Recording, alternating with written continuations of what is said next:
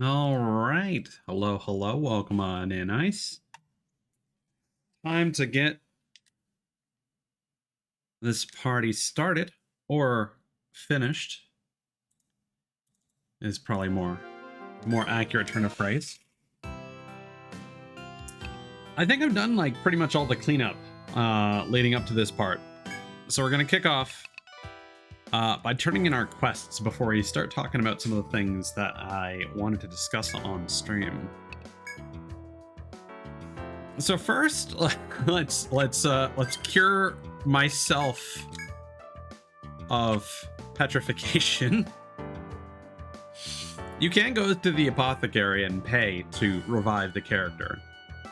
They are ostensibly dead unless you use an item on them or cure them with refresh. Annoyingly, it's me. I can't refresh myself.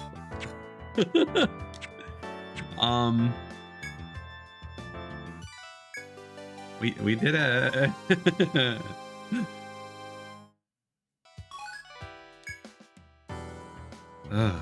Seeing someone petrified is worse than I imagined.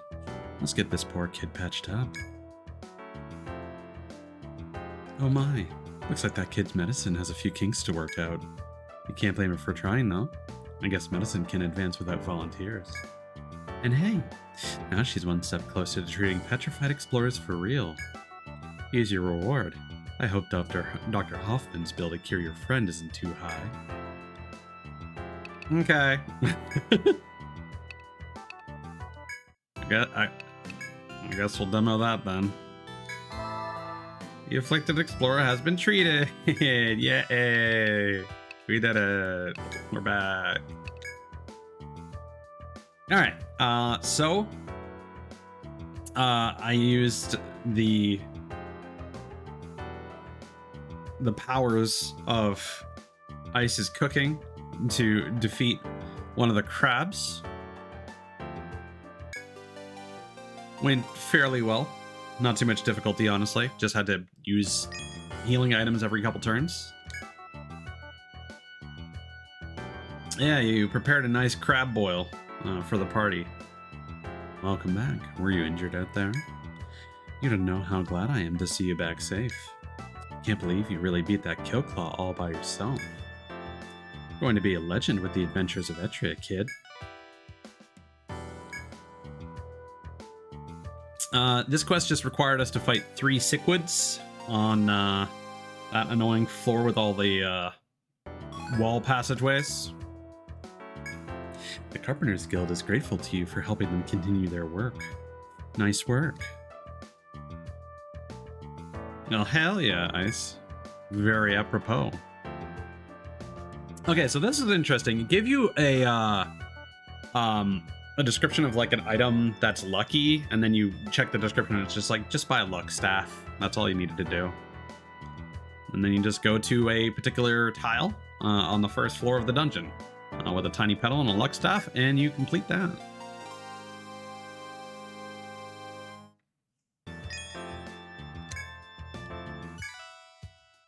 Even though he passed away, I think he's lucky to have someone who remembers him. But I'm sure he'd prefer if he was still alive. You should keep that in mind. We got the diamond, the Kulanan, from the 4th stratum. So the ore you mined in the forest will become a beautiful diamond. The lady will be impressed, I'm sure. Thanks for working so hard for her. We got another one of these I could have done off stream. Oh well. Let us do some cleanup here.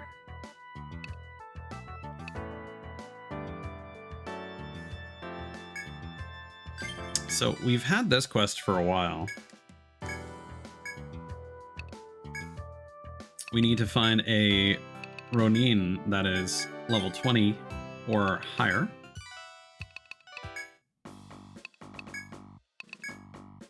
I updated the secondary party a little bit and got everyone to level 20. You suddenly remember the quest you had accepted at the pub. There's a boy who wanted to meet a Ronin at level 20 or higher. The Ronin in your party is now at the level the child wanted to see. Turn to the pub and report in when you have the time.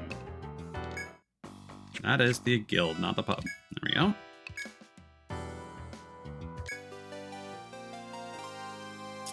What's the boy's treasure gonna be? Oh, Dachi. Okay.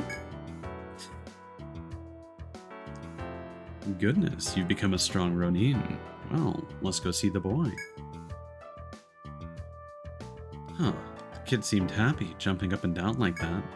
He seemed almost too happy, you know? You've done 3 things for him because he's weak, but he doesn't seem so weak to me. Is that kid sick at all? It's not a very funny joke. Oh, so you think he got better because we met all his requests?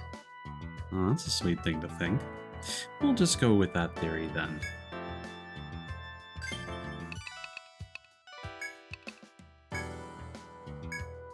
I don't know if this is a particularly great weapon, but Nuna does need a katana to actually perform skills, so we're gonna put that on her.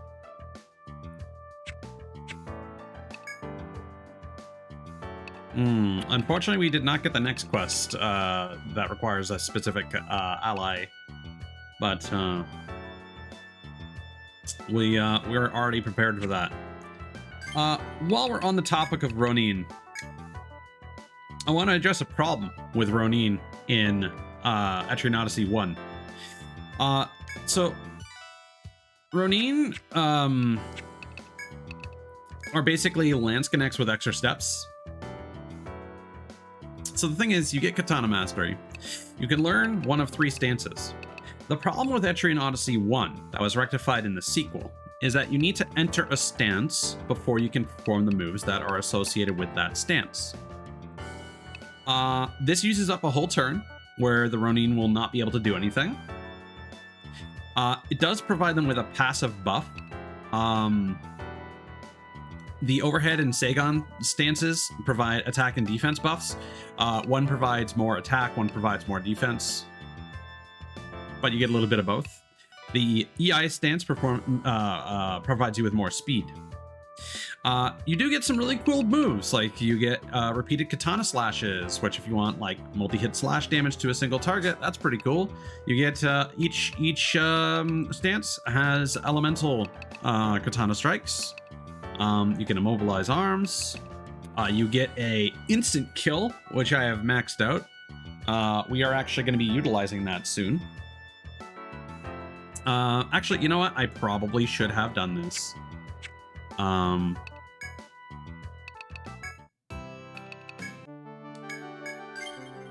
We should have actually been setting out into the forest to make use of that.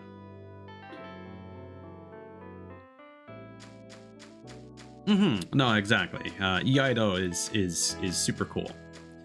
Now, the problem is, which I will demonstrate soon once we actually get to the fight that we're looking for, is that the stance is not like a special condition. It is a buff. Hence why it provides you with additional beneficial effects. The problem is, as we discovered with this game, is that you can only have 3 buffs at a time. And if you get a 4th buff applied to your character, the oldest buff gets replaced.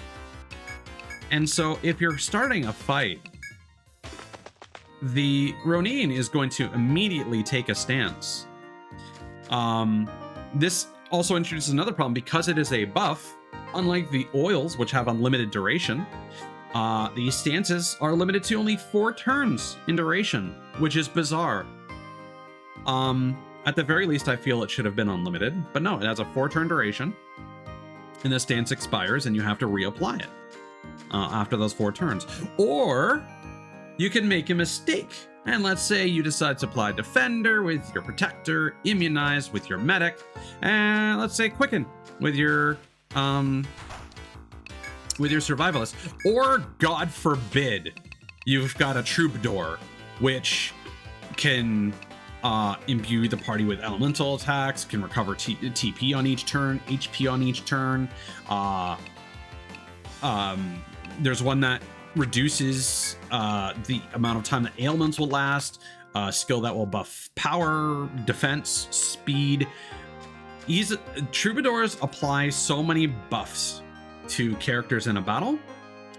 You lose your stance after 3 buffs have been applied to that character. And you need those stances to be active for you to perform those attacks. I tested this. If you overwrite your stance, you have to re-up the stance and waste a turn taking that stance again. Or you will not be able to perform those skills, which are basically the only reason to take that stance in the first place. You're not doing the stance for the defense and attack buffs or the speed boost. You're doing it so you can actually cast skills with this character, because otherwise, the only thing Nuna can use is Kesagiri, which is just a basic attack. It doesn't really have any special properties. It's just damage. It's not even like fast. They also have a very bad healing skill that they can use to heal themselves, but it only heals at best like double-digit HP. So it's not worth investing in Ibuki. The crit bonus here is also abysmal. The crit bonus goes up to like a maximum of like an extra 20% chance. It's pretty bad. So while they may have some powerful skills like an instant kill and elemental slashes, there are so many situations in which you may render them unable to use those skills. This also exposes a problem with the Troubadour, wherein it's like you can get a bunch of cool stuff on the Troubadour, but you can only apply 3. Choose your favorites. So, unfortunately, in Etrian Odyssey 1, the Ronin is pretty non-viable, and the Troubadour will continue to not be great. The sequel introduces the War Magus, which we'll talk about later. It has a very useful buff that you can apply to the party. And it has some basic healing skills, and for the most part, it just has a bunch of weird conditional attacks. So the War Magus kind of needs to be paired with a Dark Hunter or a Hexer. They require you to have one of those in the party, more or less. Or, I guess, a Survivalist. They technically gave some more skills to the Survivalist to enable the War Magus. But, like, you can use War Magus just fine, but Troubadour will still have the same issues that they did in the first game. The Ronin in Etrian Odyssey 2, however, has been upgraded to function just like a Lance Connect in terms of the various stances just being masteries. So much like deciding between axes or swords, you just decide, hey, do you want to learn Seigen stance, Yai, etc., overhead? And there's a 4th stance as well. Okay. So, we're taking a stab at the Golem again. If you remember, this fight took a long time. This guy was incredibly tanky, and he could heal himself. We're going to enter the EI stance and hope we don't get nuked. And we're going to use Kubiuchi. Chance of an instant kill from the EI stance. We've maxed it out, so it has a 60% chance of insta-killing an enemy.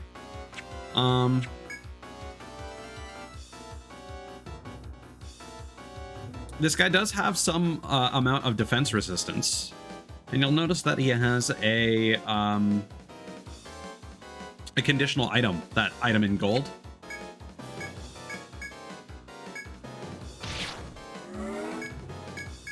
Okay, this might take a second, and it might take multiple attempts. Actually, let's revive.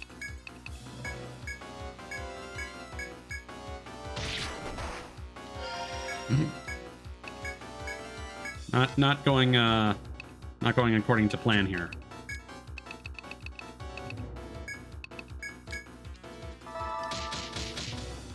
Oh, now we're blind. So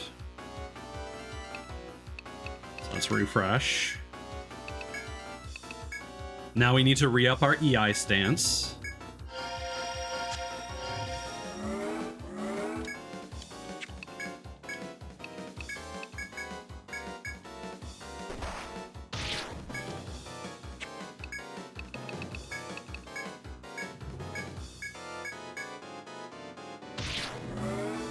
Hmm. Not having the best of luck here.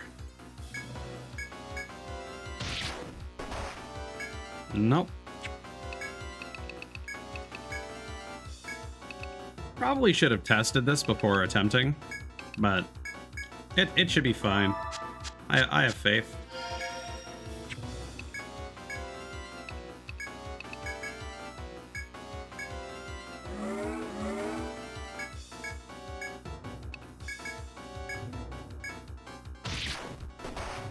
Hmm.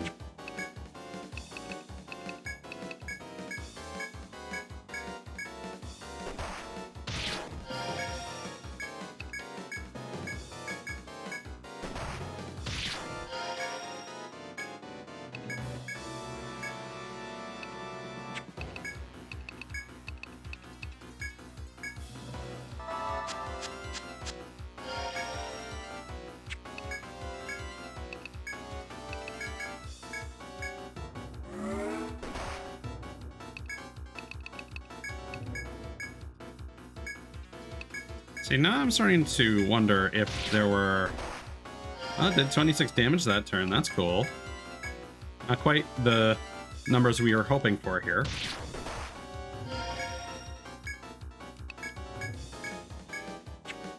Ah! We can boost! Let's boost Kubiuchi. No? No, it's still not working, huh? Okay, well...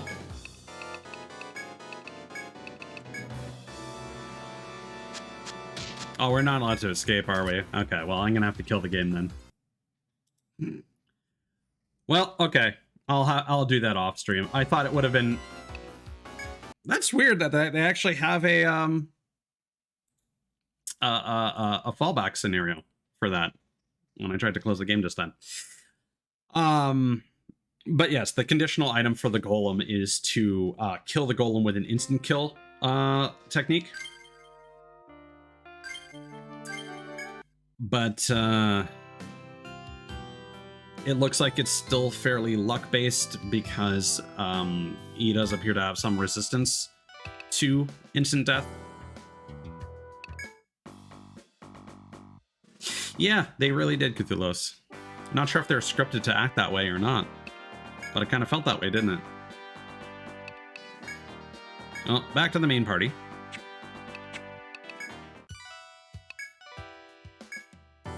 All right. Let's get this text so I can do this off stream. To those seeking to prove themselves, go ye alone into the labyrinth and defeat the beast dwelling in B16F.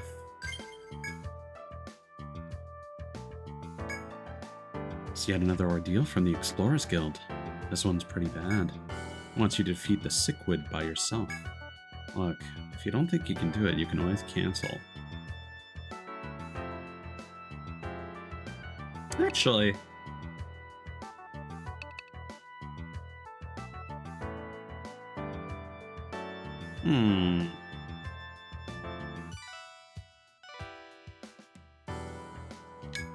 Kind of want to try this. This is the last ordeal. There was once this group of adventurers, see? To prove they were the strongest, they challenged the labyrinth day and night. When they first reached the 16th floor, this monster appeared. Looked like an ordinary tree, but it killed 4 of them in the blink of an eye. The only one to escape lost an eye while fleeing. It's a very old story. No one's reached the 16th floor since, so few remember it. That thing's a beast, but I believe you can take it. Good hunting. Welcome in, Gustavo. Good to see you, buddy.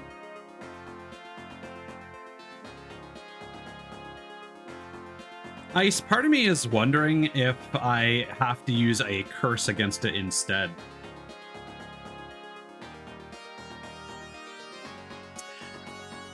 Ah, that's a clever observation, Ice. I didn't even think of that. Didn't even think of that. What's funny though is that the Sickwoods can't attack. All they can do is poison your party. So he lost an eye by fucking like stumbling into a branch or something, poking his eye out.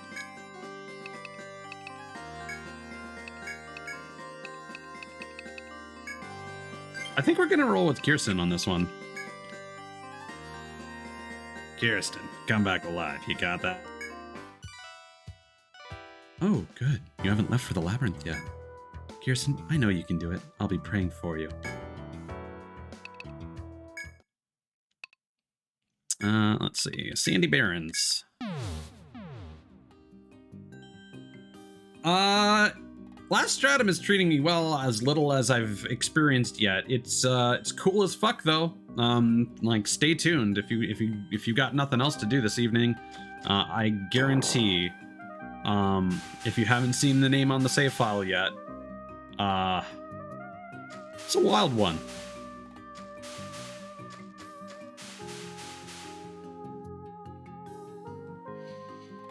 If I could get a surprise attack on one of these, that would be amazing.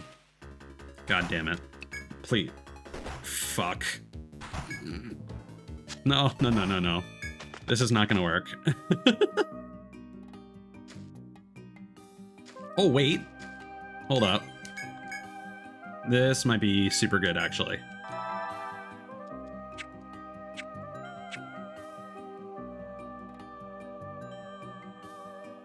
I mean, she's the only one going out, so that's why he said that. Alright, so we're gonna use our first turn, fire off an Apollon, and then multi-hit. Oh, we got this. Bam!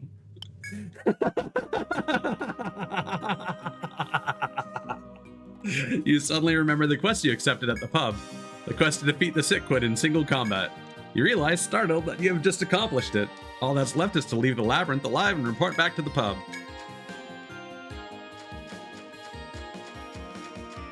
Well, we're approaching the finale. Technically, there is post-game content.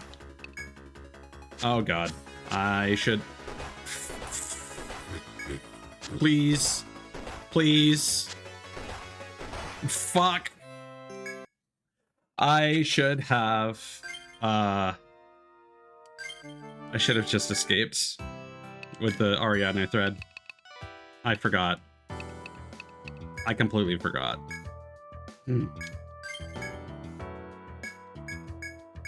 That said, we can check something.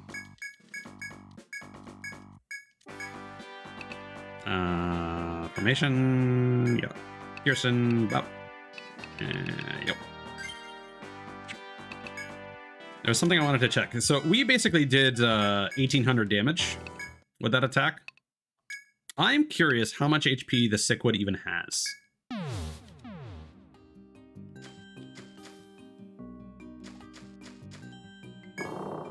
That's good, dude. I hope everything works out for you. I know you've been stressing out a lot. You know, I'm just gonna go for it. Hey, bud.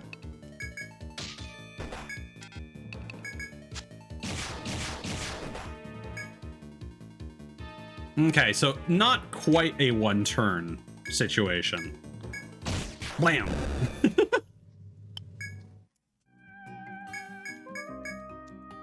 Okay, well that's fun. That at least works as intended.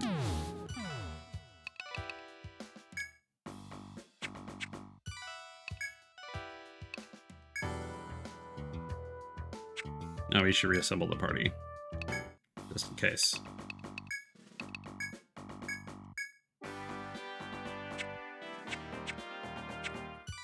I mean, it's like a tentacle tree, so yeah, it is what it is. Yeah.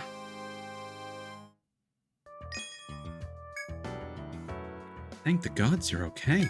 I was so worried when I heard you were going to challenge that monster alone. I'm glad you're safe. From now on, no more of this solo adventuring foolishness. Okay, a trainee at Sept Apothecary needs the limb of a large bird in order to develop a new medicine. A young medic at Sept asked me to find someone to retrieve a bird limb for his medicine. You can get it from Moa's. It's very useful stuff. Most people around here use it. Should be a piece of cake for you, right? Good luck. And then these other three we already read the text for.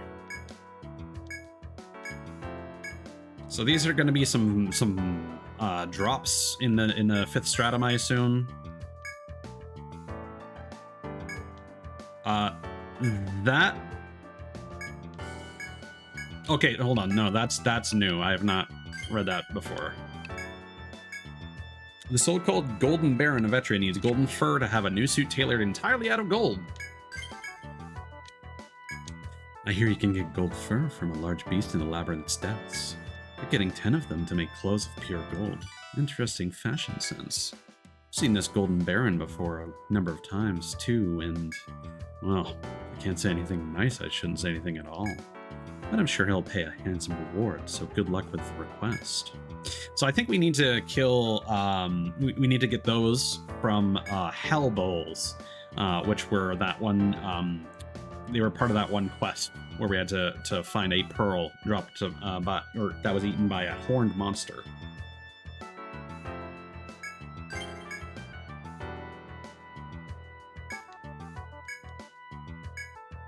And yes, I was able to confirm that that is definitely a boss that we're going to be dealing with shortly.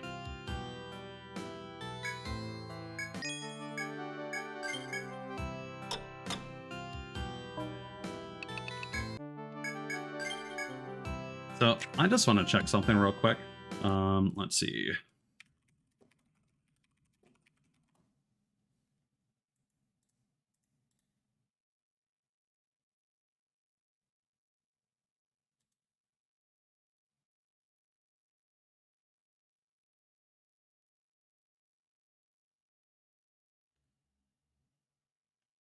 So it seems...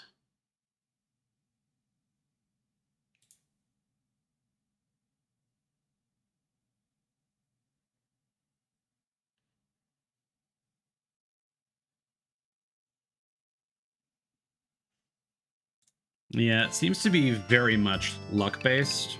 I'm gonna take one more stab at it, just for funsies.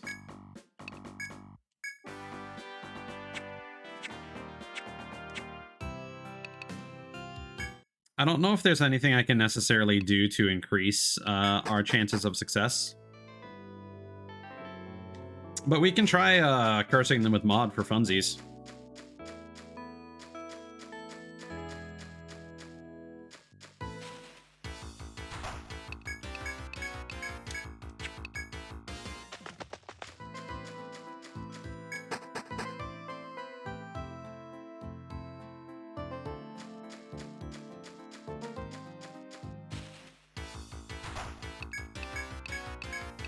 I did level up Evil Eye quite a bit, so we should be able to terrify it. Depending on its resistances. Didn't really look at any of the others, to be honest. I think it was pretty much resistant to everything except Elemental.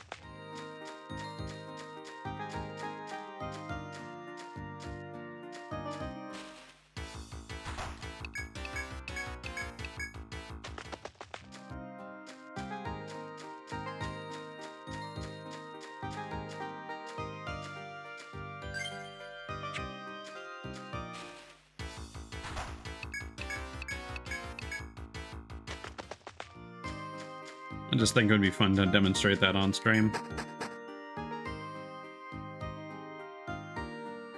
Because I'm not sure if that skill has like a cool like effect on it when it's successful. I also need to remind myself to get more Ariadne thread, because I do not think I restocked.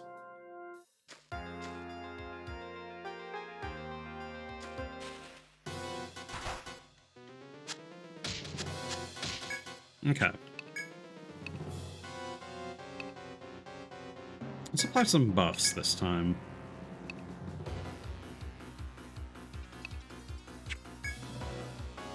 Okay, so yeah, they're pretty much resistant to everything.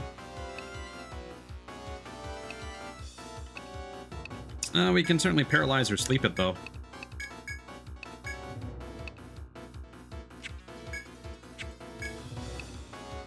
Oh, we can replenish TP every turn. That would actually be super sick.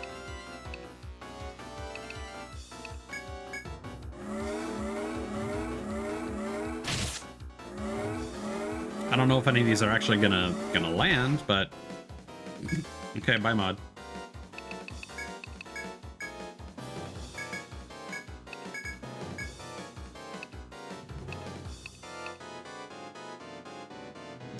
Has he buffed himself yet? Because that's also something that we can remedy with Indigo. Yikes.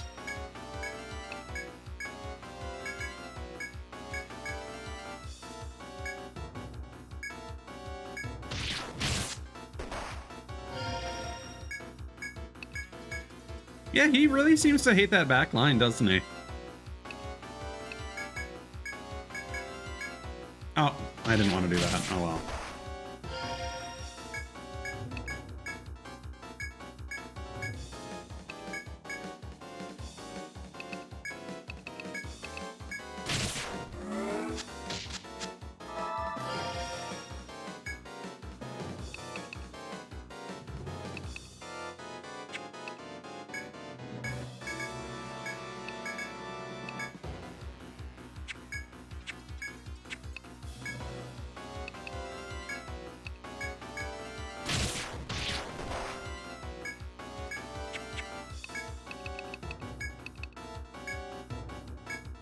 I'm curious if there are any secondary conditions to the instant kill ability, because the fact that this is being as inconsistent as it is strange.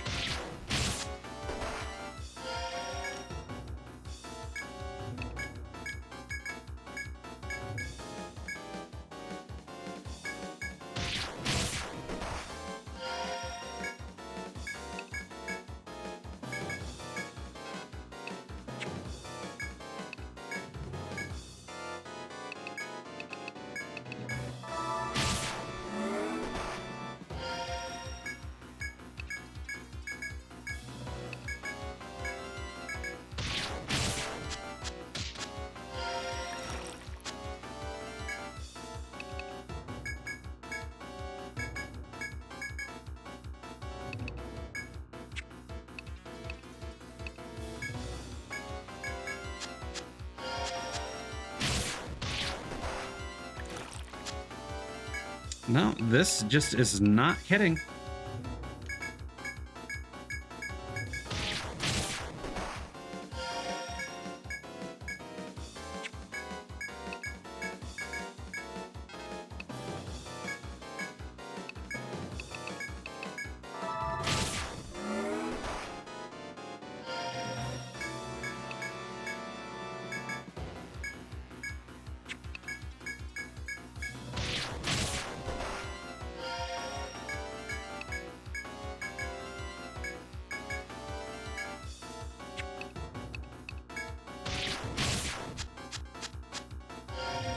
See, I was kind of optimistic about the boost situation, but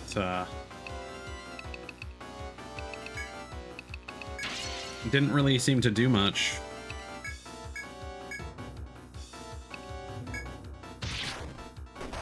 No. Okay.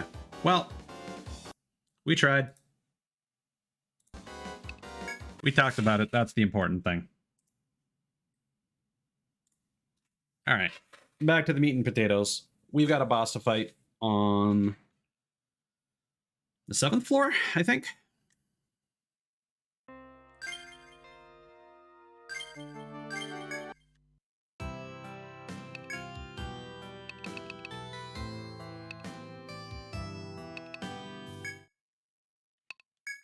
I don't think there are any other instant kill attacks on the game, so like it's really got to be just that one move. But I'm not sure if there's anything that will give it like a greater chance of activating. It's entirely possible that it's based on level, that Nuna might have to be a much higher level for it to actually be successful. But I didn't see anything about that. Like the skill chance just impacts the percentage of affliction chance.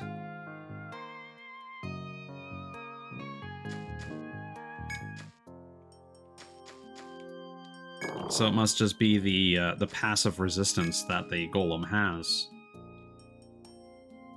That's throwing things off. As you walk through the poison marshes, you suddenly hear a girl's high-pitched voice. Could the rumor of a girl living in the forest depths be true? You decide to proceed with caution.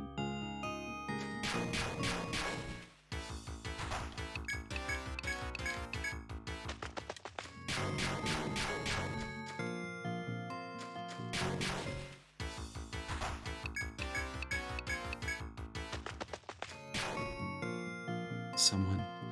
Please. The faint voice sounds as though the girl is crying for help. Frantically trying to find the source of the voice, you reach a door in the poisonous marshes. You can hear the girl's voice from just beyond the door. You wonder if you should charge in to save her or prepare for whatever threatens her life.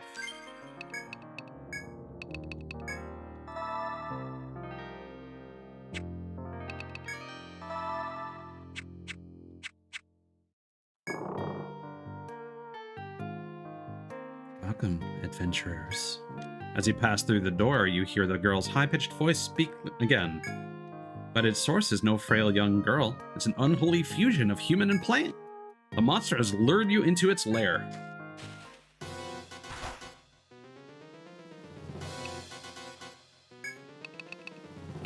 Not exactly sure how to pronounce that. Alraun is how I'm going to approximate it.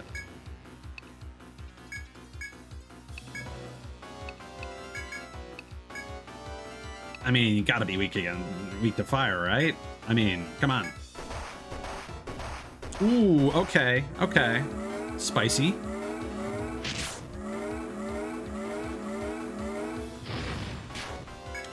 But now we've got so much defense.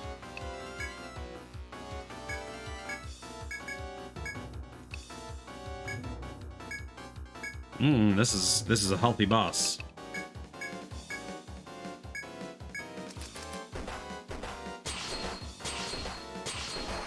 Ah.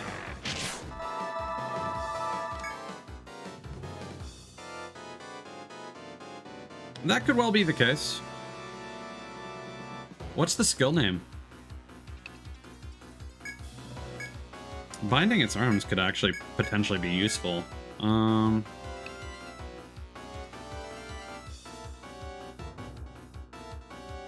I suppose, yeah, okay. That makes sense. We could try going for disable, I suppose. I don't know what's actually hitting us.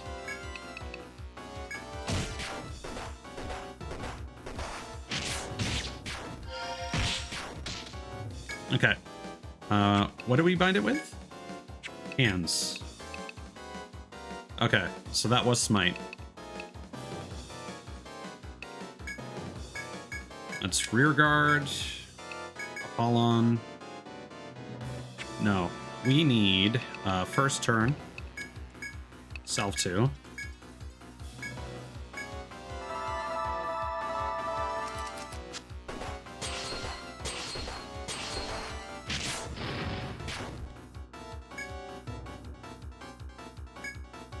Okay, I think we can, we need to re-up Defender.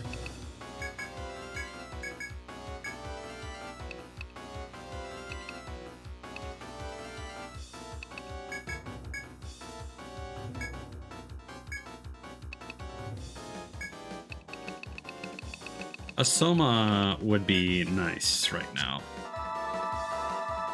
Or we can just waste it. Nice.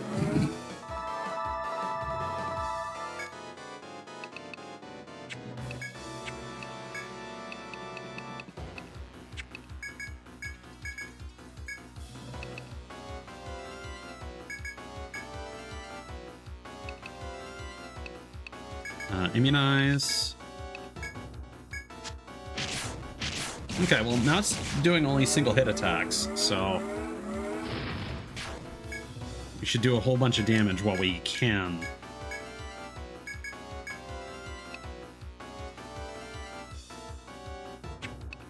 I'm gonna preemptively use an Amrita on myself.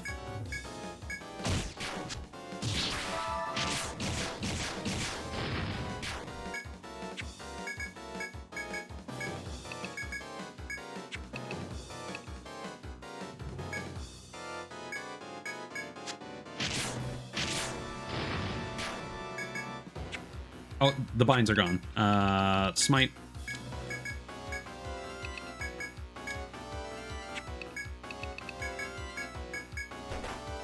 Yeah, okay. Binding its arms was huge.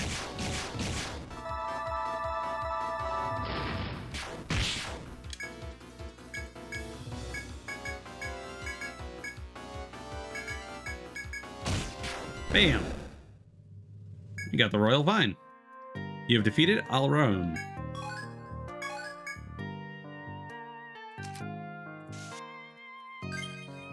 Now the problem is, we still forgot to replenish.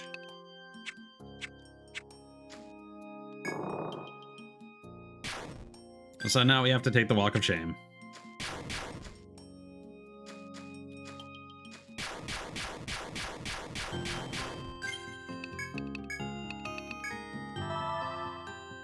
It's honestly probably a good thing I used that Amrita after all.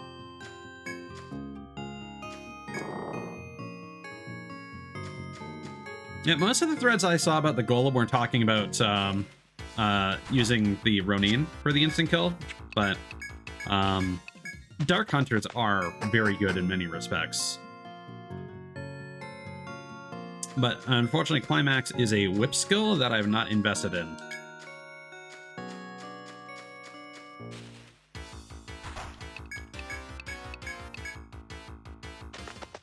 Oh, actually, hold on. Kirsten did provide me with a skill simulator, and that actually has all the data mined information. So if I check out the one for the Dark Hunter,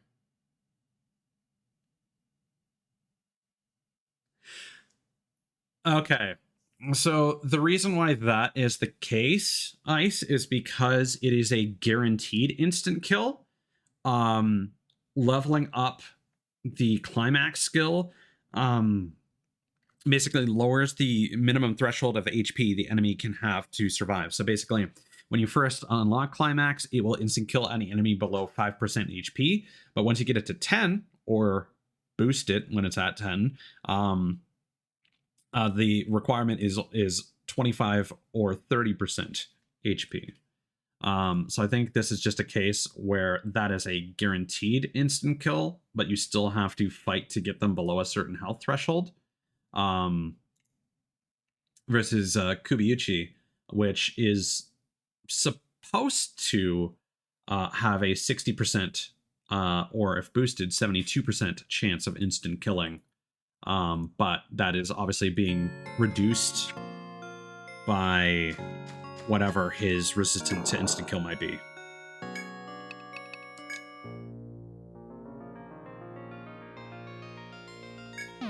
Yeah, as Cthulhu's just said. But it's more specific than that. But that's why people recommend it, because it's not chance-based, but we would have to bring our regular party to enable Becca to achieve that.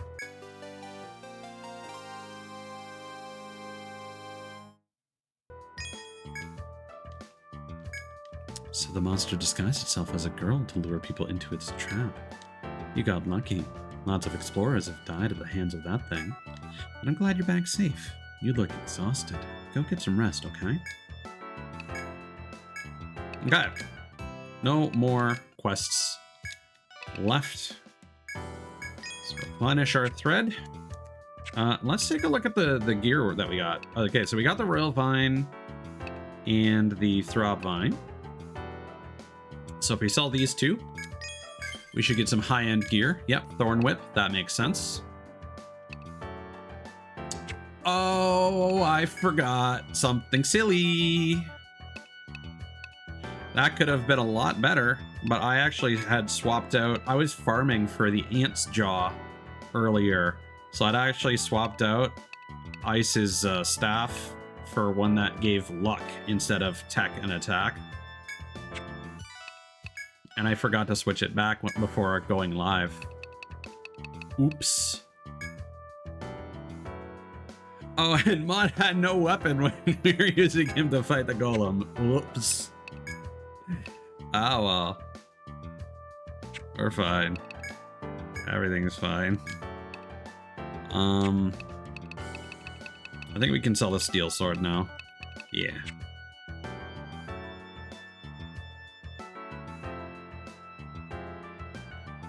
Yeah, that makes perfect sense. That's basically what I was thinking this whole time. So we got the Evil Charm and a Flame Boot.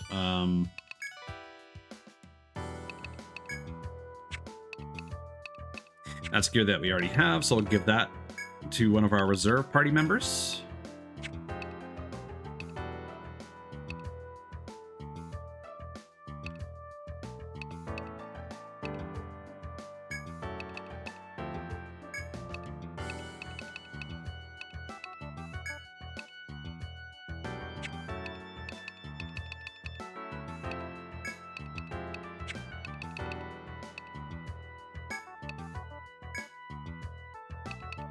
And then the evil charm.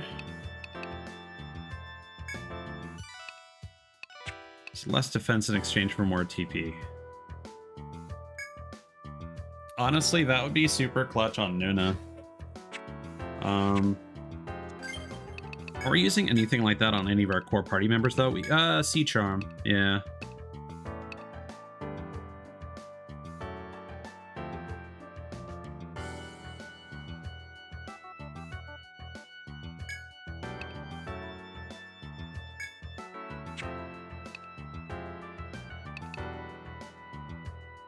I may as well give Kirsten as much TP as possible.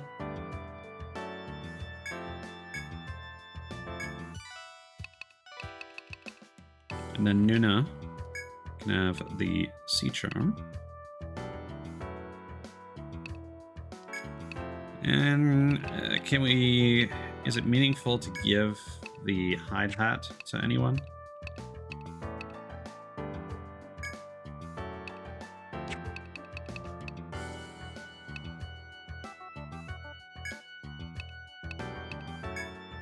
Yeah, we'll go with that. And then we'll get rid of those.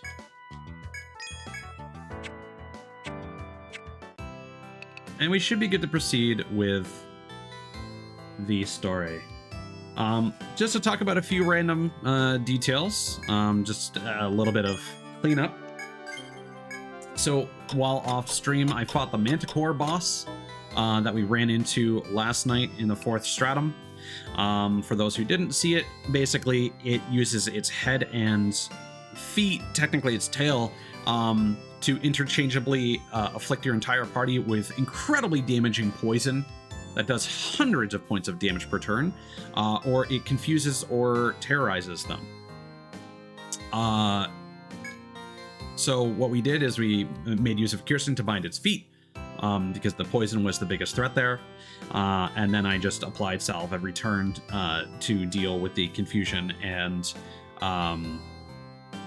terror. And thankfully I just got really lucky, beat it in like 3 turns.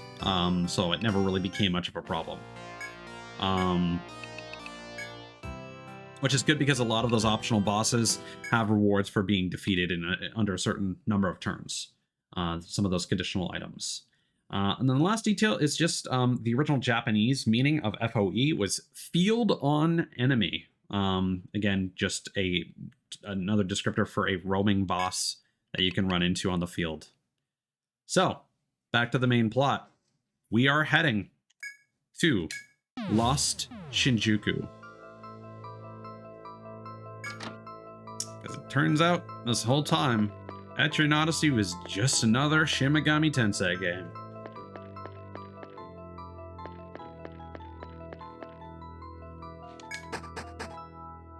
We're gonna head straight for some lore that I came across. You climb down the stairs to the mysterious ruins. As you step off the last stair, a wall directly in front of you obstructs your path. Before you turn to head back, you notice a paper, yellowed with age, lying on the floor. You can vaguely make out words on the paper, which seems on the verge of disintegrating. Holding the paper to the window for light, you examine the blurred writing. To save this Earth. Project. Wife waiting. Japan. Must. Continue. Research. For the sake of mankind.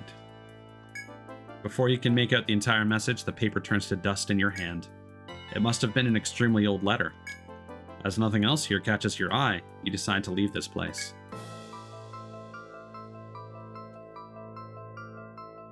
So just speaking completely off the cuff, I'm assuming some sort of environmental disaster or something of that effect. And they wanted to make a giant tree to either birth a new society above the environmental disasters, or an attempt to purify the smog. Or maybe it's just monsters. Maybe the only solution was to build a giant tree so you could get away from the monsters on the ground. Who knows? But definitely predating a bunch of other games as well as anime series that have had similar plots. Some titles like Code Vein, or as Cthulhu's mentioned on the Discord server, the Nier series. And now finally, treading through the ancient ruins, you see a large tree bridging two buildings. The outdoor landscape of lush greens and open sky calm your weary soul. But before you can relax, you feel a powerful threat nearby. You strain to see two figures standing in the center of the bridge, blocking your path. If you go to meet them, you're sure to face an unprecedentedly fierce battle. You glance behind you at the way leading back to town. You must be certain you are ready to face whatever may lie in wait on the bridge.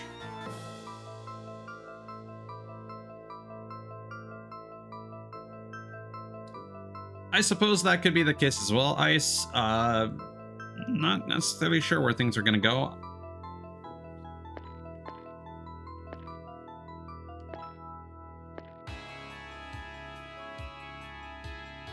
You gaze down the path connecting the ancient ruins. Standing in the center of the long path are two figures.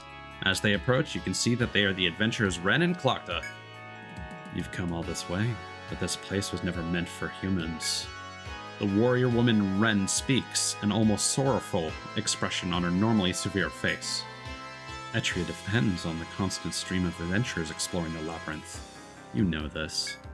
The town only prospers from the people burning to discover the labyrinth's secrets. Do you understand now?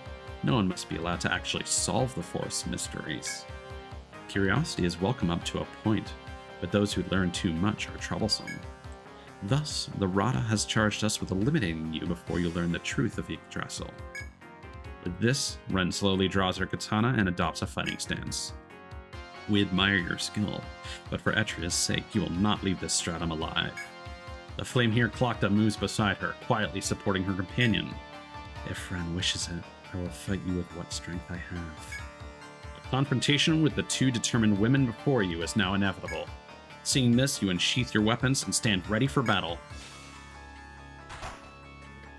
Monsters have appeared! Why do they look like that? Not sure how I feel about that art, to be honest.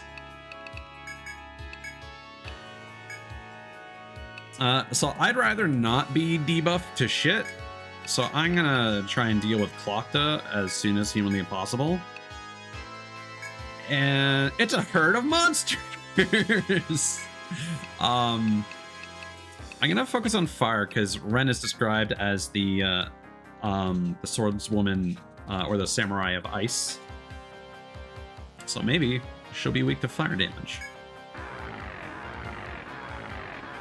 Okay, strength reduction.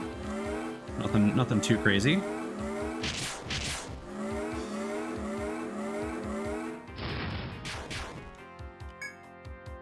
Ice stance.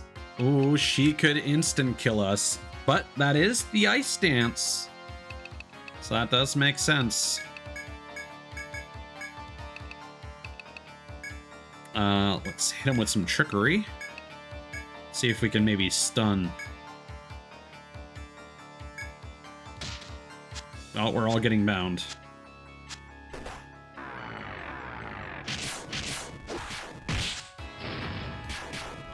Wait, what missed there?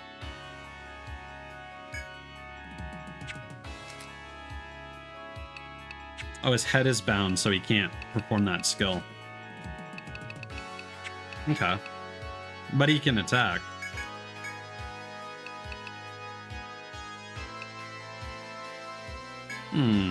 I could disable your legs. That would be super effective, actually. Bam.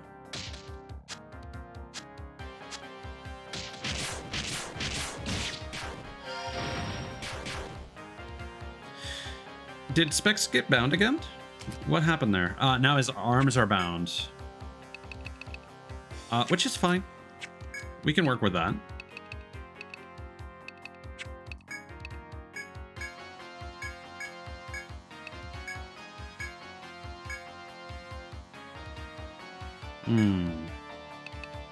But I think we're going to want to unbind...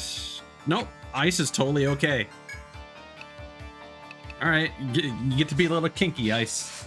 Enjoy your shibari while it lasts.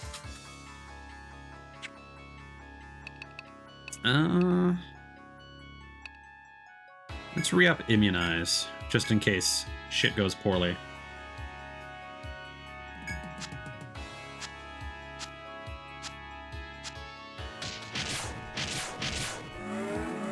Well, those are probably Ice's legs getting bound.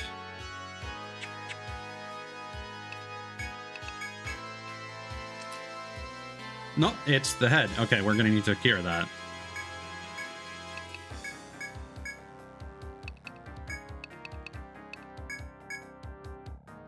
Yeah, not much to be done there.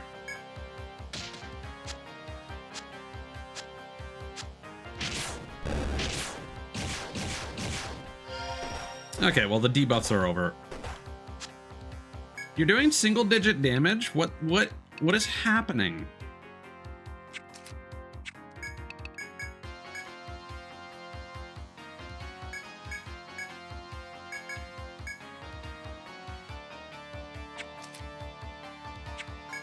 It refreshes the first buff first.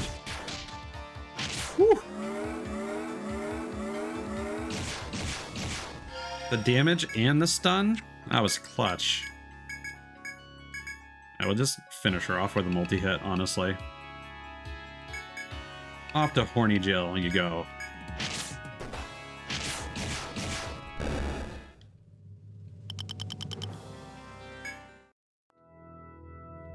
Though the woman's sword skills and hexes were fierce, you have emerged victorious. Ren and Klokta have collapsed to the floor, exhausted. Vissel, we failed. These explorers are beyond our strength, Ren mutters. We are beaten, adventurers. Continue forth. We will stand in your way no longer. Vissel will be waiting for your arrival at the deepest floor. Hear from him there the truth of the labyrinth, the forest folk, and our mission. I trust you can make it there. Saying this, the two seem more beaten than before, letting their bodies droop to the floor. Though winded, they continue to speak. Go, adventurers, and worry no more about us. Take this and proceed onward. Ren hands you a small piece of metal. Keep walking the road you believe to be true. Your destination still lies ahead. Raising their battered bodies, the two women support one another as they walk off. We got a card key.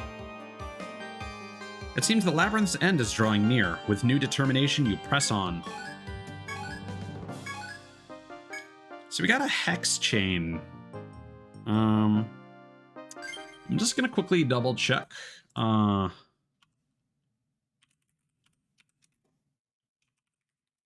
make sure we can fight them again, because I feel like that's something that dropped from Klokta.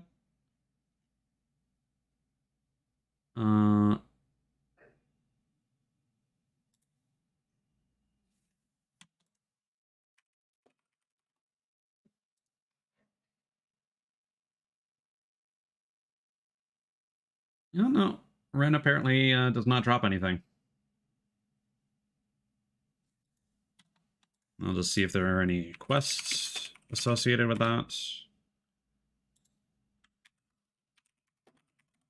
Nope. So we're free to sell that. Okay.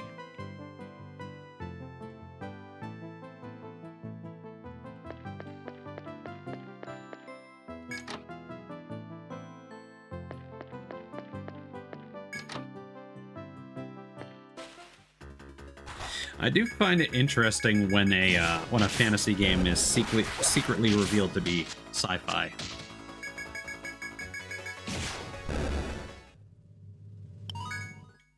Like, I want to rattle off some names, but I'm not going to for obvious reasons, because that's the point.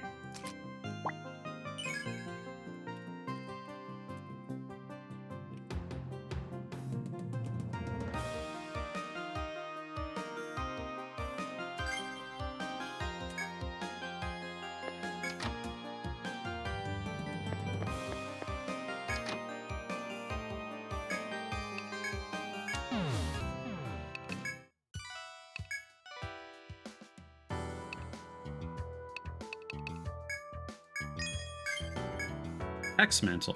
What's that going to do for us? It's a boss weapon. All right. Yeah, no, we're going to need a lot of money. Loads of money. Do we need to replenish any of our items? Did we use anything critical?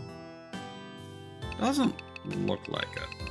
I think we used one Amrita, but I think we're fine with two.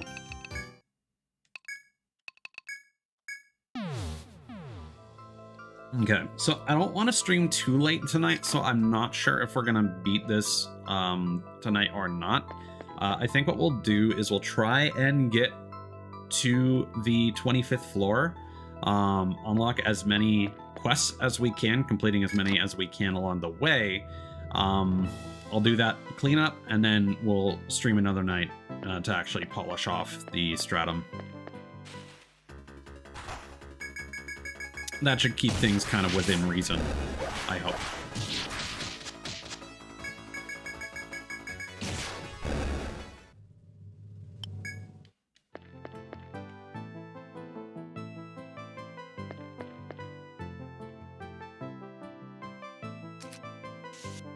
Oops.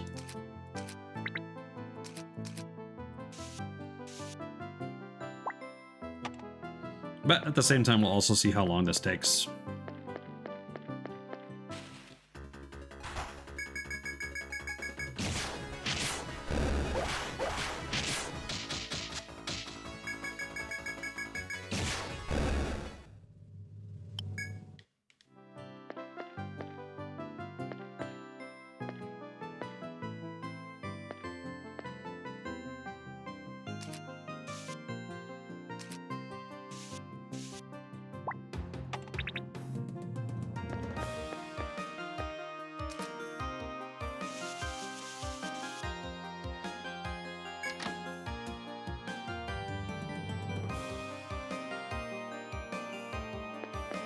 That's an interesting sight. That looks like an elevator, doesn't it?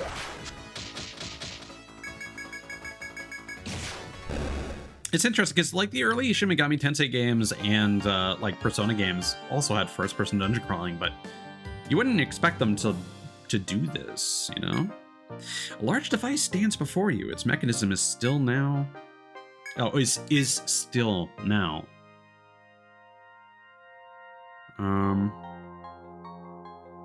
I'll mark that just in case.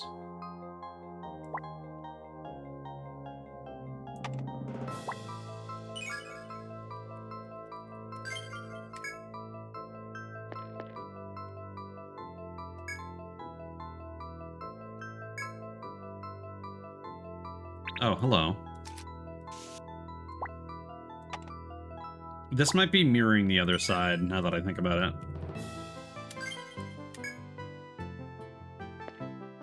If that's the case...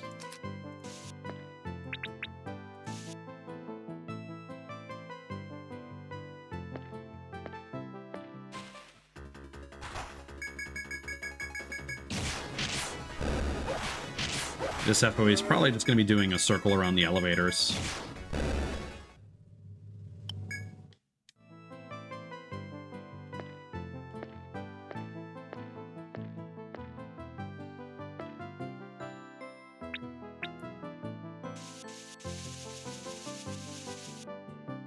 Let's see if we can unaggro it.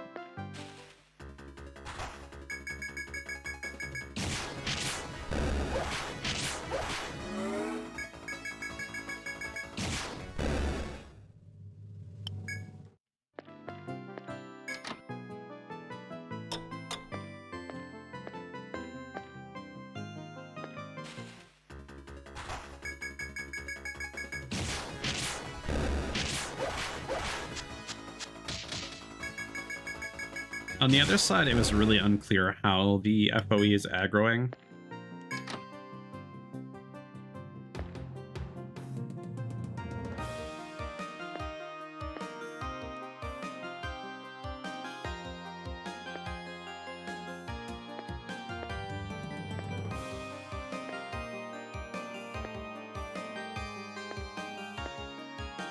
But yeah, that's the whole path.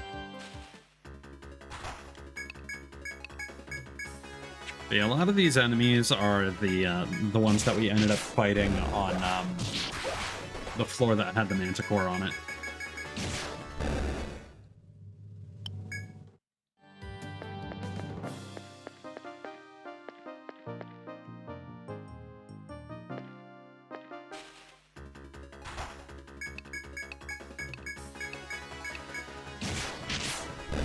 Which is normally the trend for some of those floors that you're exploring backwards, but I guess they didn't want to introduce another, like, colored crystal door scenario.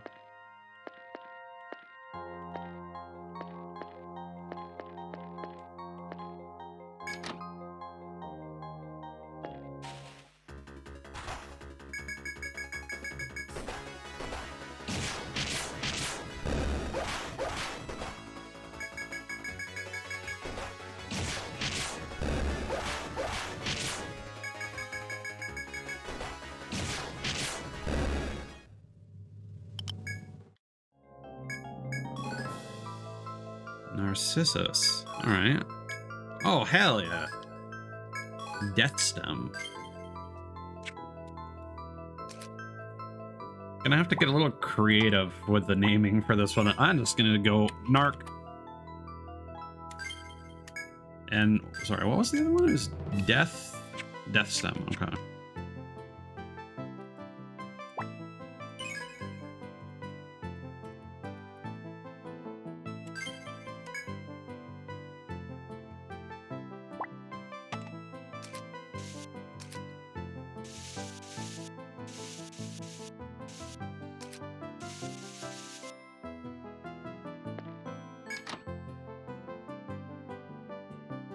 All right, let's go this way.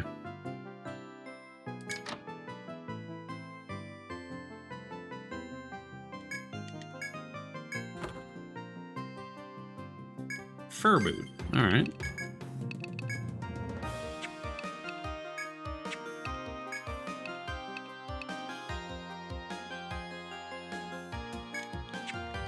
That's good. Some good loot light right there.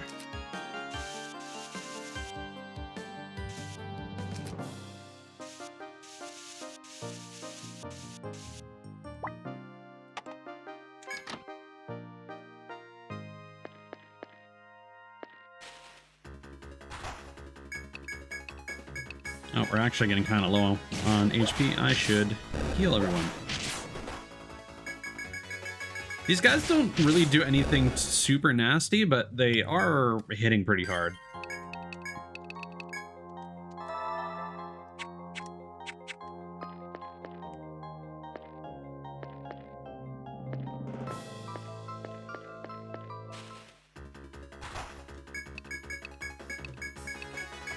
But I think I still need those Rex throats for some stuff at Shaleka's.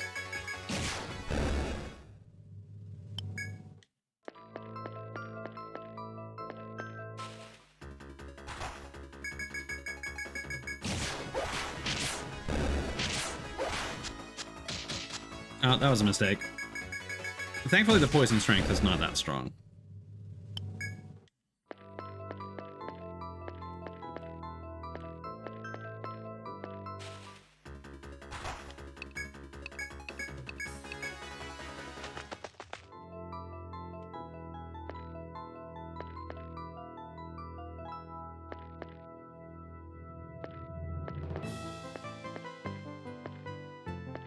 Calm down.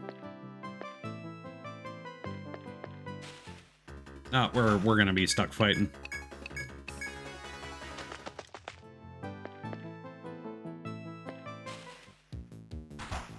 Yeah, these are where the dino leashes were from originally.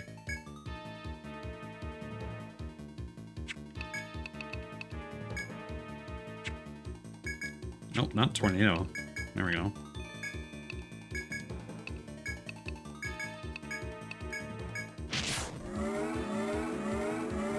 Probably should have queued up a salve instead of immunize, but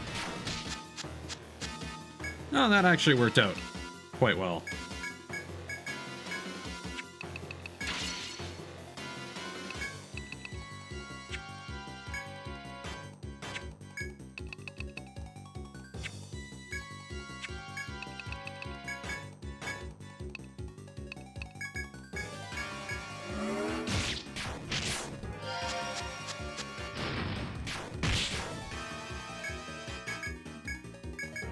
was hoping that I could bind its legs to prevent it from charging or what have you, but it is what it is.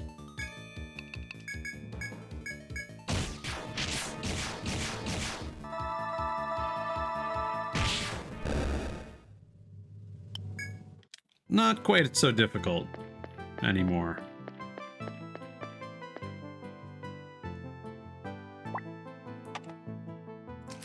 Yeah, I mentioned this on Discord. For some reason, when you get to the 5th stratum, they move the downstairs icon like 2 slots to the right. And everything in that row gets offset by 1. It's very strange.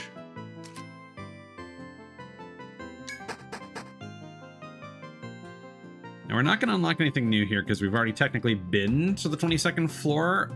There's a space over here on the bottom left that's just empty.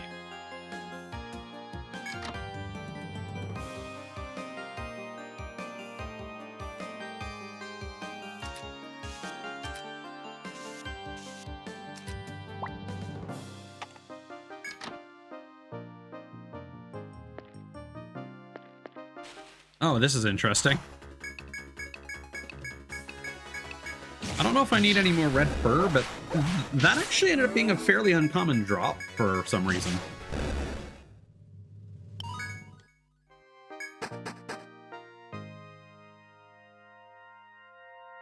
Well, now that might unlock some quests for us.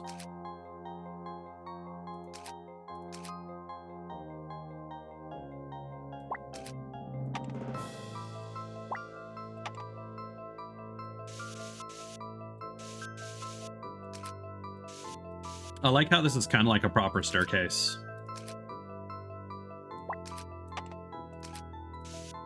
Like you would find in a high rise. You continue down the corridor in the mysterious ruins.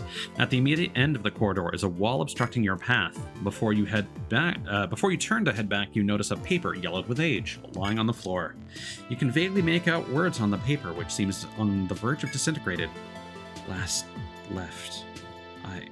Yggdrasil, caught in eternal life. Only worry about his husband, left alone. He's solitude person. It's cruel. Most cruel, maybe? Before you can make out the entire message, the paper turns to dust in your hand. Must have been an extremely old letter. As nothing else here catches your eye, you decide to leave this place.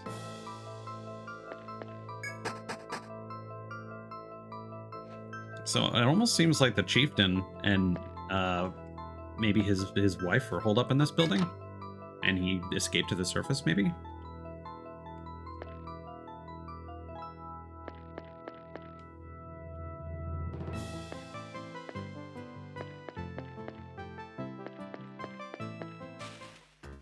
Lots of dead ends here. Claw Lord! Well,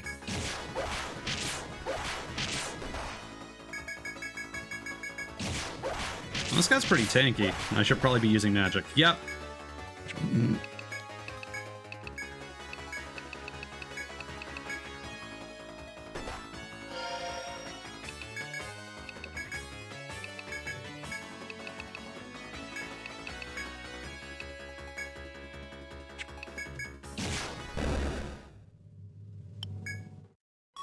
Oh, we finally got a drop for one of those guys.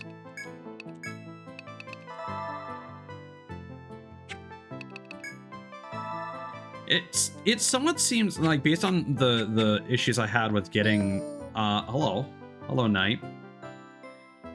Based on the lack of feathers when I was fighting the firebirds on floor 3, it almost seems like when you're fighting enemies from later floors early, they are less likely to drop certain items, but I don't know if that's true or not. Give you a sec for what?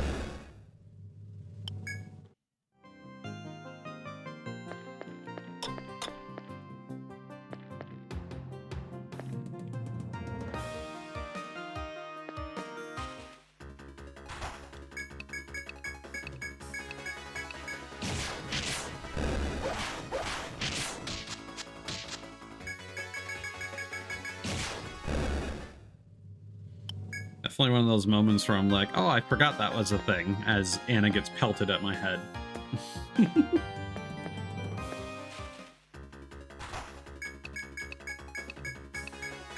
I really like Anna's recording of that, because it's not like it's overly loud or anything, so it's a good mix. Because some people have like really loud custom sound effects, and you know, sound alerts obviously is a big one for a lot of people. Not a huge fan myself. I find them super distracting more often than not.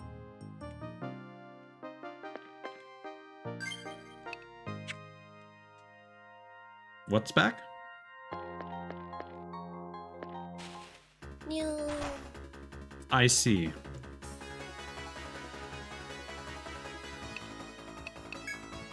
Wait, do I have a cooldown on that? I thought...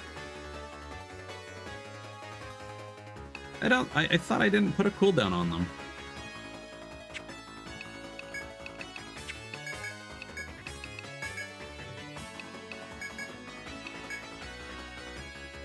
And then what was not there? You said it's back, but...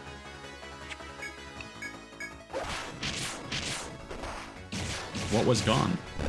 Ah, ads. That makes more sense.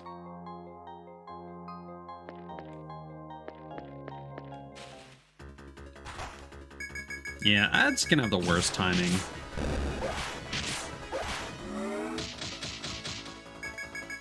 I wish you could have an option to still get audio from the stream when an ad was playing. Because it sucks when you like ask a streamer a question and then just as they're answering it, like boom, ads.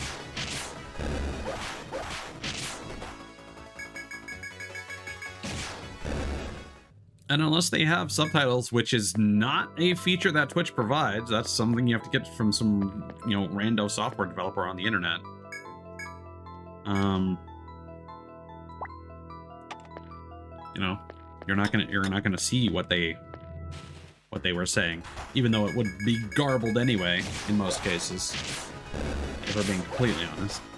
Plus, the smaller video means you wouldn't be able to read the subtitle effectively.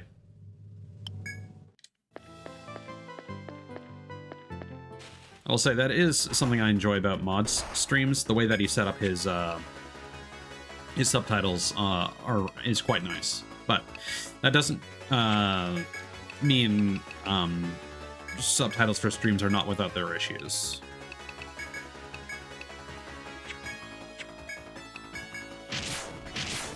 It's kind of an unavoidable problem.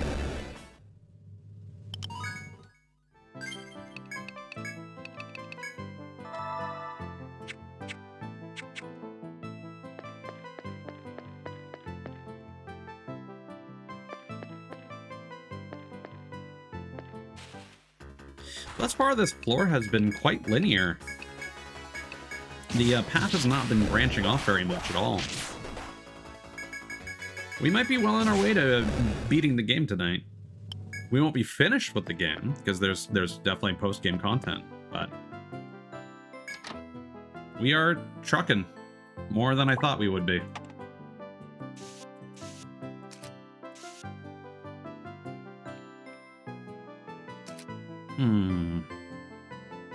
Let's go this way first.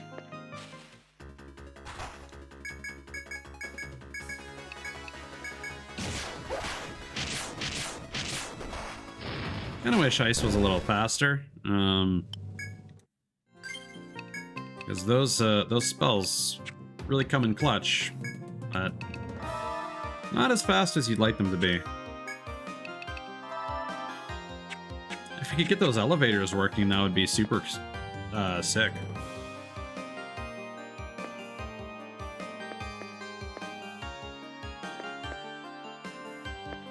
It's a random dead ends. I do have maps open in a second tab, but I've not been studying them. I really just checked through them for events to make sure I didn't stumble across any like dialogue or anything.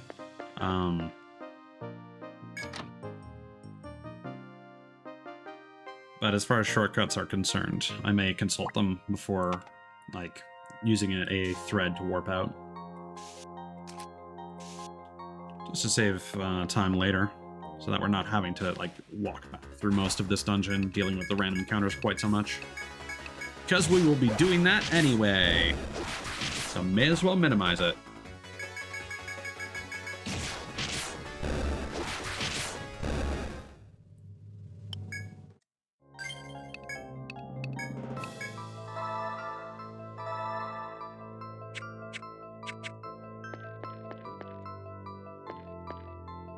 Oh.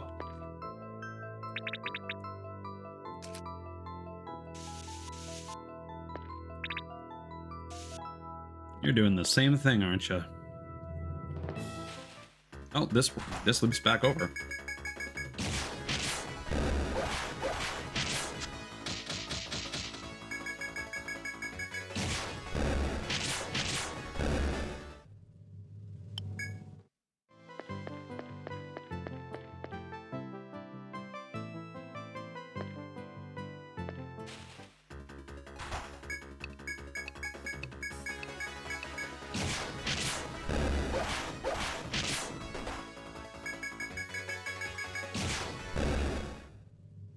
Even though for the most part we can steamroll a lot of these enemies, a lot of this is still very much like risk mitigation, and it's like, okay, what's the thing that hits the most?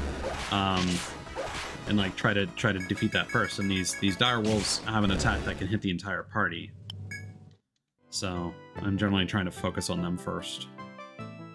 No secret, no shortcut. Damn, would have been nice.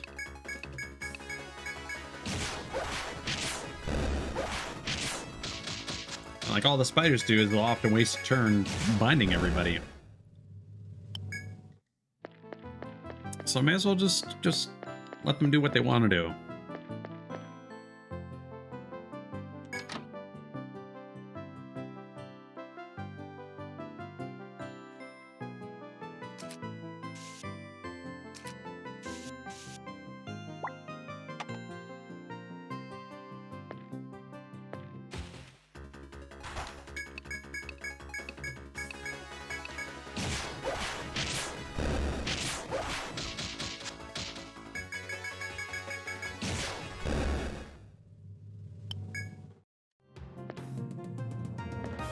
Oh, that's an item. All right. Well, that's a sword that we already have. It's money in the bank.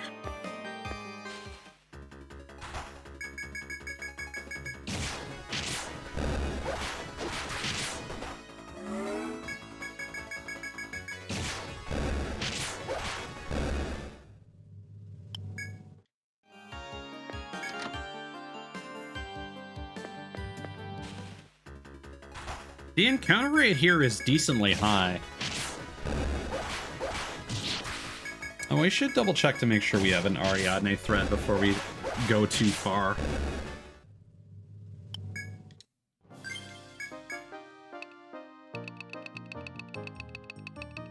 Okay, we're good.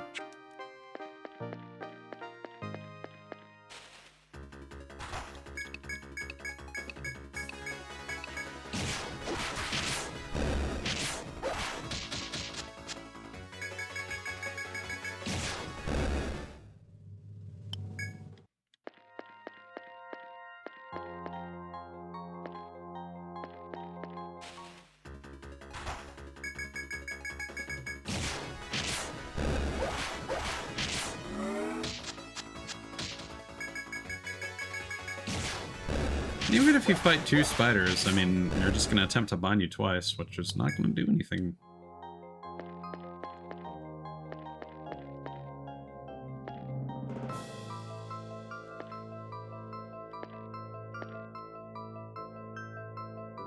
Oh, staircase.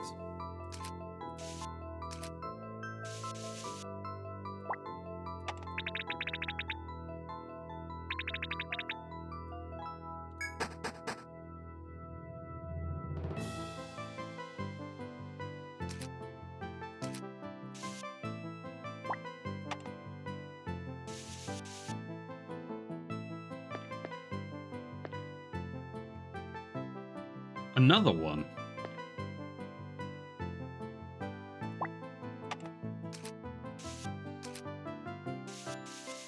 See, this is a cool structure. I mean, it's just a building, but it's still cool. Ow.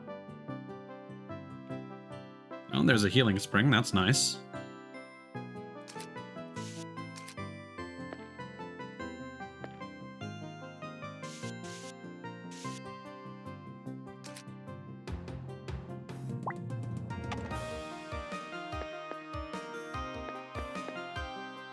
How do I get there, though?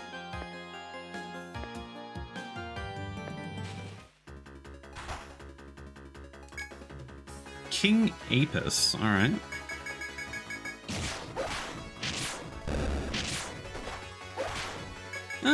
No big deal. I'm just the same as the other bees. So we're already on the 24th floor. I am just going to quickly do myself a favor.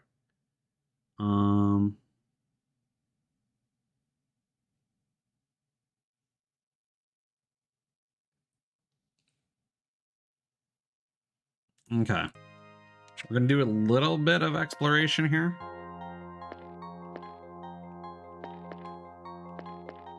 And then we're going to head back up.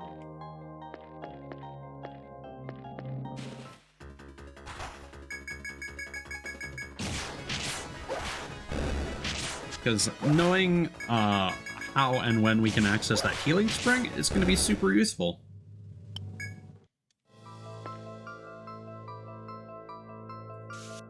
But our inventory is also getting very full at this point, so we're going to have to exit soon anyway.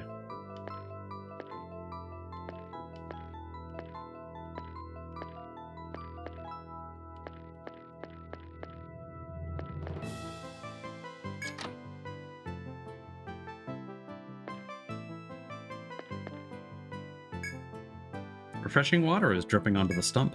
Will you drink the water? Yes. The party is revitalized.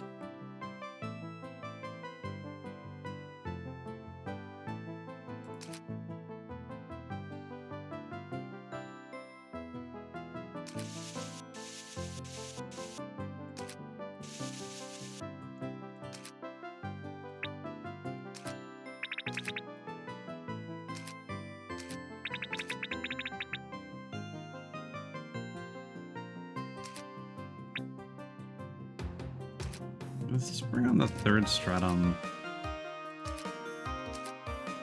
Yeah. Okay.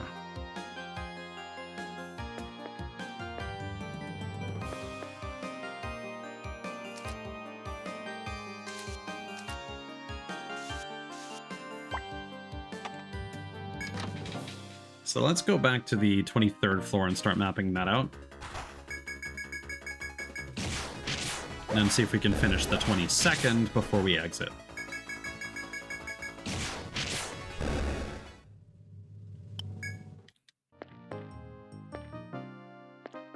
Did you find something particularly surprising about the little Yeti? Redeem their knight?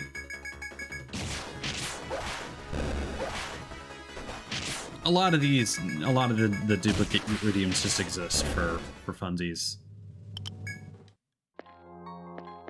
Again, they're sticking around until I finish all the subathon activities that I had planned, and then we're gonna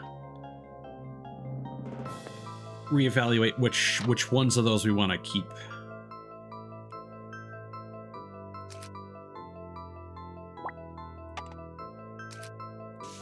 Because some people just want to throw one, you know?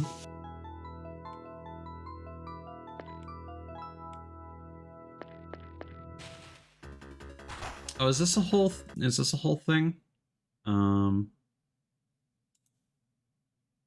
the 23rd floor?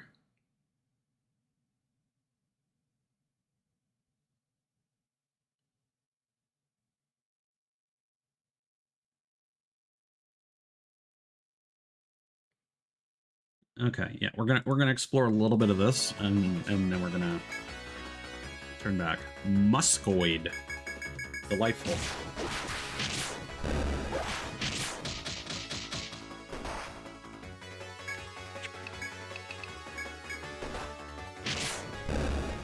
I see, so it's kind of like a push the button, see what happens kind of affair.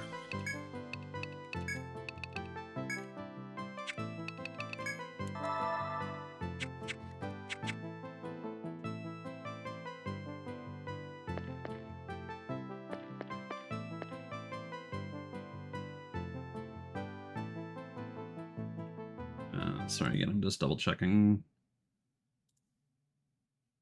Okay, yeah, that's fine to explore.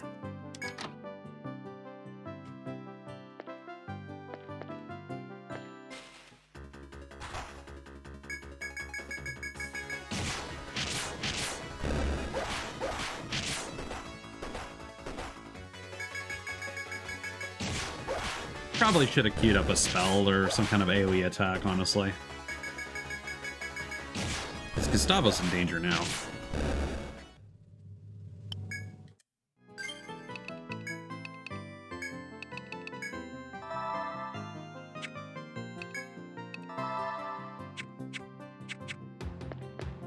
One thing I will say about the skill simulator, it is super unhelpful.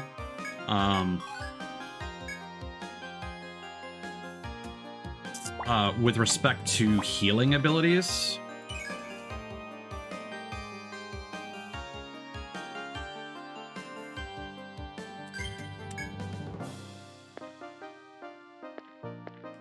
Because the medic abilities, I don't understand how you're supposed to determine like how effective one healing skill is going to be over another. Because they basically show like two different amounts for the scaling.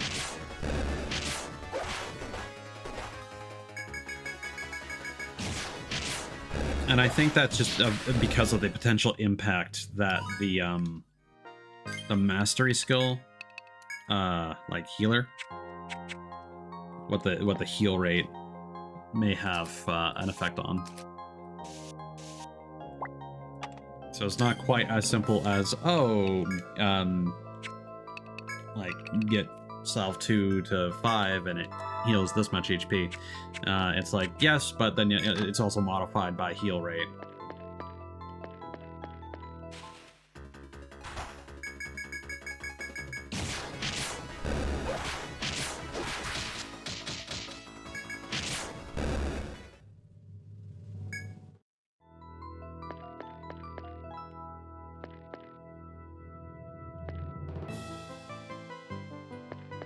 I've played the original version of Persona 5, yeah. It's the same developers. Varaha. Hello. You're a goofy little guy. If Kirsten were here, she'd be like, oh no, not another teeth creature. And I think that's where I wanted to stop exploring this floor, at that doorway. Yes.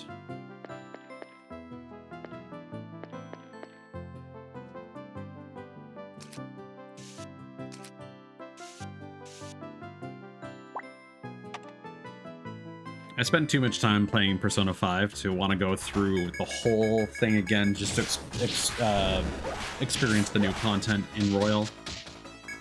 Kasumi just does not interest me.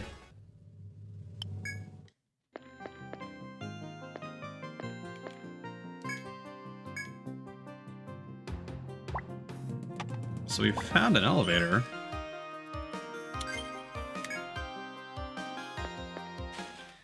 Would be nice if we could actually use it, though. But yeah, Persona 5 is fantastic. It's just one of those things where I think the way that they handled the Royale version is not good. Like it doesn't unless you like are absolutely crazy about it and are just like, oh yeah, more Persona. I don't think they give you enough reason to replay an entire, like, 80 to 120 hour game. Ah, here are the Hellbulls. Let's see if I was correct. Oh, no drops. Oh well.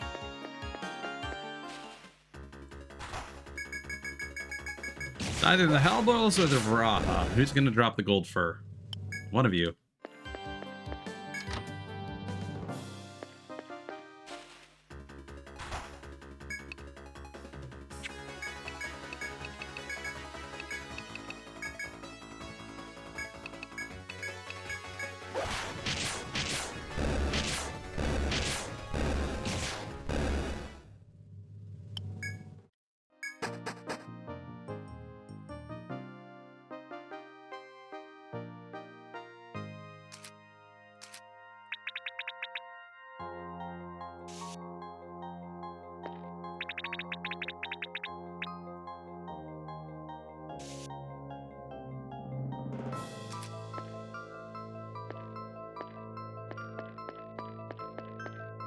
Okay, I'm just gonna need to be aware of...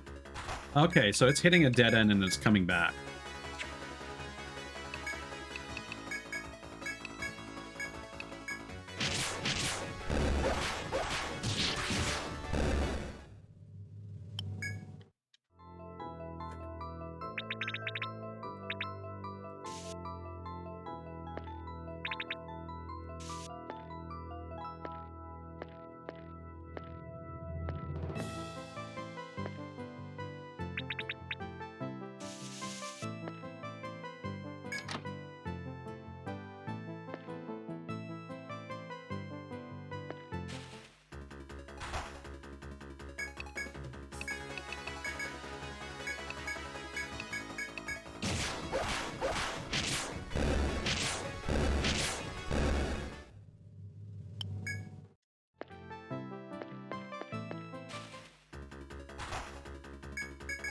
Let's see if we can get down there and check out some of the path before we run into it.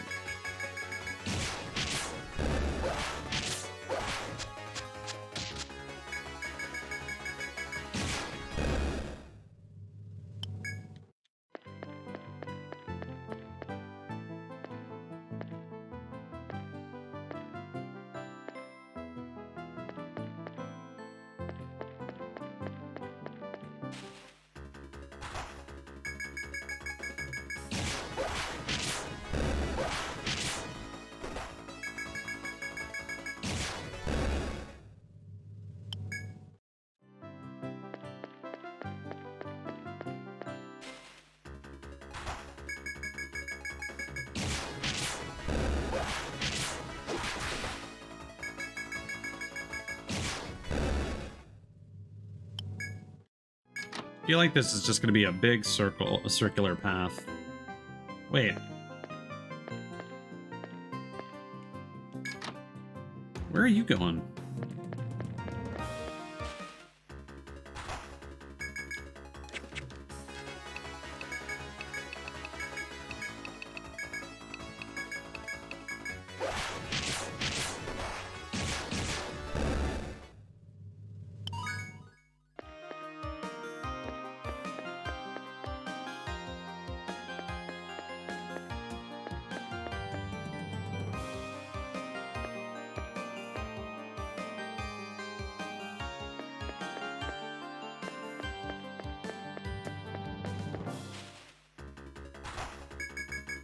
Okay, well, I think for the most part that's this floor mapped out.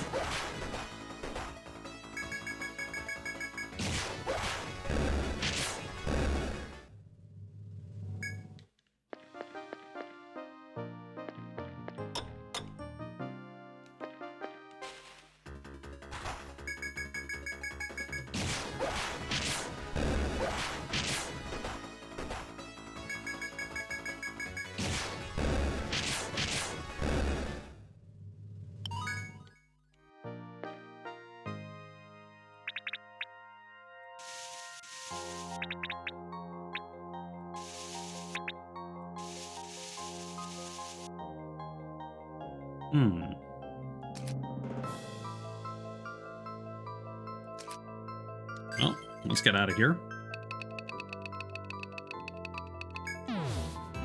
Our inventory was almost full anyway. And just before I sell anything, I'm just going to check quests. See if we're going to need that Narcissus for anything.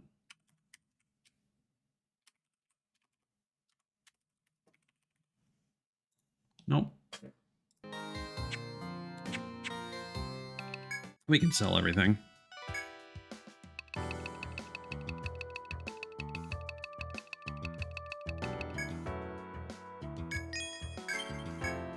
Orbo.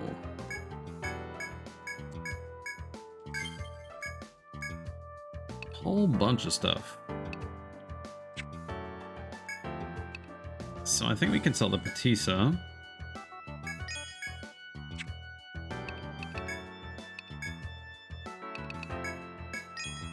The flame boot, I believe we can give to someone.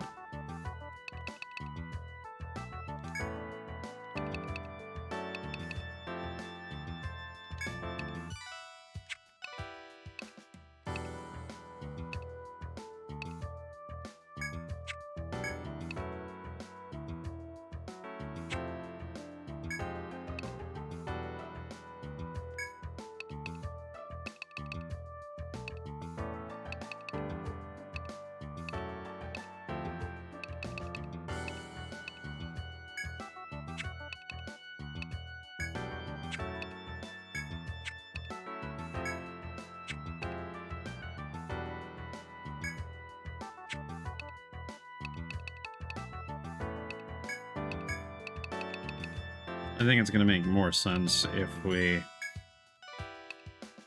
do that.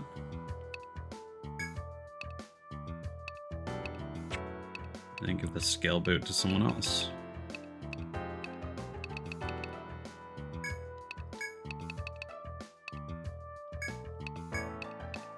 Here we go. Nice and clean. Okay. What did we just unlock?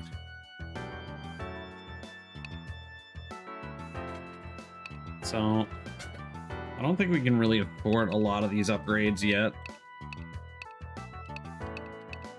But maybe the bow. No, the war bow is worse than the fail knot. Alright, how about armor? Got these dye boots.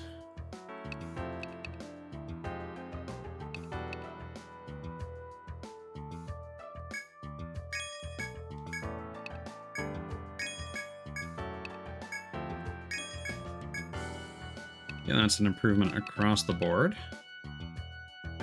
We got circlets. Defense and technique points.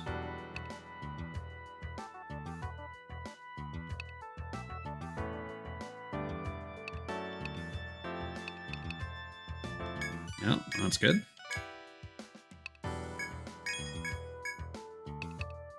And then Demon Coat and Rune Tweed.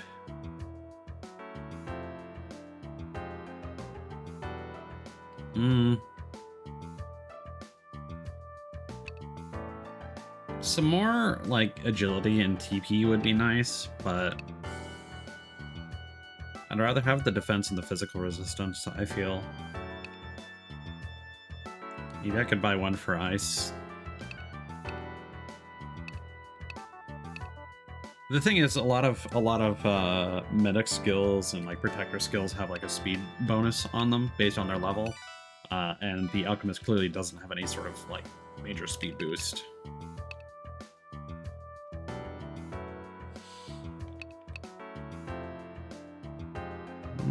So that'll reduce Kirsten's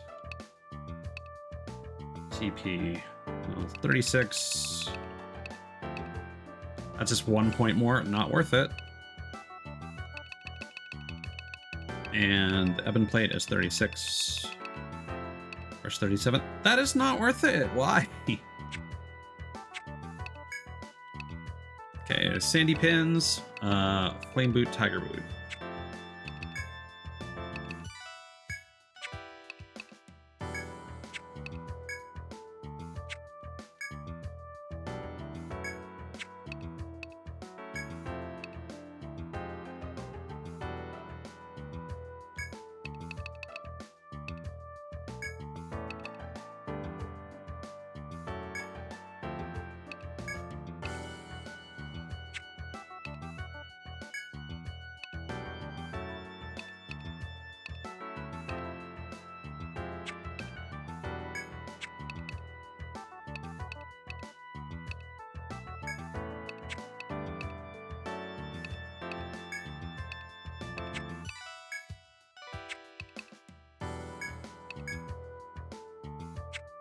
All right.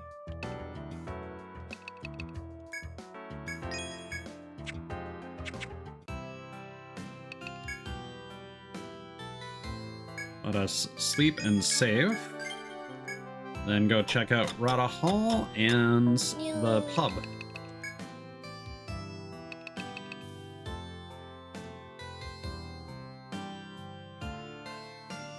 Didn't catch me off guard quite so much that time.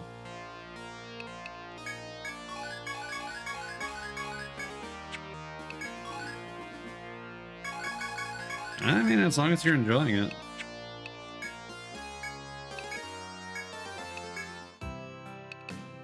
That's the important thing. All right, we got a bunch of quests. Okay.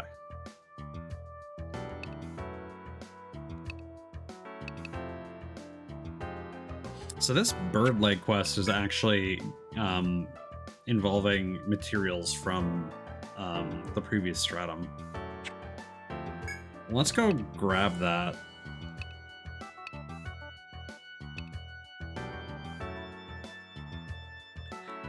Reversal of the poles. A strong geomagnetic influence is causing chaos on B18F. Investigate the spatial distortion. Ah, here we go. I refuse the death. A terminally ill woman's son begs for any adventure to find a cure for his mother's malady. And then a millionaire's daughter, known as the Ivory Princess, requests help with the nightmares haunting her nightly sleep. Oh, that we can do right away. Do you know the lady they call the Ivory Princess? She's the daughter of an Etrian millionaire, and lots of explorers are sweet on her. These days, though, she doesn't get out so much. Turns out she's been having terrible nightmares and hasn't slept in days. Her father told me all this and wished that his daughter could get some rest again. You kids know any good way to put her in dreamland? There must be some spell. Well, it's up to you to figure that out. Good luck with that. Time for mod! You suddenly remember the quest you accepted at the pub. The lady haunted by nightmares who wished to sleep again. The newly learned torpor curse would be just the thing to grant that wish. You make a note to return to the pub when you have time.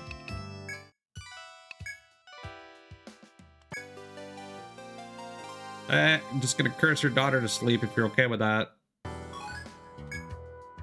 So, you think the Hexer's torpor curse will do the job? In that case, let's hurry to the client's manor.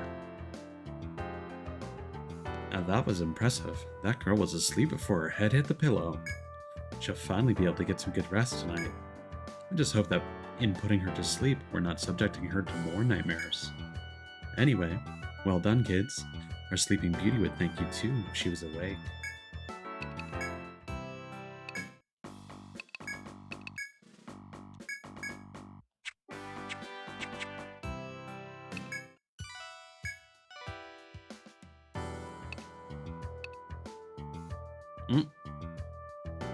There's another quest here. So what we're gonna do...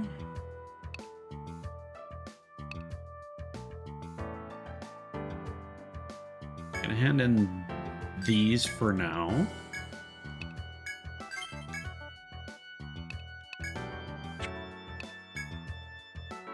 I refuse the death. A terminally ill woman's son begs for any adventure to find a cure for his mother's malady. Reward is 50 Ental.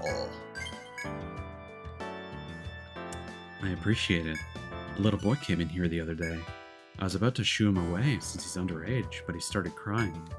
He grabbed onto my dress and said, "Please help me, Mommy." So I asked around. The guys at SEF tell me she's in there often about a serious disease. They say Dr. Hoffman can only treat her with special materials from deep within the forest. This kid's been taking care of his mom during the day and raising money at night. He wasn't able to make much, so he can only offer a reward of 50 Ental. But I think you should do it anyway. Not for the money, but for the boy and his mom. No other explorers would accept something like this, but I know you're better than that. Dr. Hoffman at SEF's will give you the specifics of what he needs to treat her.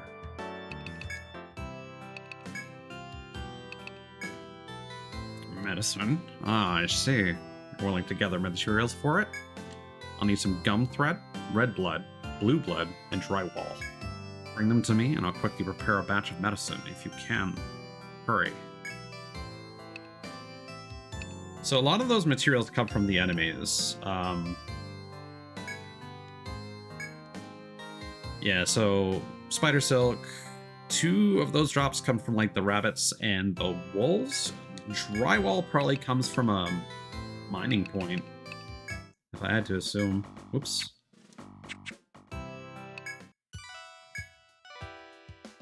A sister's parting gift. An adventurous younger sister seeks to create an angel wing charm to bring her departing brother good luck. The client wants someone to get her 10 angel wings.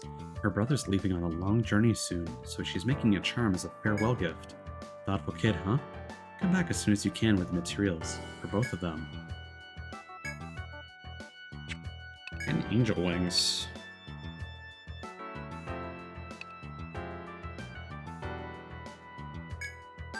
I'm gonna hand that back. Ivory Princess's Dream 2. The Ivory Princess again suffers from nightmares, this time involving monsters attacking Etria. I'm glad you'll be handling this one. I don't know if you remember, but there was a similar request before. You helped the Ivory Princess get some sleep using the Torpor curse. It worked, but her sleep is still haunted by terrible nightmares. No shit! The same one every night, about monsters coming from the forest and attacking Etria. I'm hoping it's nothing, but her dad says she's had the gift of foresight since she was a kid. At least her predictions have always been correct before, so we can't chance it. Her father's getting anxious, and I requested I find someone to investigate the labyrinth. If it's all a dream, then thank the gods. If not, he wants you to take care of the monsters. He's willing to pay any price to ease his daughter's anxiety. So go to the first floor and have a look around. It could be nothing, but be careful just in case. And then reversal of the poles. It's a bizarre one. People are complaining of being warped randomly back to the stairs on the 18th floor. No one knows why it's happening, so the Rada needs someone to investigate. Good luck, and watch your step.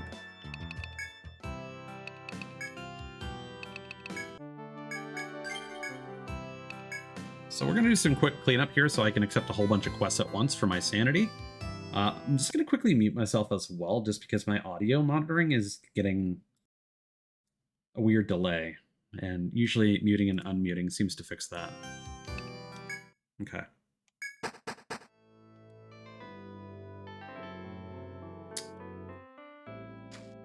Okay. The forest seems calm as usual. You sense none of the monsters predicted to attack Etria. As you prepare to leave the unassuming forest, a soldier calls out to you. What are you doing here? You relate the details of the request you accepted at the pub to the soldier. I see. Well, her fears are groundless. As you can see, the forest is as still as ever. Perhaps too still. I can't hear the usual birds chirping. As you and the soldier listen carefully, a monster's roar shatters the calm atmosphere. What was that? I'm always on duty on this floor, but I've never heard anything like it. From the moment you step into the area, you feel a strong threat all around you. It's a D-Solar.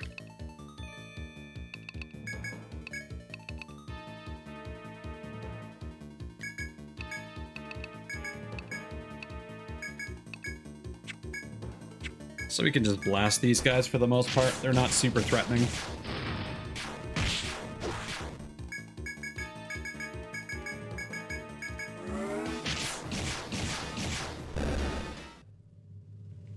I mean, for the most part, this is how the side quests go.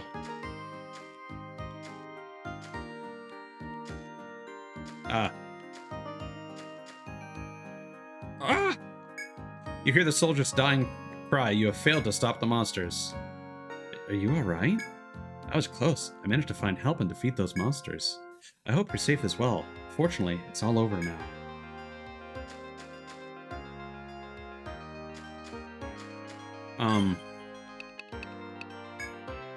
That seems like a fail state to me.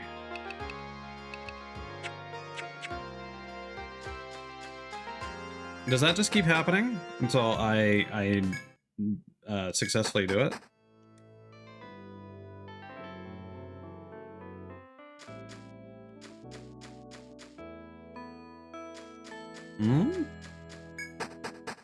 What if I go back to the pub?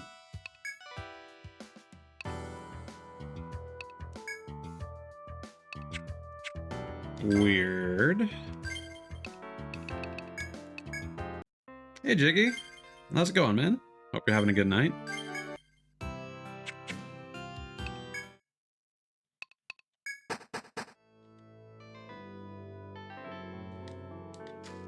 I guess we kind of gotta block the path to lock them in the choke point and prevent them from moving past. There we go. Should be fine now.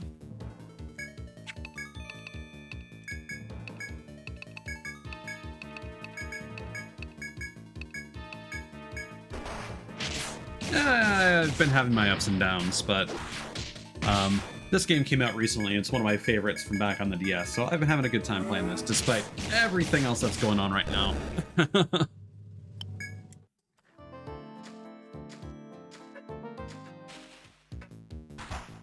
Oh, another one.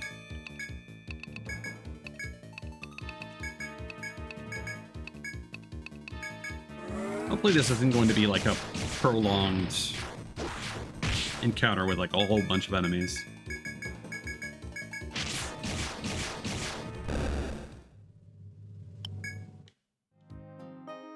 Oh, speak of the devil. All right.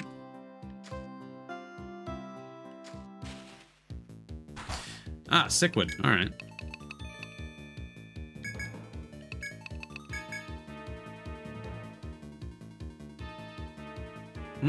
Night, what are you talking about? Are you talking about the FOEs? That's just a sprite that they use to keep the identity of the monster that's approaching you somewhat ambiguous.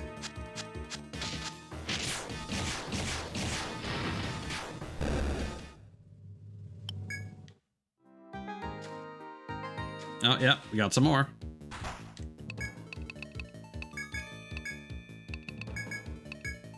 Fortunately, we are more than skilled enough to deal with all this.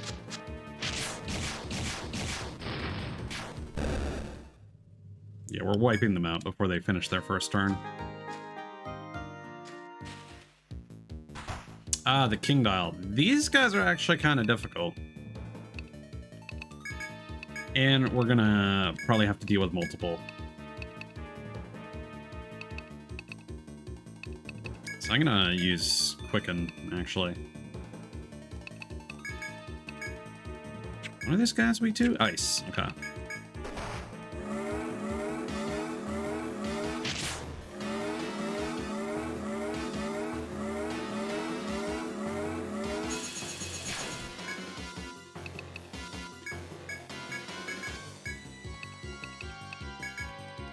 Maybe that was a little overkill.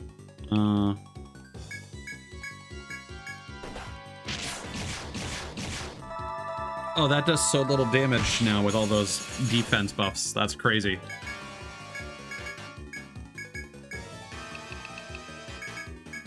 Oh yeah, the other FOEs are not even approaching.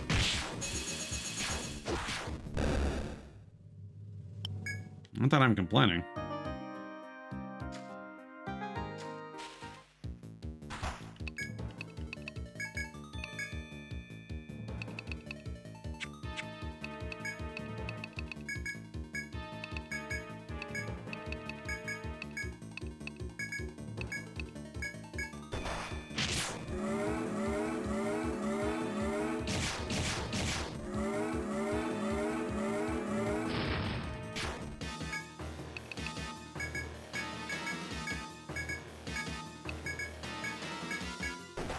It seems like we have more than enough TP to make this work.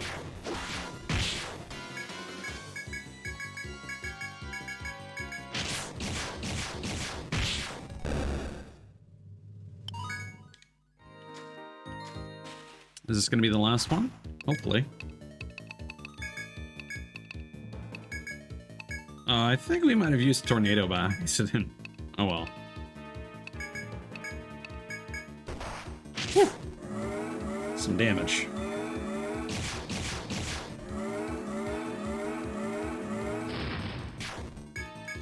Nope. Don't do that. I'll smite instead.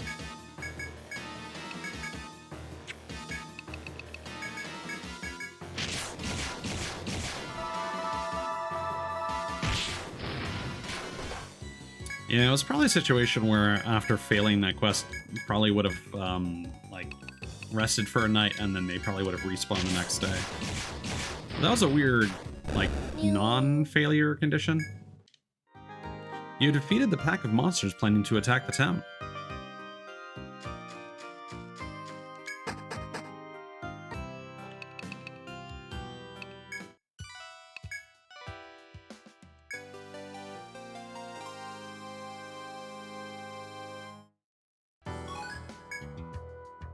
So that girl's dream really came true?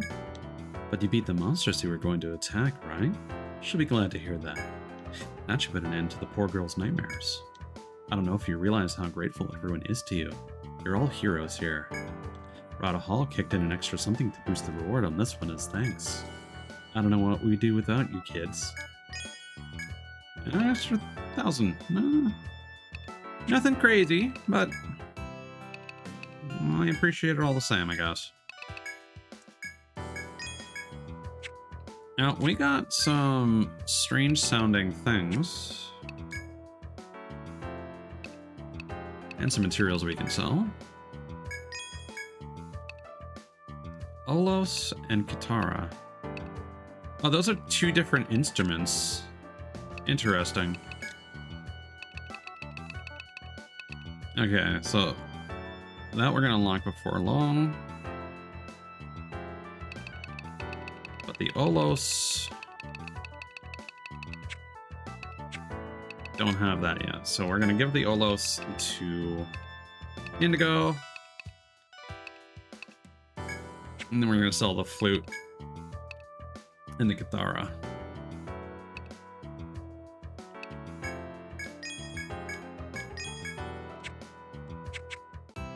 And have a big ol' nap. We're gonna fight some Moa.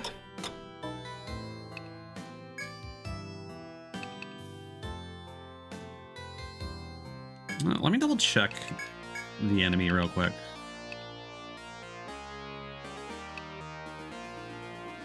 The Imoa, right?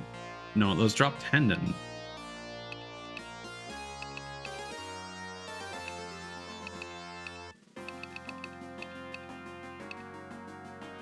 Really? These guys? Bird leg?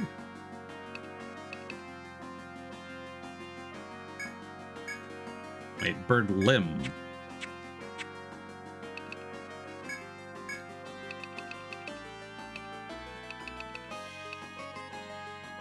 Yeah, okay. Weird. Maybe we can quickly fight one of those guys.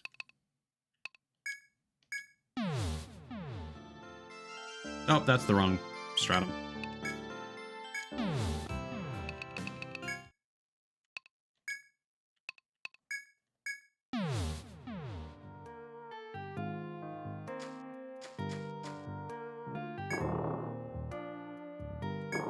Yeah, so there's just a Moa up here and to the left.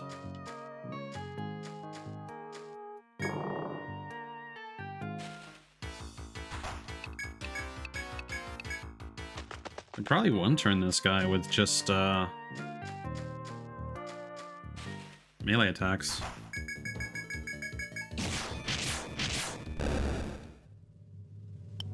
There we go. Obtain the requested bird limb.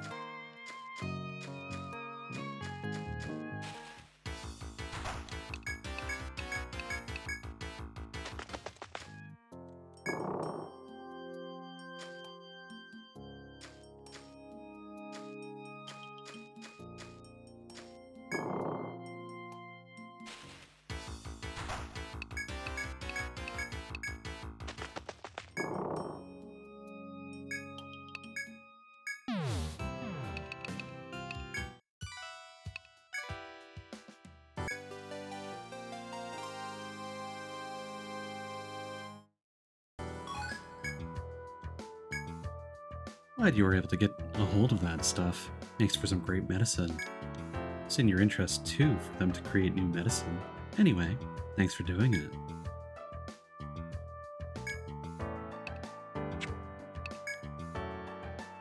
Oh, okay, so we had a bit of a backlog. Apothecary's request 3. A trainee at Seft Apothecary needs a specimen of cordyceps in order to perfect his new medicine.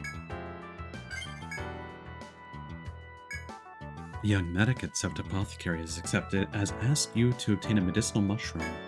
He's looking for a very rare mushroom called cordyceps. They used to be found in the higher floors of the labyrinth, but no one's found any lately.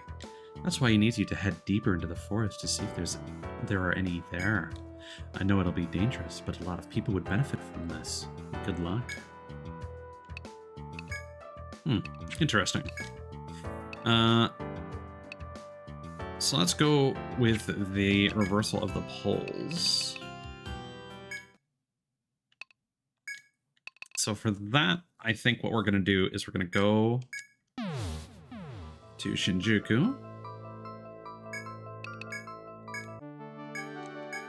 We're gonna save. I'm curious if we've gone far enough for anyone on B20 to respawn. Oh, yeah. Okay, let me just double check something real quick.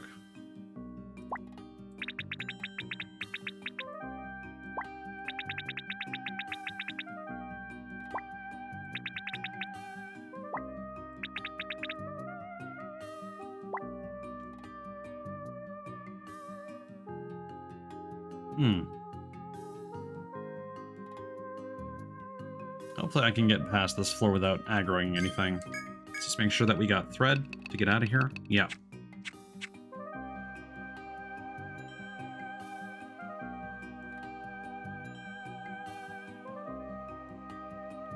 Yeah, I'm gonna have to retool this map later, I think.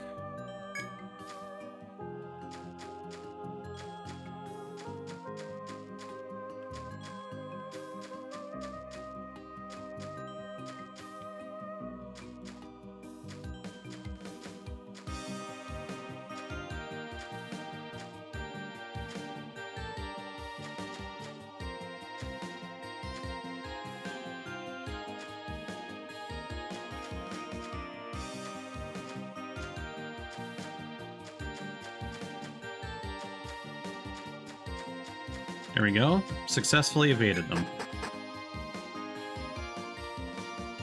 Gonna have to fight these guys again, though.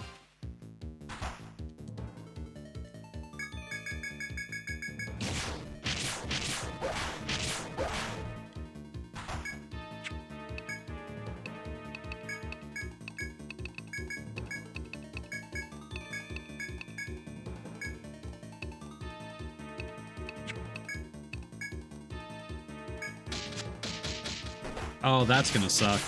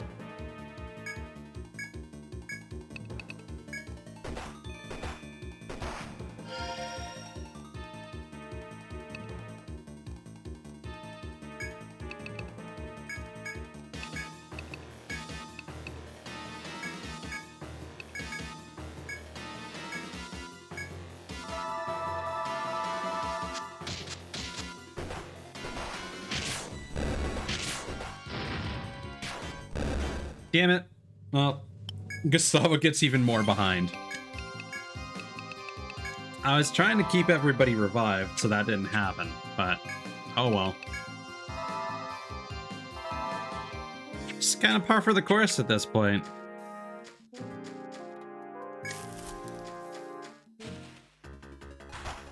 Unfortunately, this floor has so many random encounters.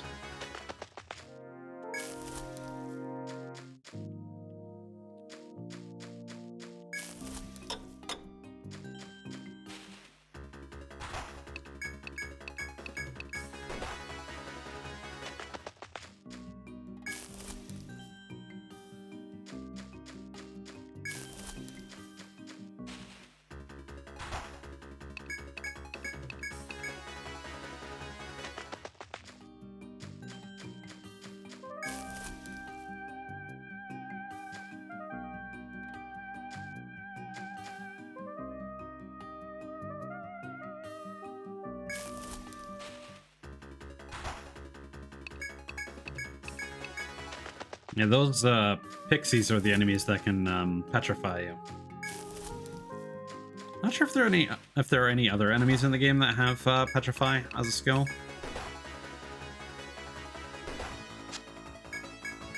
But they certainly do.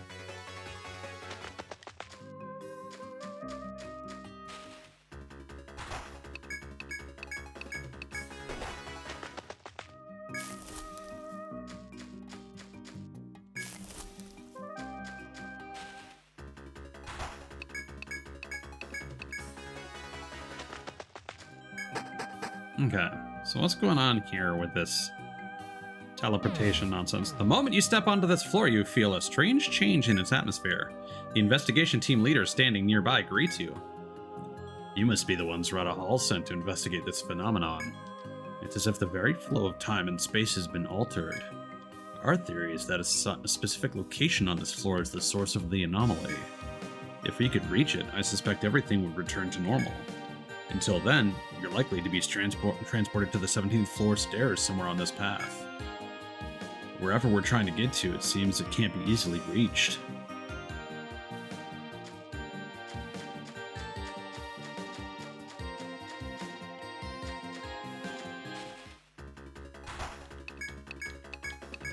Hopefully it doesn't, like, transition. Here we go. When you come to your senses, you realize you've been sent back to the 17th floor stairs.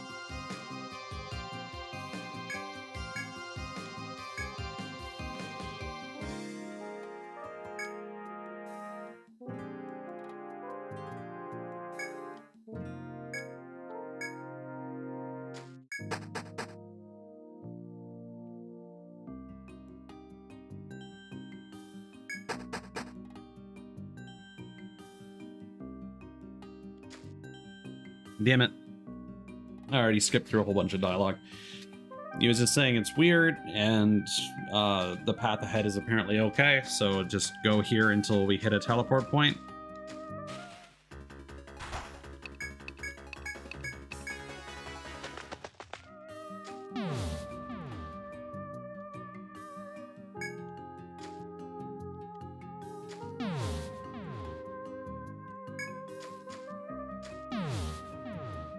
Yeah, this is how this is gonna go.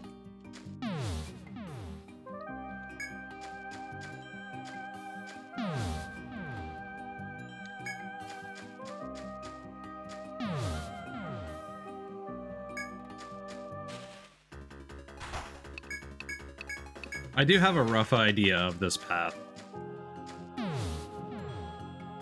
Or at least I thought I did.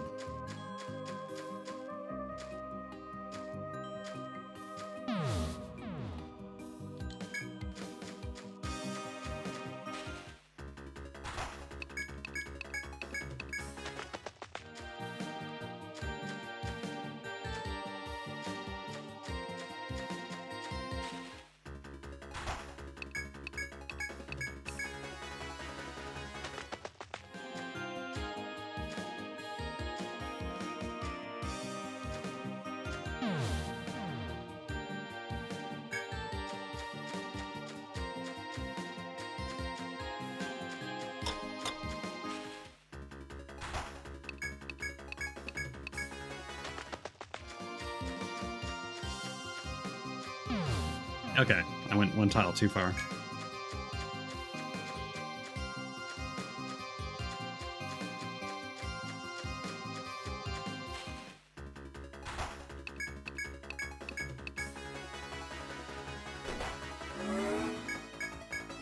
This is a particularly strange quest.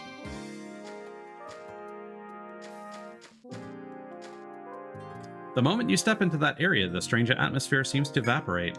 The investigation team leader you met earlier comes jogging up to you. Amazing. You've somehow solved the mystery. The strange aura that plagued us is gone now. Okay. Bye. I guess that's it. Yeah. What a strange quest.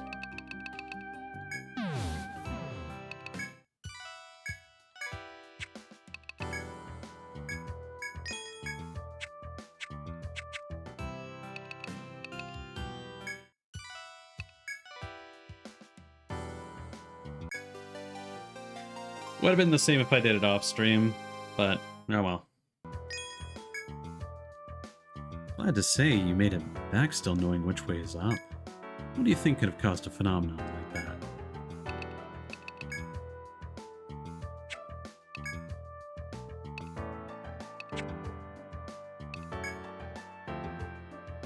Angel wings.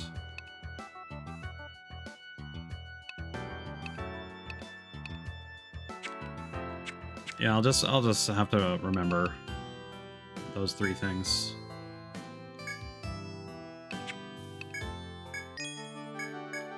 Okay, back to the 5th stratum.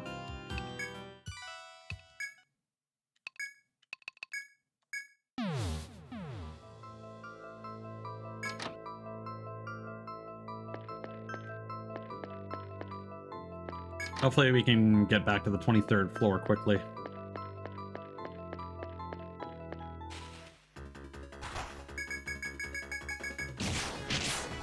Things can definitely go a lot faster when you're not having to map everything.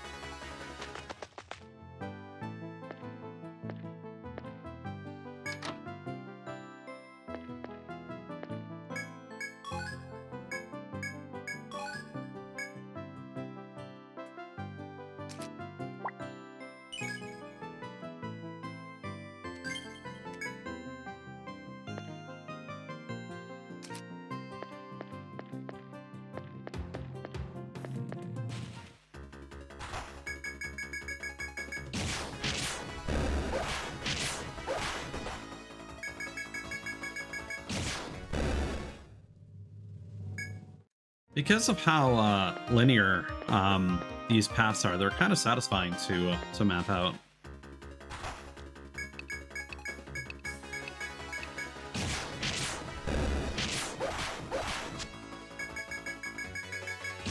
It kind of feels like you're making a lot of progress all at once.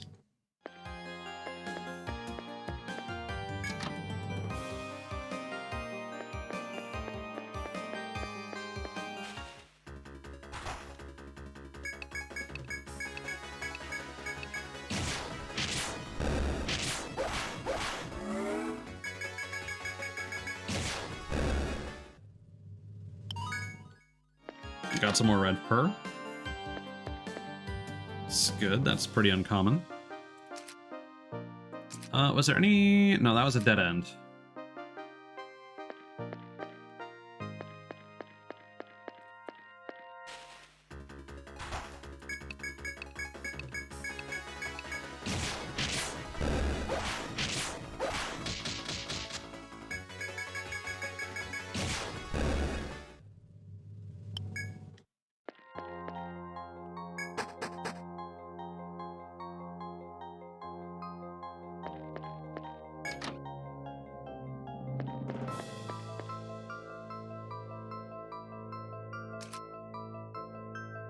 So we do need drywall, and we got the rare drop at that point there.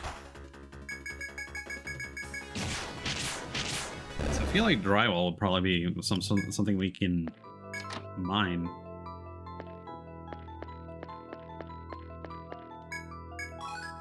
Yep, there we go. Crystal wall and drywall. That makes sense.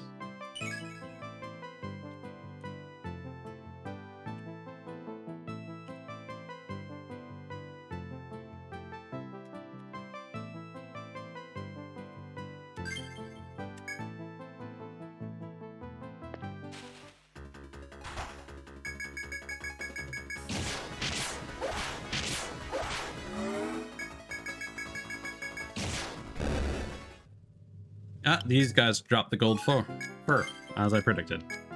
Did we get any gum thread? Yes, we did.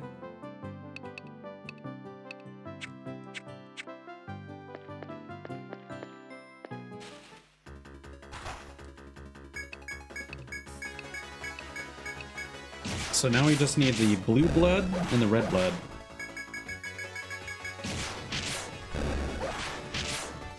Oh, that was a mistake.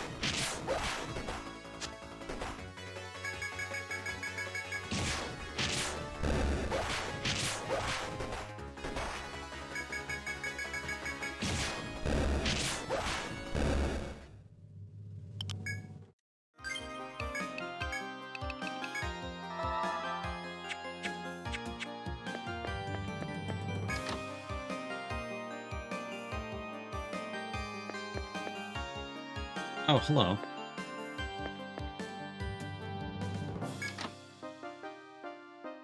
Can you aggro, please?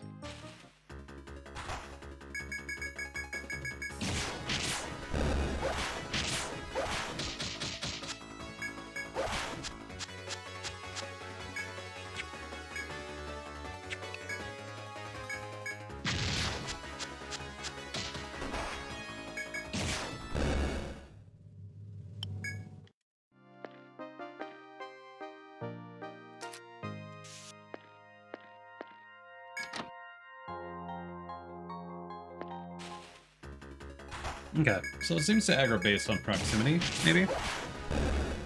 If we take another step, we'll find out, though. Yeah.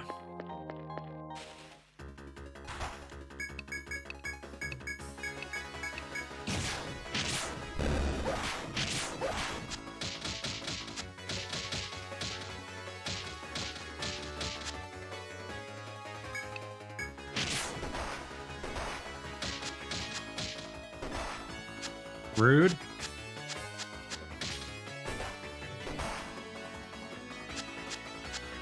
Wait, how did that kill him?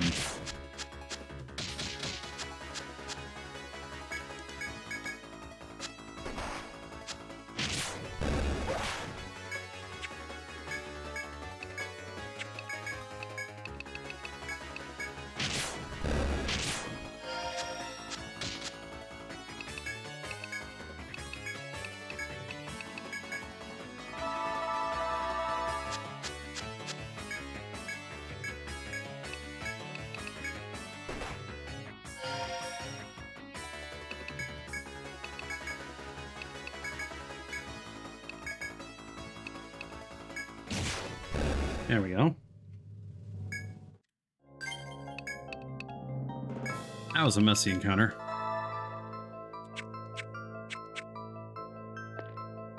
The FOE did an aggro, though. So that's nice.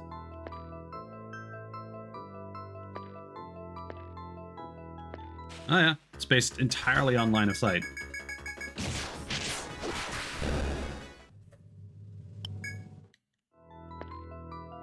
So it turning around like that actually came in super clutch.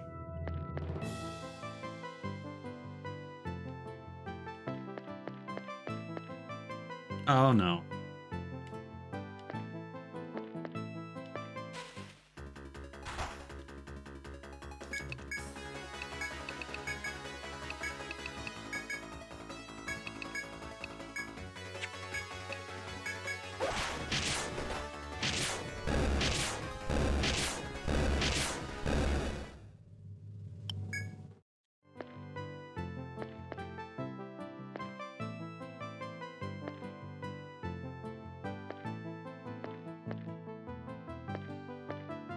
Oh no, everything is angry.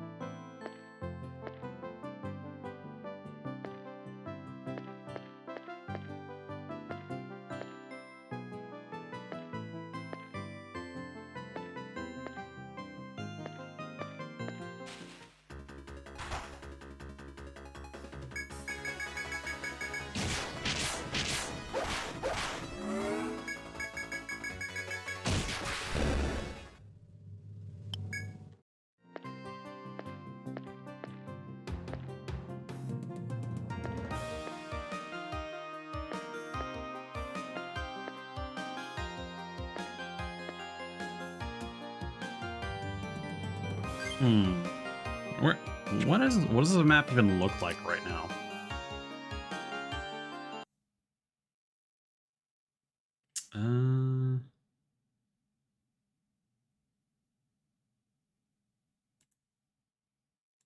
It's the 23rd floor?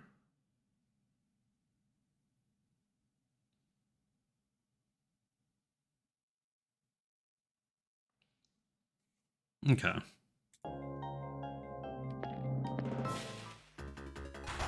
Because I'd like to map out as much of this floor as possible before I escape.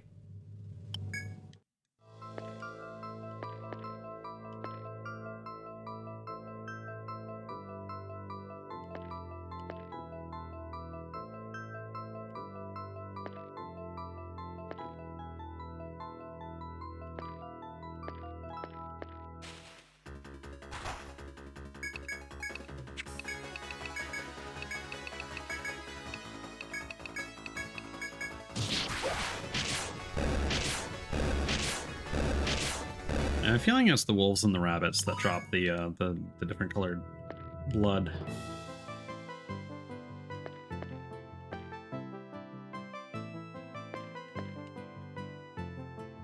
Oh, this is a staircase that goes up. Interesting.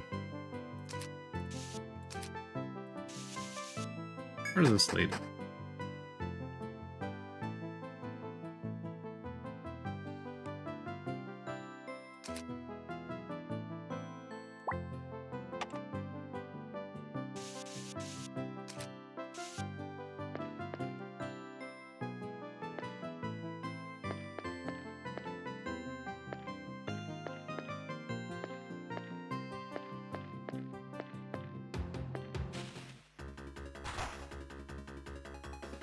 Well, speak of the devil.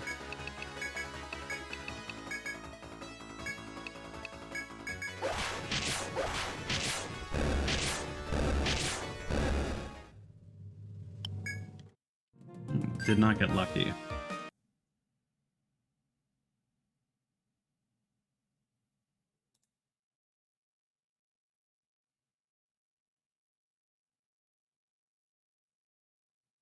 Okay.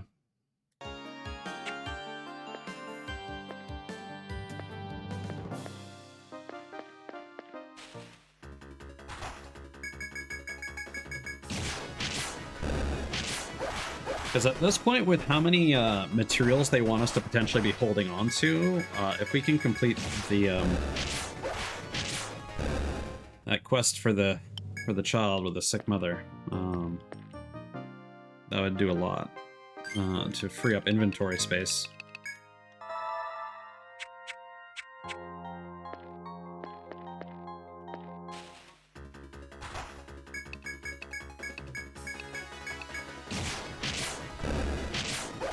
And I don't think these are conditional drops, I think they're just rare.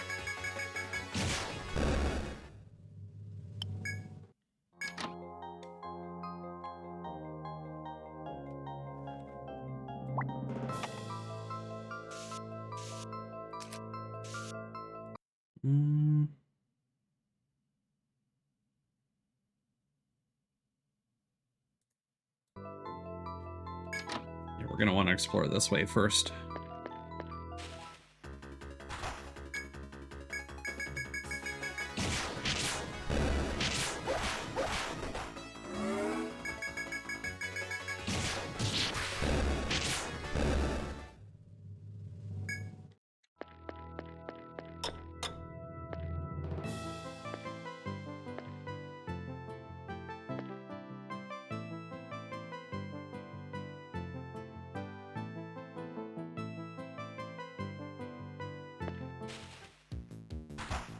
Oh, it's a king dial.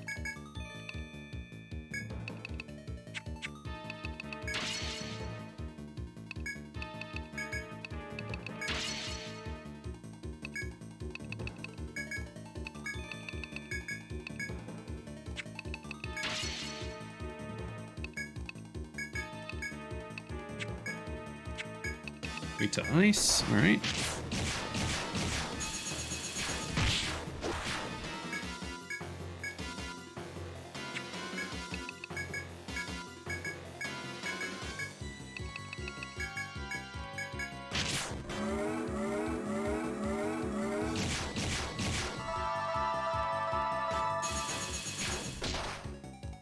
Ow.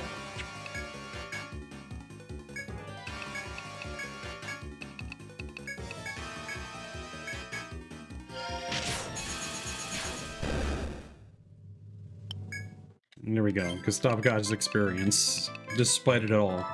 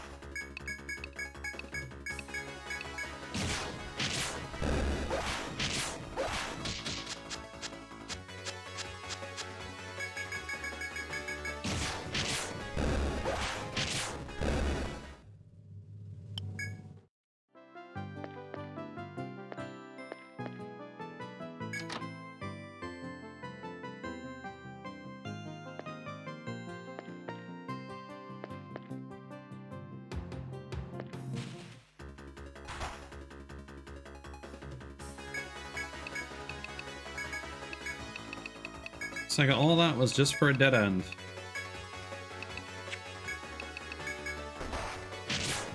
But if we can finish exploring this floor, that would be nice.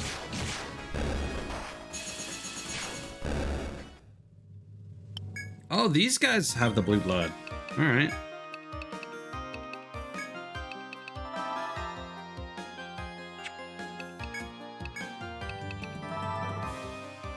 We are just about out of heals, though.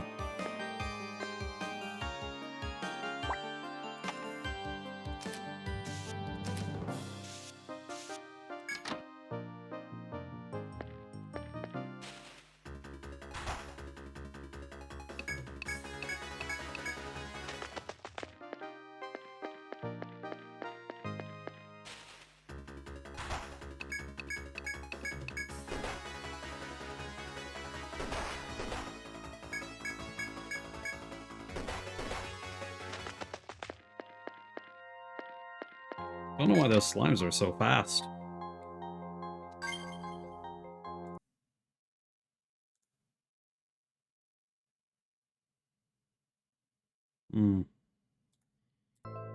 Yeah, I think we're gonna have to exit and re-explore this after healing.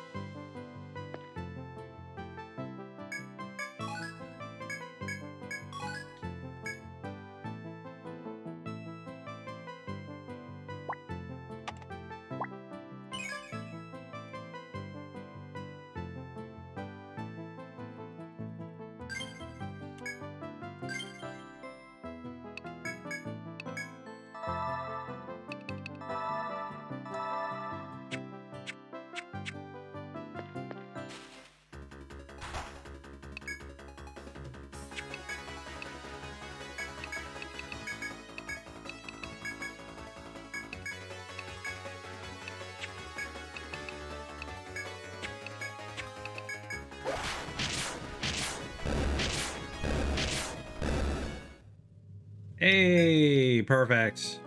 You've obtained the items necessary for the medicine.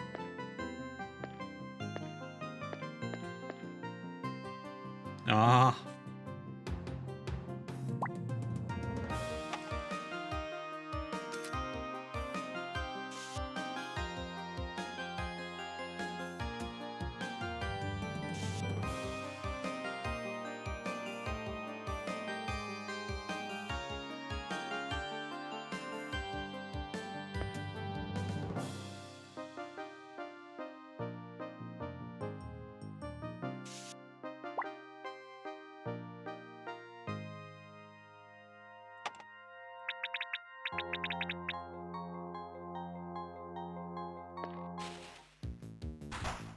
Oh, it's just a desolar.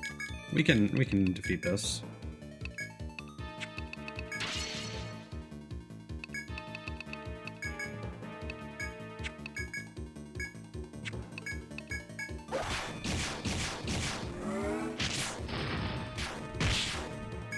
Yeah, if it was another king dial, that would have been a problem.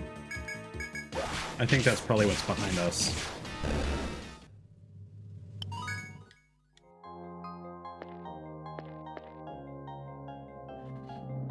Is it still pursuing? Yeah. Okay. This is the 22nd floor, yeah?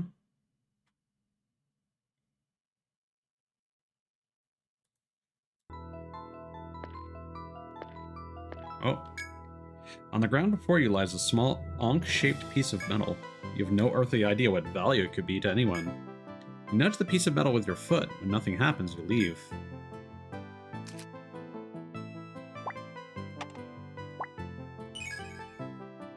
Ankh.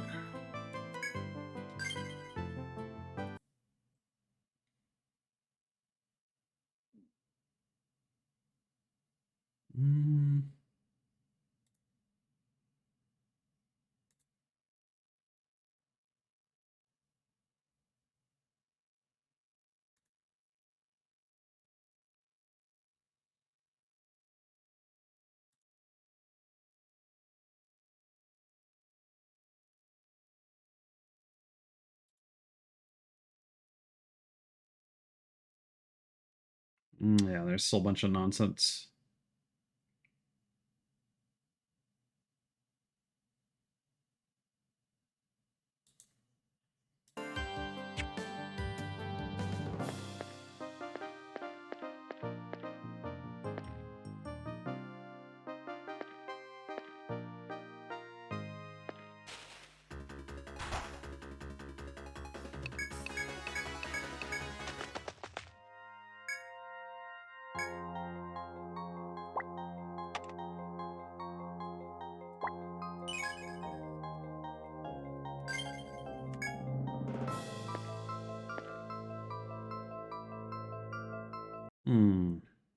What way should I go from here?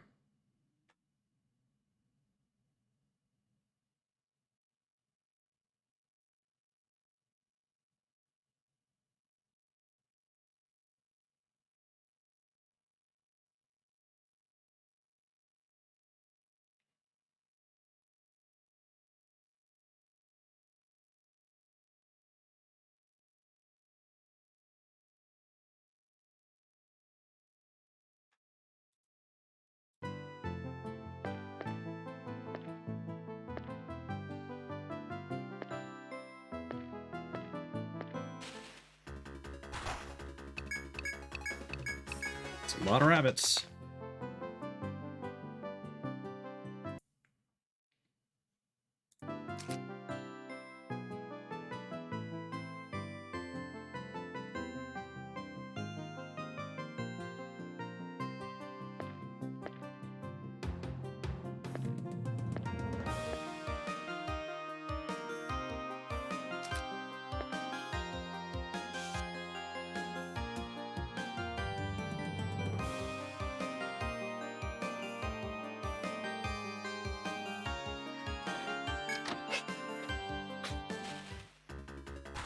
Uh-oh.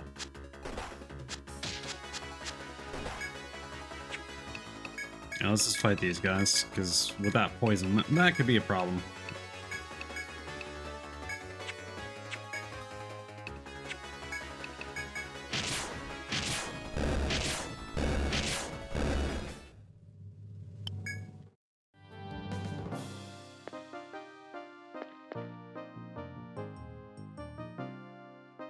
Got ourselves a staircase, that's super nice.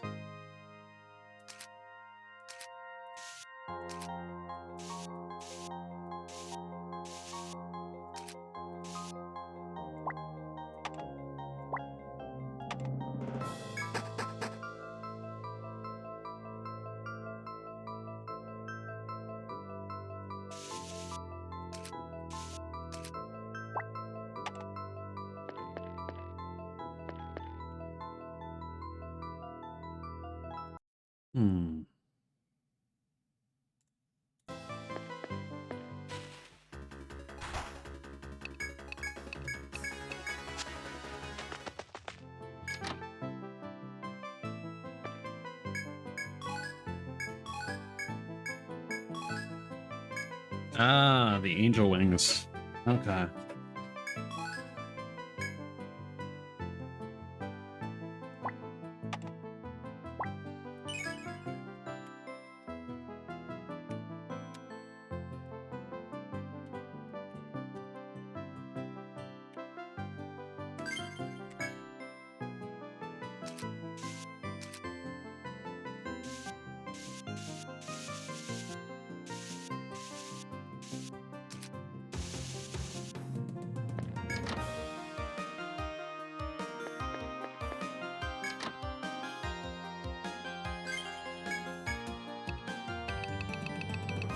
Let's get rid of something.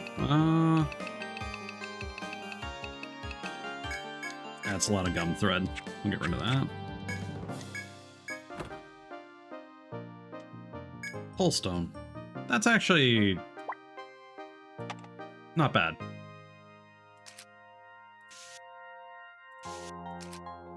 Still don't really understand why pullstones exist separate from Ariadne thread. Because they just warp you back to the last geomagnetic pull that you used. But like, you can just warp back to town and then warp to any other of the poles.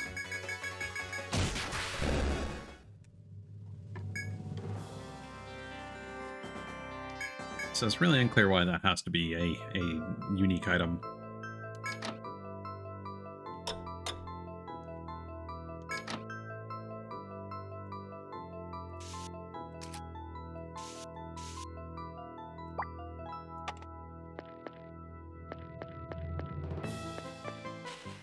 There's apparently something potentially really good at the end of this path.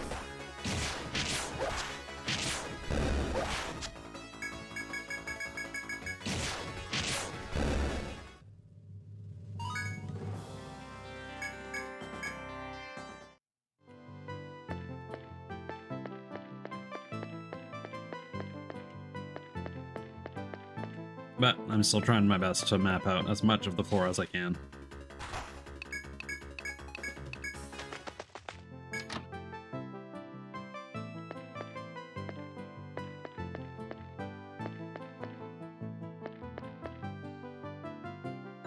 Oh.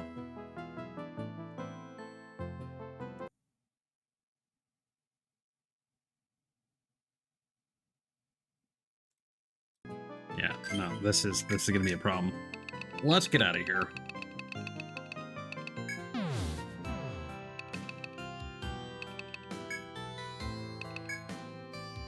You hand over the materials for the medicine. This is precisely what I needed. I'll prepare the medicine immediately. It shouldn't take long. Sorry for the wait.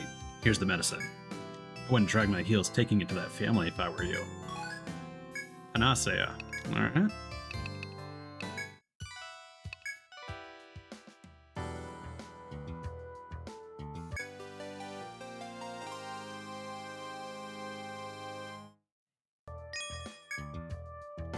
You hand over the requested medicine. There you are. I take it this is the medicine? I'll deliver it to them right away. It looks like the medicine is already taking effect. Thank the gods. That boy and his mother. Their father was lost a few years ago. If something had happened to his mother, that kid would have been left all alone. But thanks to you, that would happen. It's a terrible thing not to have anyone in the world. I'm glad you spared him from that. I can't thank you enough for what you did. Here's a little something extra from me. As your coat.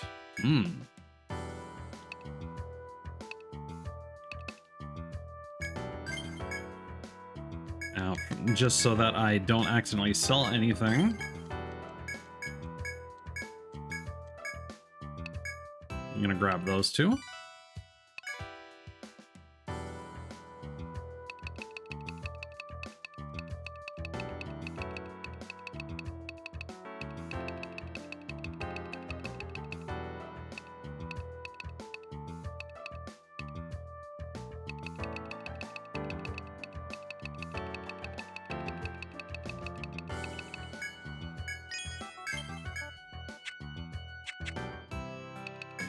Now we're starting to pad out our money reserves, which is nice.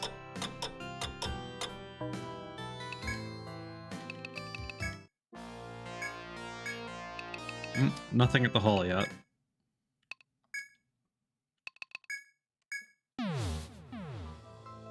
Okay. Let's see how far we can go this time.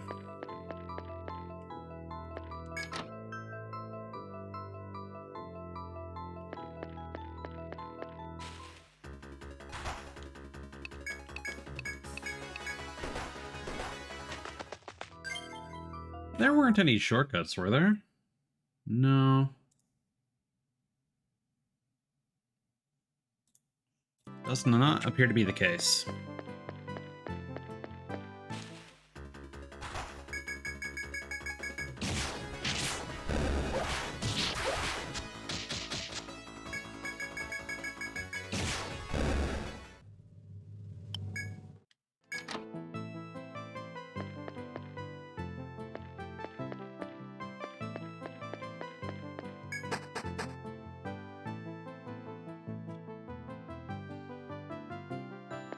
I suppose those elevators might do something for us, but it's hard to say.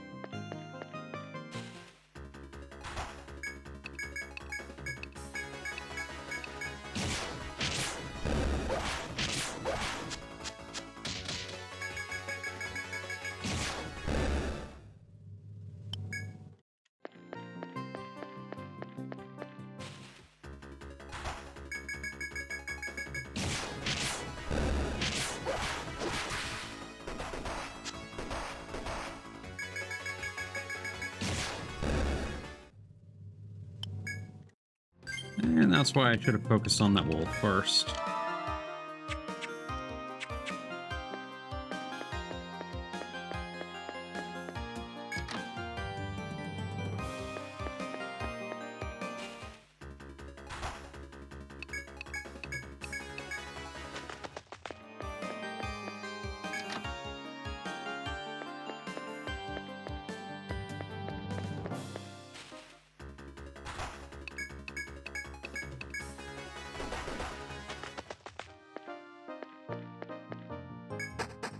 Okay, so this map got a little chaotic.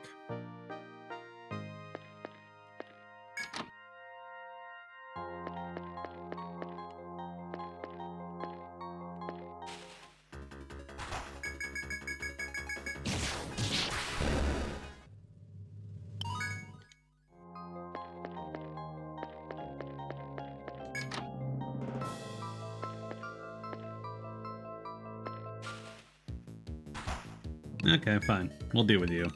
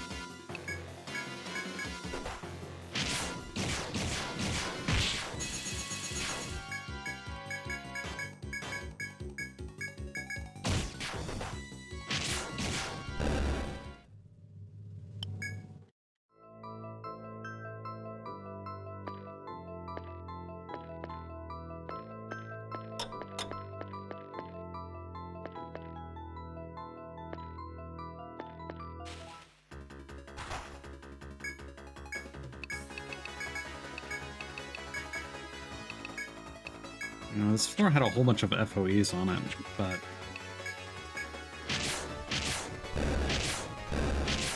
I'm not sure how many there are and where they spawn from necessarily.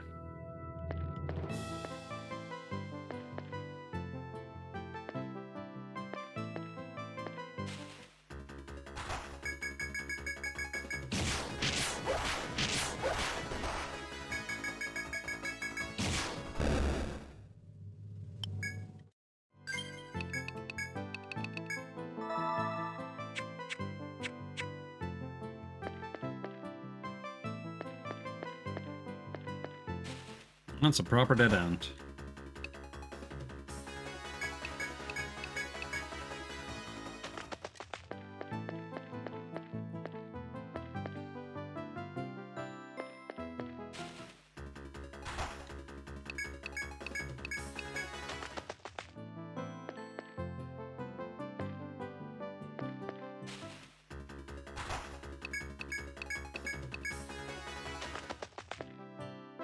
Really wishing the encounter rate wasn't so aggressive right now.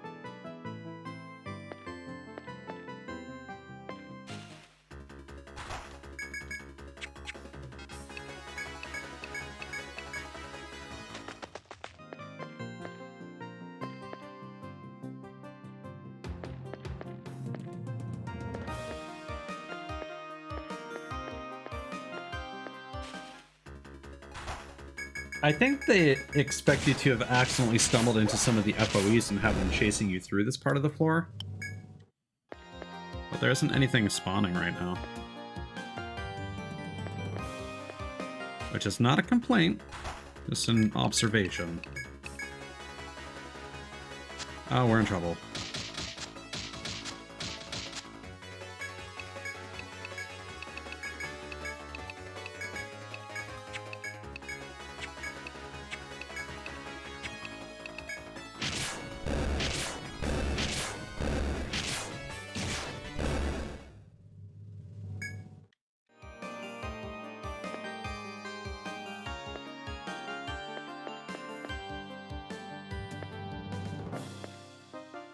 Oh.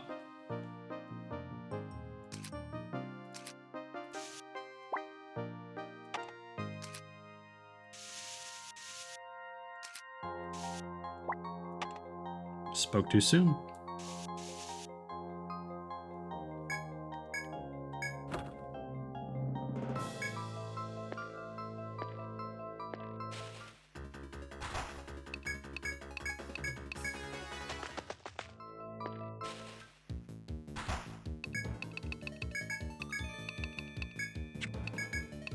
Thankfully, it's just a desolar.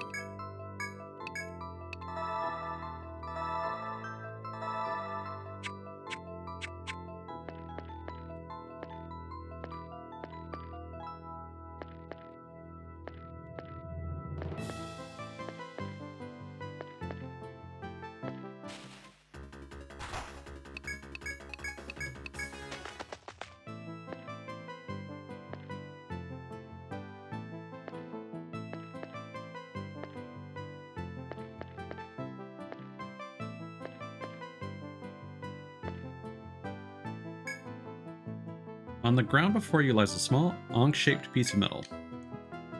You have no earthly idea what value it could be to anyone. You nudge the piece of metal with your foot, and nothing happens, you leave.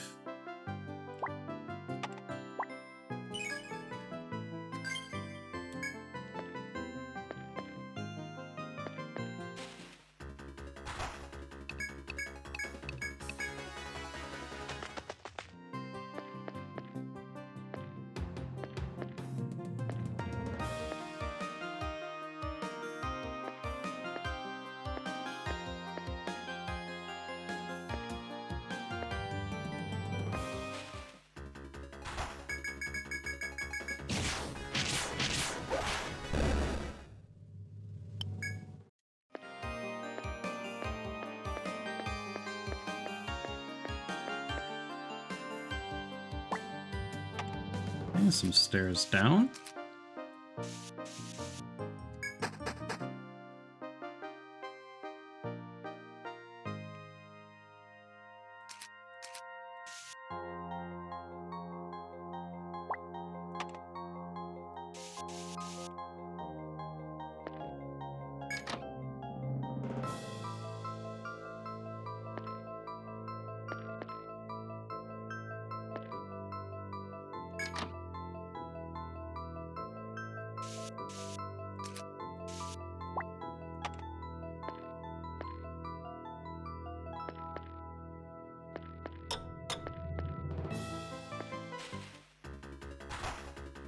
Armor all.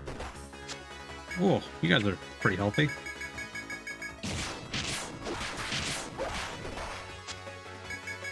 Oh yeah, we're gonna want to use skills.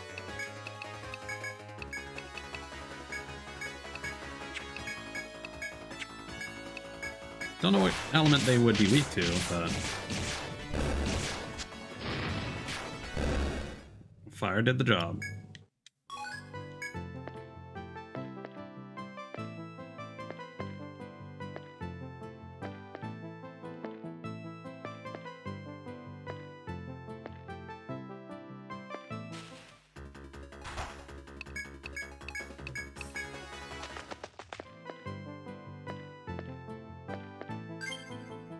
What floor are we on? We're on 24 right now?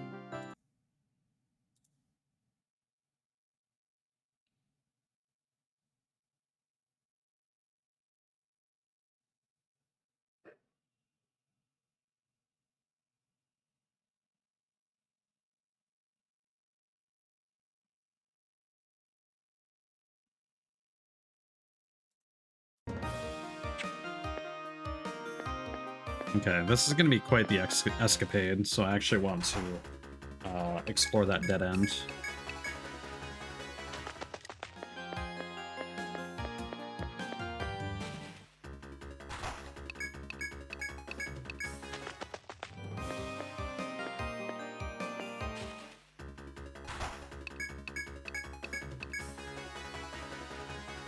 I'd be enjoying this exploration more if the encounter rate wasn't so high.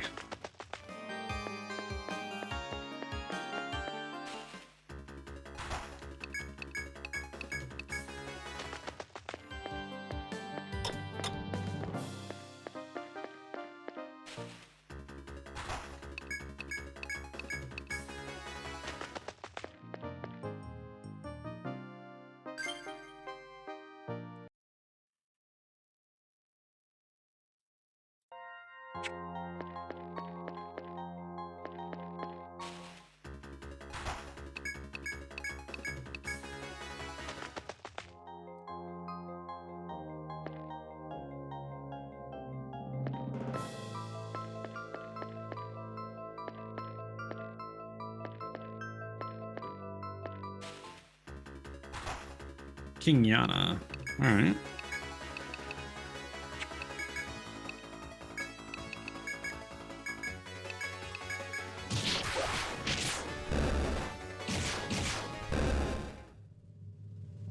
Well, these guys drop blue blood as well.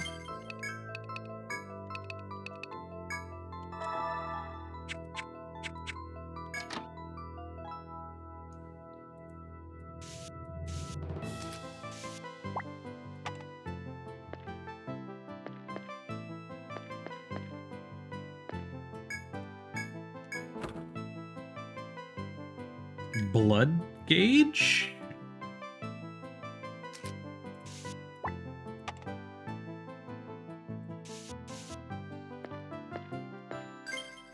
What is that? Is that...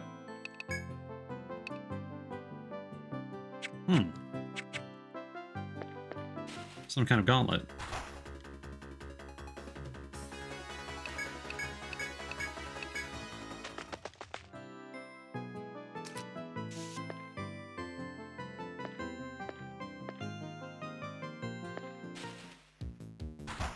Dino Lich.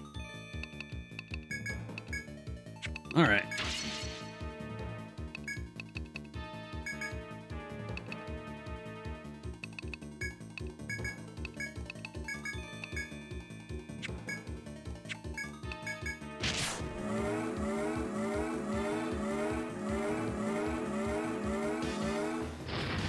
These floors are so twisty-turny, and unfortunately the path for progress is not super clear. Like, I could have probably made a beeline for, like, the 25th floor, but I don't really know how to do that.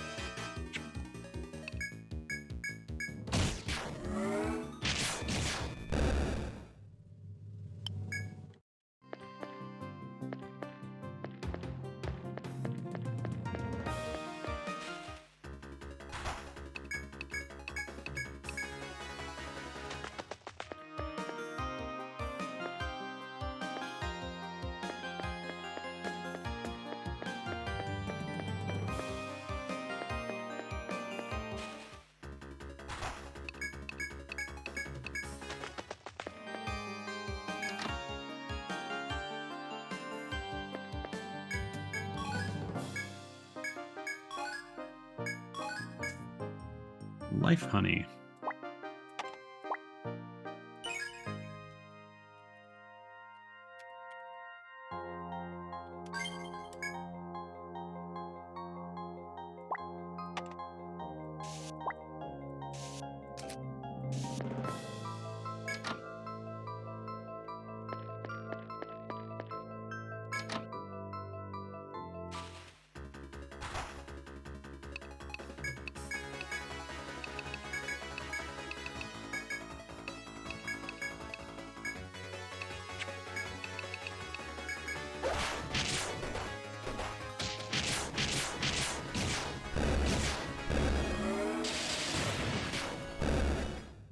Well, that worked out well.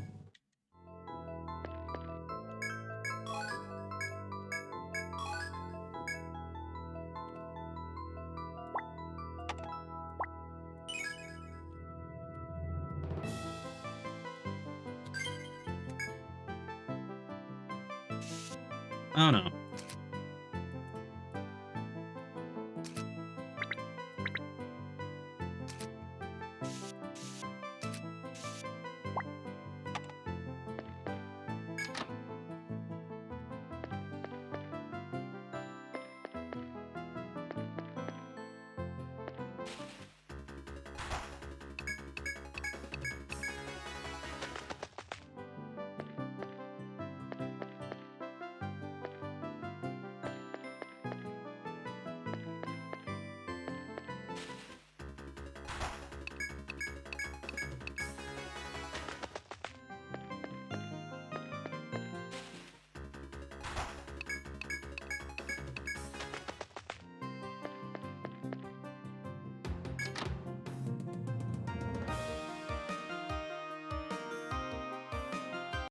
Hmm.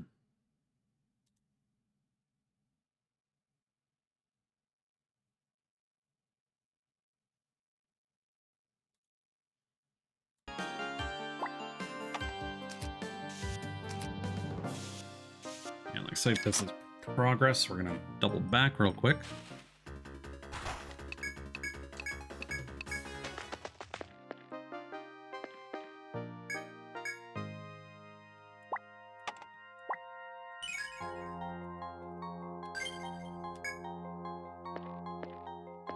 I mean, it's nice that these elevators exist. I wish I could use them.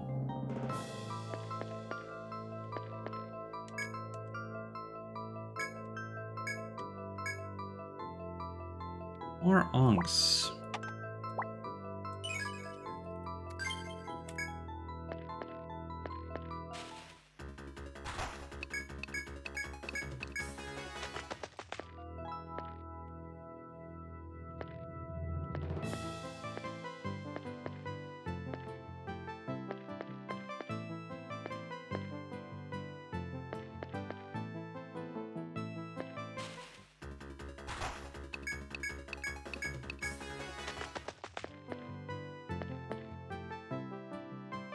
Hmm. What are we looking at here?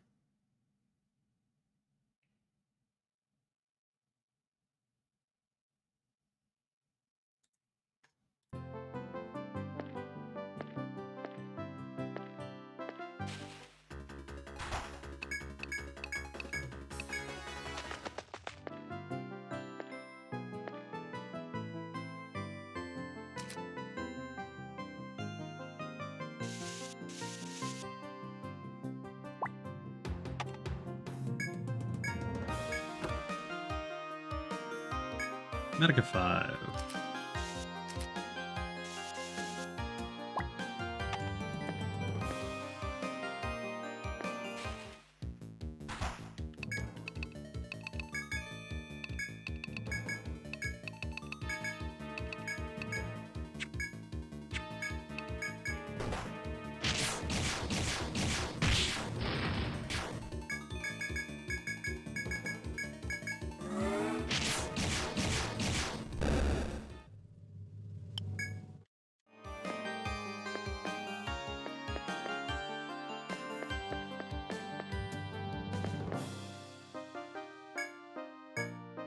Wait, this is a dead end?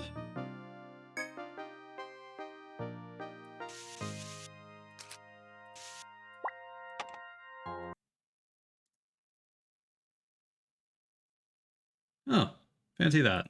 So are we done exploring this section then?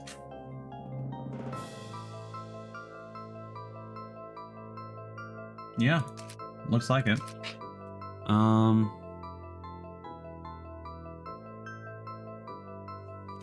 Yeah, I think we should exit here. There's too many twists and turns.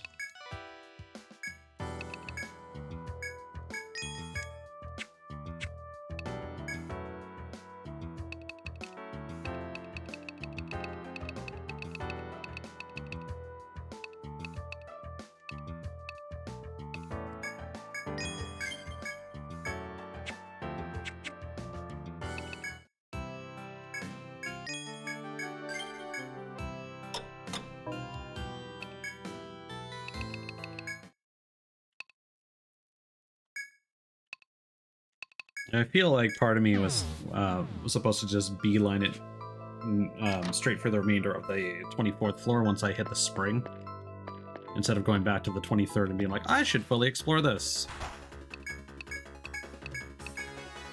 Because now I'm kind of wondering, like, are we going to unlock the elevators later, and that would have made exploring this stratum like so much easier overall.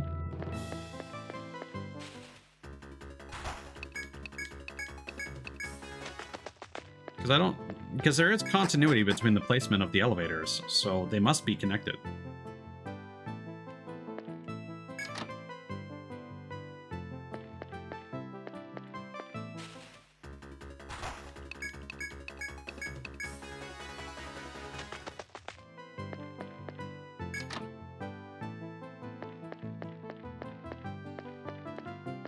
Mhm. Previously, I was complaining about, when they made us go back at the end of the fourth stratum, and I was joking like, there's no way they would not give you a geomagnetic pull or something like and sure enough, we got one. But it almost seems like we're not going to have any shortcuts until we've already beaten this area. And to be fair, there shouldn't be much in the way of shortcuts because this is just like a high rise. I suppose some of the walls could be crumbling, but I mean these are two different high rises to be specific, with bridges between them filling the gaps.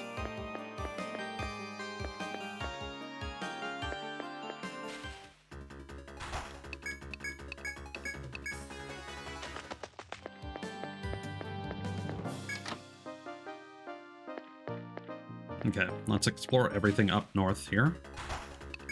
It's probably going to be a whole bunch of dead ends. That's rough.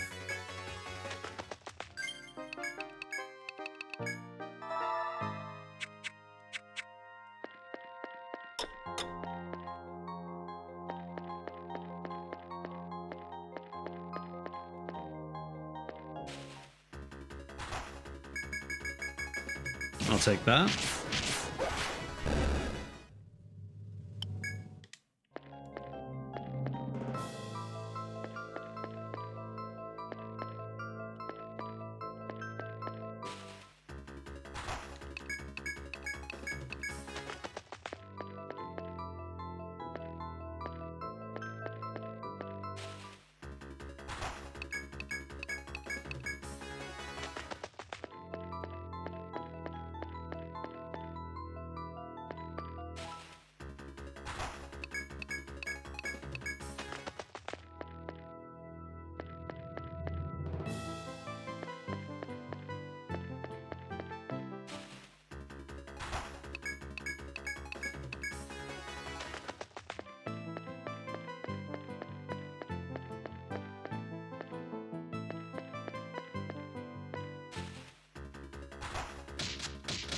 Oh, this is going to be extremely bad.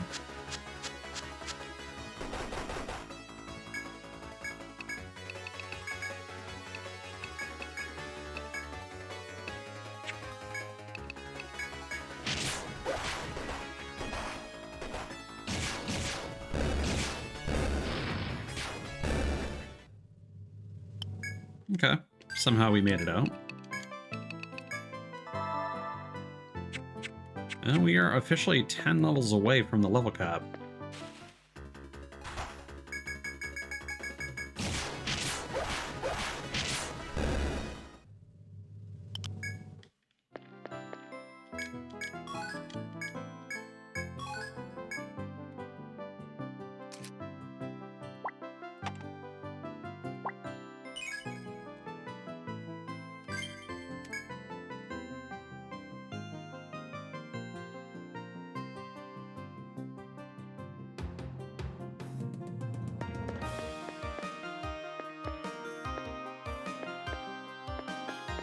Those 2 angel wings we got definitely made it worthwhile. See, some people make like a whole team of survivalists to gather materials, and while that would certainly help pacing a lot, I don't think it's necessary. Mod, welcome in. Kirsten, Sleepy, hello. If I'm not mistaken, Mod, I think you were playing Tears of the Kingdom. How was your stream, buddy?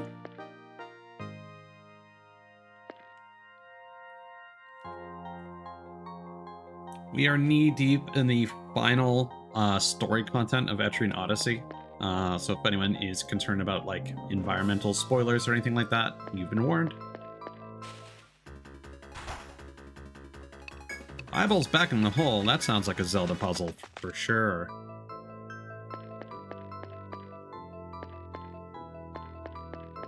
Yeah, welcome on in, everyone. Hope you're having a good night. Wait, like actual eyeballs? Or like some sort of eyeball-shaped artifact into... Okay.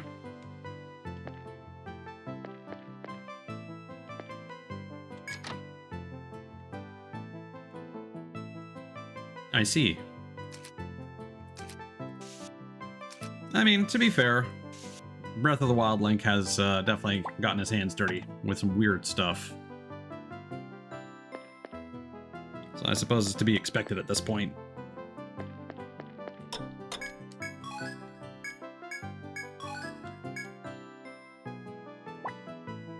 Just mind it for some drywall, don't mind me.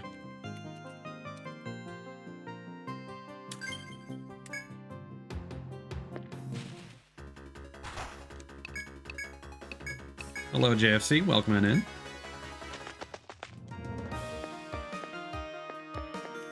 For those of you not familiar with Etrian Odyssey, this is a first-person dungeon crawler where you make your own party. I have named our various party members off of a variety of friends. Oh, and thank you for the follow. I appreciate that, JFC.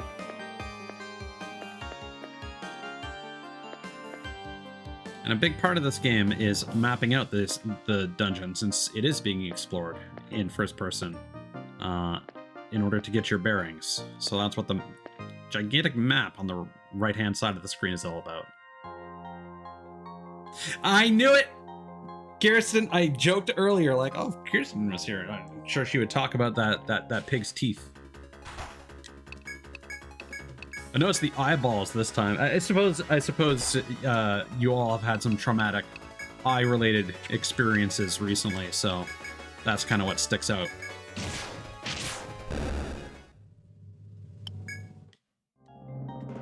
What are you talking about? He's piggy smalls. He's beautiful. Why hating? I'm gonna pretend he's. Even for this game, that's a ugly sprite.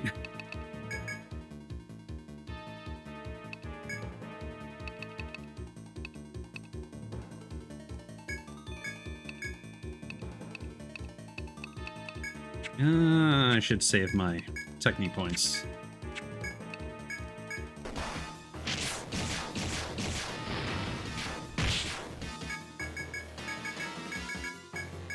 So we're kind of exploring a fairly noodly environment here with lots of twists and turns and dead ends and bad guys that are spawning in corners and chasing us down. So it's kind of slow going. But I like to think it's a chill time. Of course, by all means, mod, you know the score. If you need to get yourself some snackies, some sippies, or some sleepies, you are more than welcome to help yourself.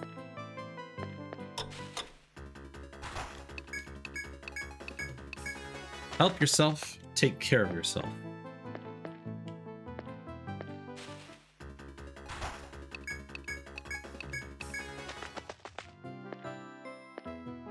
Yeah, knew it.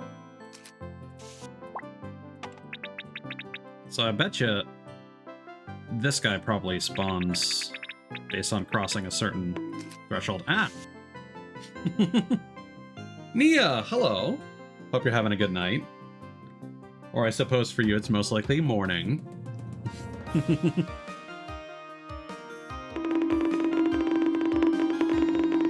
Oh god.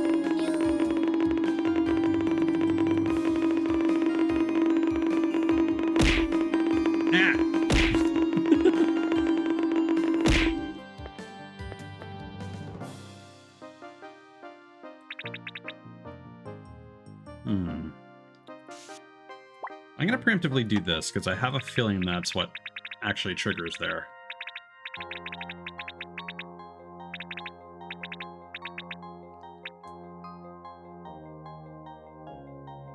Yeah, that makes sense. Yeah, I know we're not too different in terms of time zone, Nia, but I'm just joking about our mutually weird sleep schedules. I don't know if it's a day off where you're just getting up, or if it's a work day where you're just getting home. I work late shifts as well. Like, I normally work until 10 p.m. Eastern. That said, since there's a bunch of people who just showed up, tomorrow night I will doing a late night stream as well. The RGG Summit, the Ryu ga Gotoku, or Like a Dragon Summit, for what used to be the Yakuza series of games. They're going to be doing a live stream showing off. Hold up. Showing off very likely gameplay for Yakuza. Like a Dragon Gaiden, I think. The Man Who Erased His Name, as well as Yakuza 8, aka Like a Dragon Infinite Wealth, which is the game that I'm super excited for. I'm going to be starting up a playthrough of Yakuza 7, Like a Dragon, soon on my channel. I'm figuring out if someone in particular wants to join me for that or not, but we need to figure out times and whatnot. It's possible I may just go it alone, but either way, that should be a good time. It's one of my favorite JRPGs, and it's funny, well written, a lot of crime drama vibes. So if that's something you're into, maybe something to stay tuned for. Yes, Mud. The bear is very handsy. He's like Specs if he grew out his nails. If he didn't trim properly.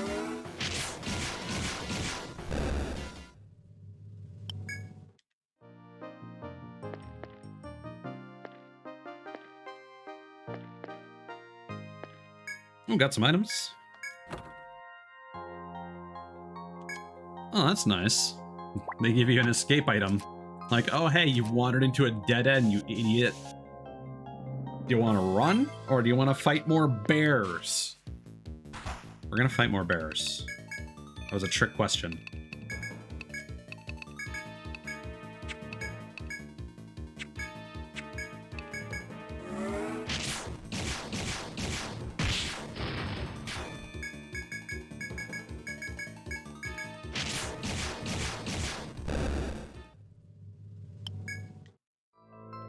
It's a very detailed backstory.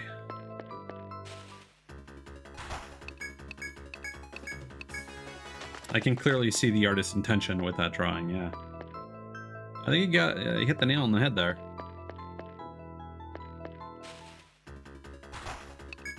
Okay.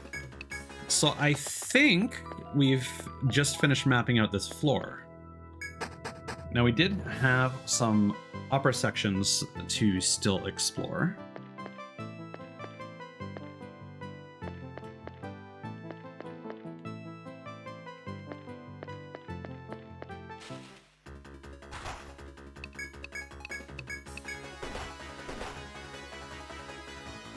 Oh, that sucks.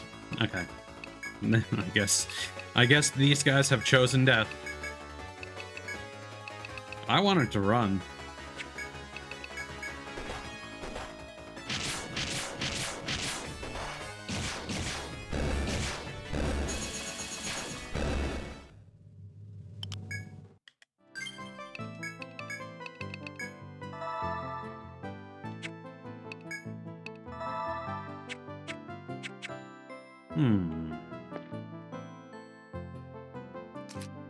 Actually, I'm gonna do something like that.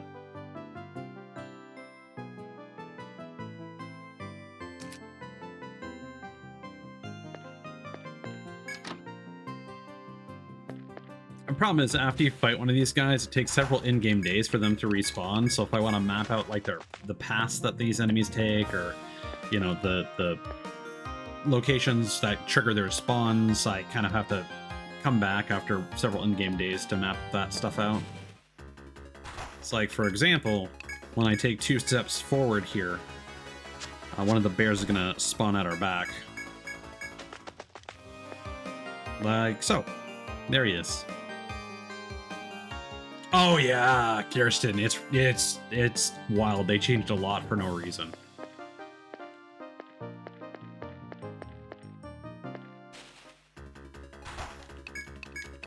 Hope you like the right-click menu that you've been used to for so long, just changing arbitrarily.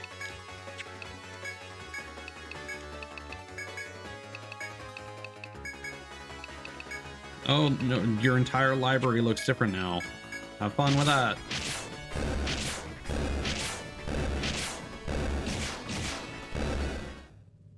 Enjoy Sleepy's mod. I probably will, unless something horrible happens.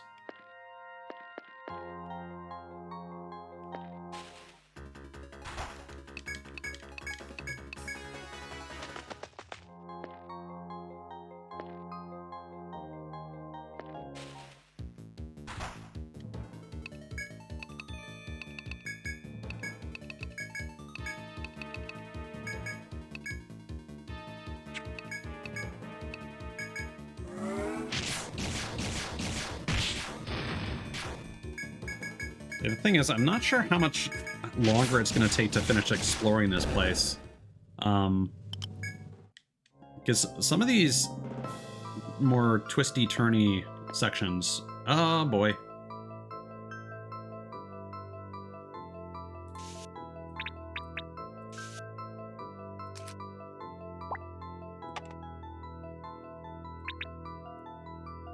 Yeah, we're just going to go this way and fight this guy. Yeah, these sections have been taking a while to explore, but then you'll just hit a stretch where you're just going down like a huge long path and you uncover like half the map. Oh yeah, that feature, I've been seeing it teased for a while now. I'm glad it's finally in there.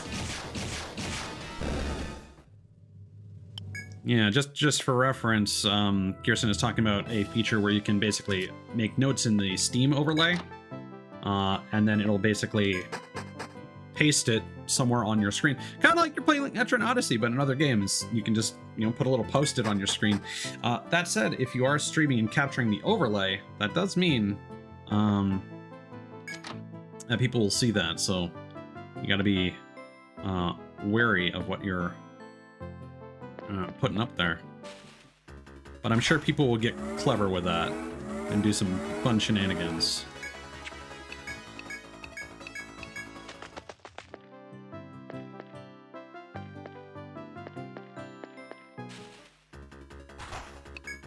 But it will definitely be useful for gathering materials and resources, and like when a game's quest system fails you, it's like, what things do I need to make fucking Link's favorite snack or whatever? You can just note that down. I don't know why I said Link, because it's a Nintendo game, not a PC game, but whatever. Same diff. Everybody's talking about Zelda right now.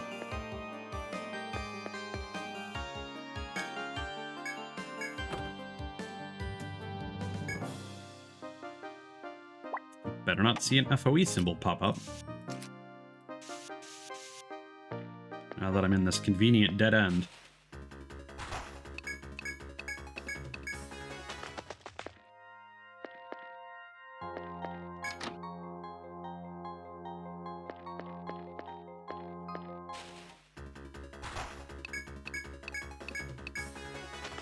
Okay, so this floor is now mapped.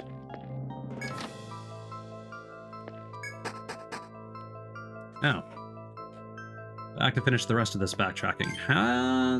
Oh yeah, our ability to scavenge has replenished itself.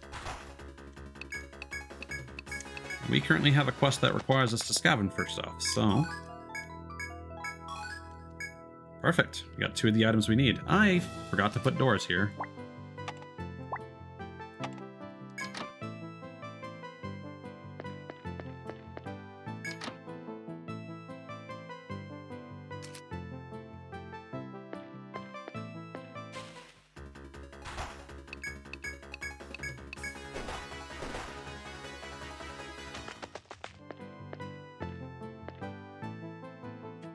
How many steps ahead is that?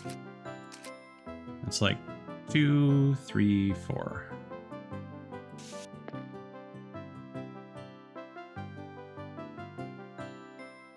Yeah. We avoided this guy last time because these guys are actually pretty damaging. And we were low on resources.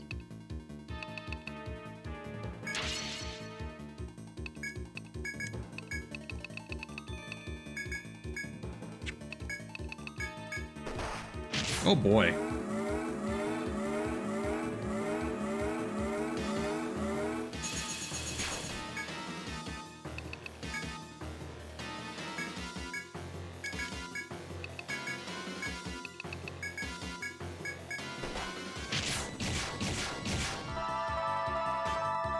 But once I get all my defensive buffs in place, these guys are kind of a joke.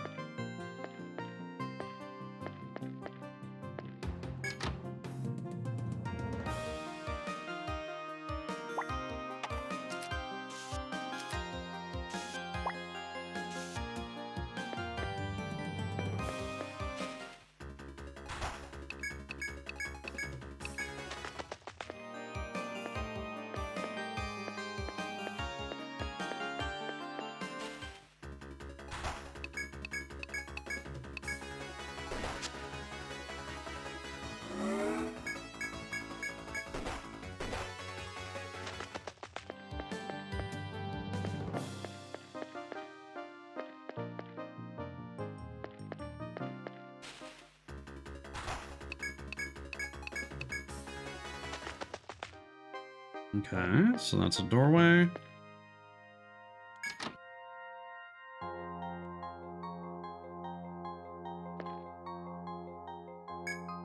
On the ground before you lies a small, onk-shaped piece of metal. You have no earthly idea what value it could be to anyone. You nudge the piece of metal with your foot. When nothing happens, you leave. We've been coming across several of these things. While passing through the ancient buildings, you find some sort of unknown device. The contraption of glass and metal is installed against the wall at the rear of the room. You notice a kind of switch or button within reach on the device's center. You consider the ramifications of turning on an unknown device inside ancient ruins. Press the button. Hell yeah! With great trepidation, you slowly push the button. The device gives off a sudden, unearthly grinding noise. The low, dreadful sound echoes through the room, and you hear something moving far away. It seems a device somewhere in these ancient ruins has been activated. But what was it? You rack your brain trying to remember what you've seen thus far. Though whether you recall or not, you're certain to run across it sooner or later. I wonder if we activated the elevators.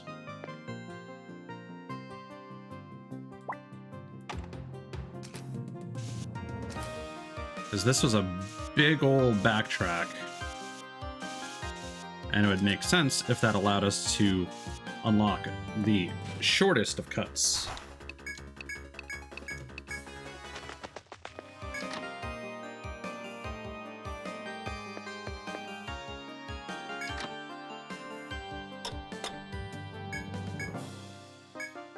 This is a take spot.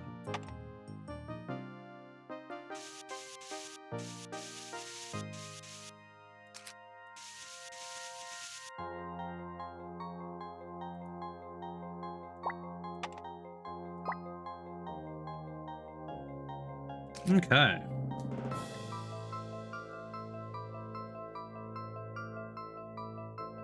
Oh.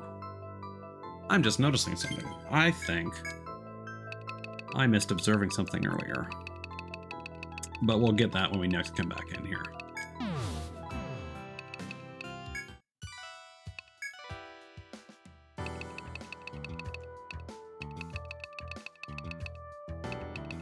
Making progress with these quests here.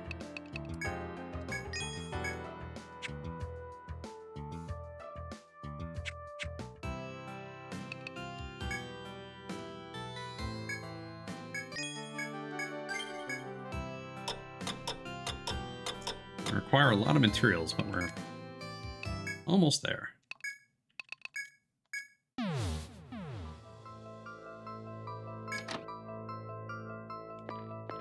Oh, and of course the FOE respawned just as I was about to scope something out. That's appropriate. And he's angry. Come on, man.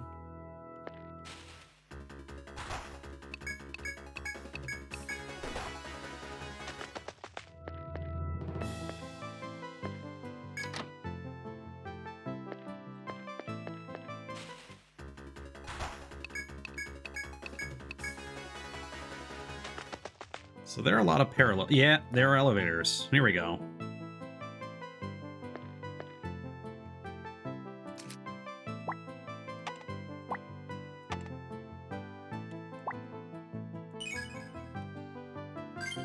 Yeah.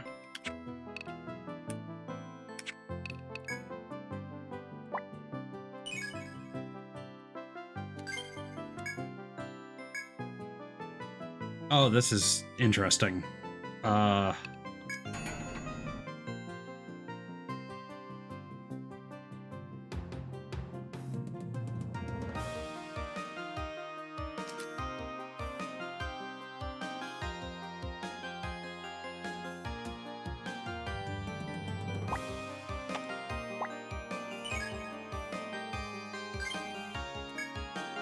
I could probably use a better icon for that, but...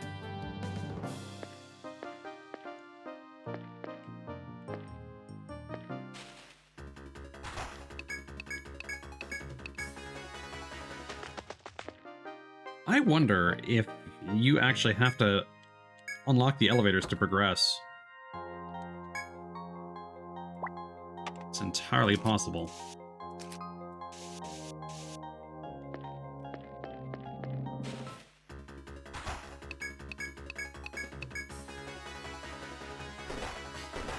Okay.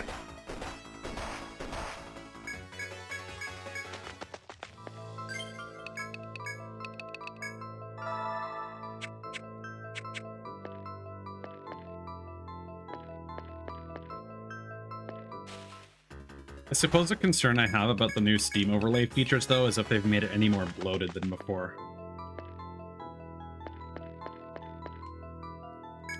So hopefully there's no extra, like, load to use the overlay now.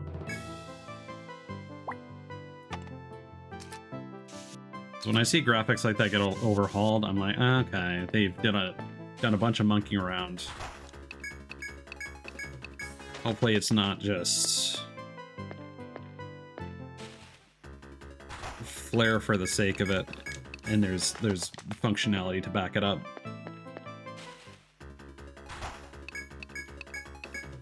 I'm sure there'll be a lot of people being like, oh, they ruined Steam just so that we could get notes.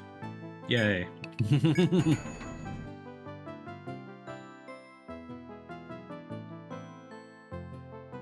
Okay. Yeah, okay. There's the shortcut we needed. Oh, hell yeah. That's a good one.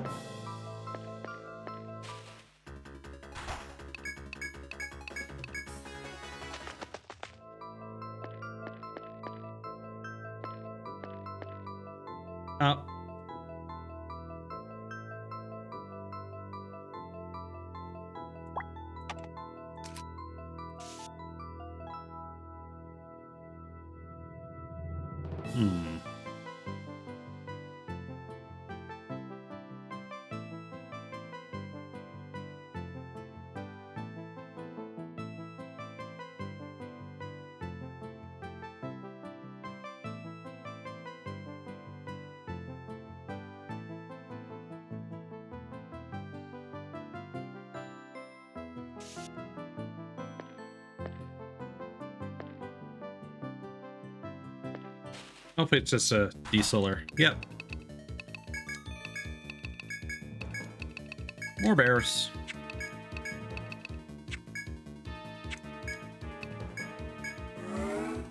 Just a society of bears. Just waiting to ambush people.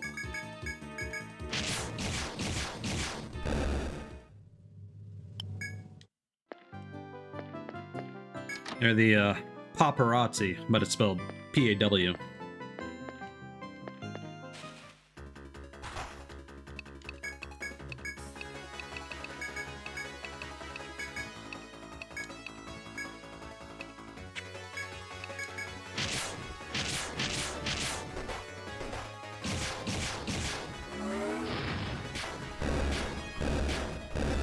They really just want my autograph. That's all there is to it.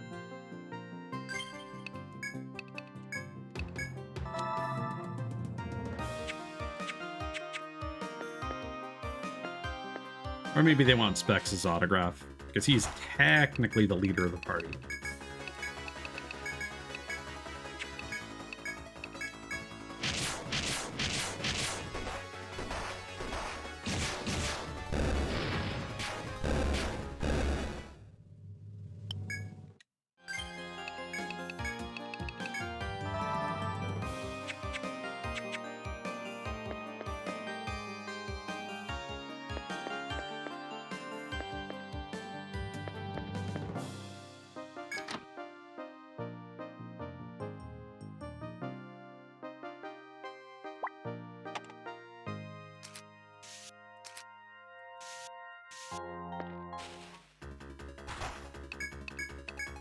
Just waiting for another FOE to spawn around a corner.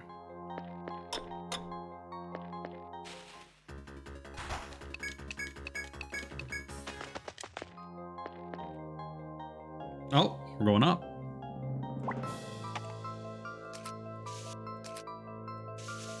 Where's this taking us?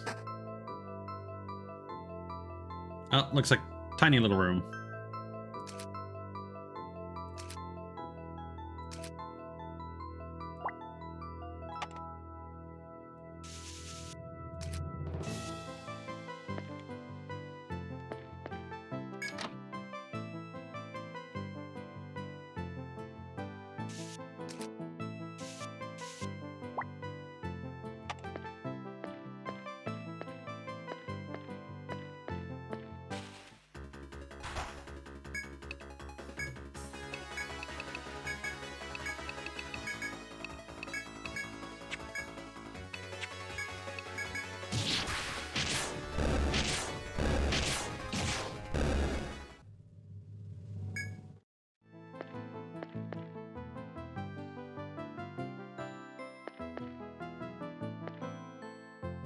Oh, hi.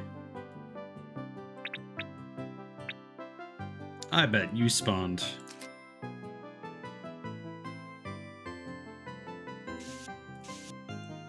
There.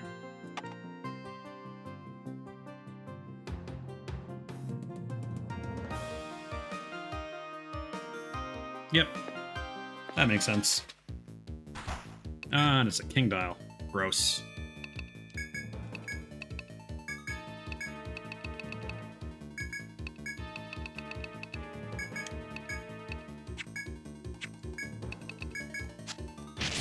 Ooh, he missed his first hit, though.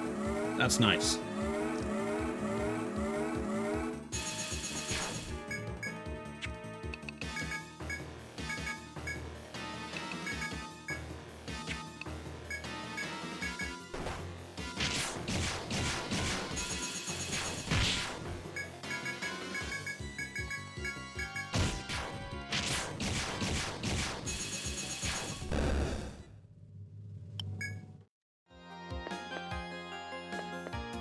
Yep, called it.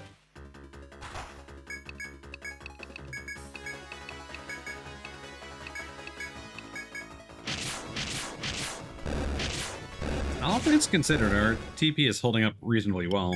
The only time it really gets bad is if I start taking a bunch of hits.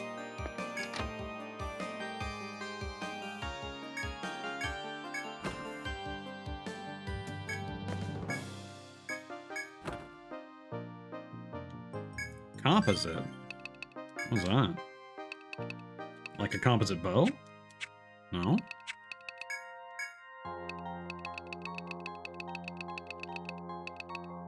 Oh, it's armor. Oh, we also have the Azure coat that we never equipped.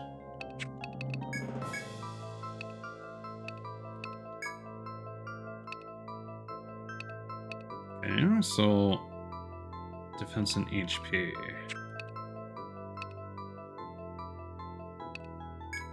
Honestly, Gustavo could use that more.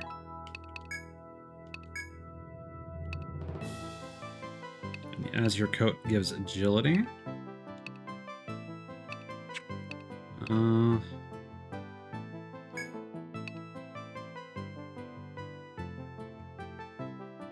Yeah. Sounds like a good deal to me.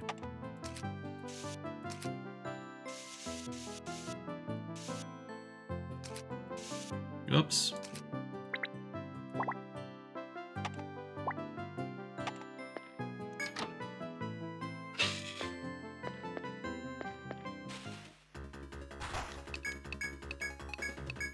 Was not expecting those elevators to open up so much exploration, but like these floors are packed.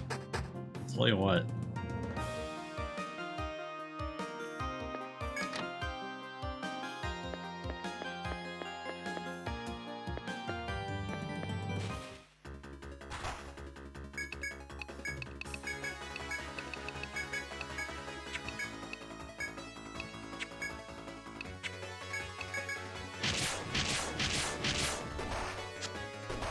Ooh. That lot of good that extra armor did, Gustavo. Oh, we got some new goodies. I think we need the gold horn for something.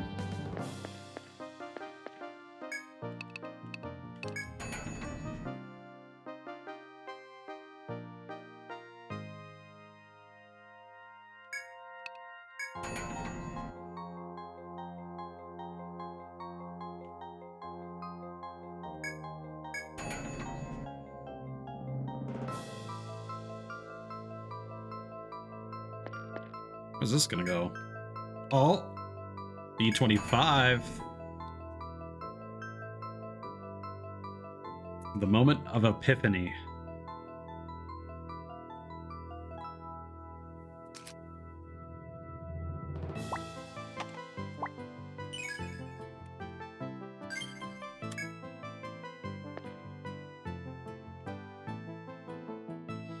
Just a little tease, huh? Okay. Well, we're still right near the entrance. I think we'll head out and sell what we've got before we head further in.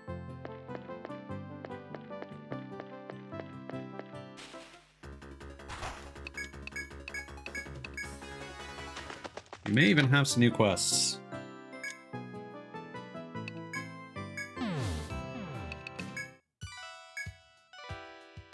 Nope. It's fine by me.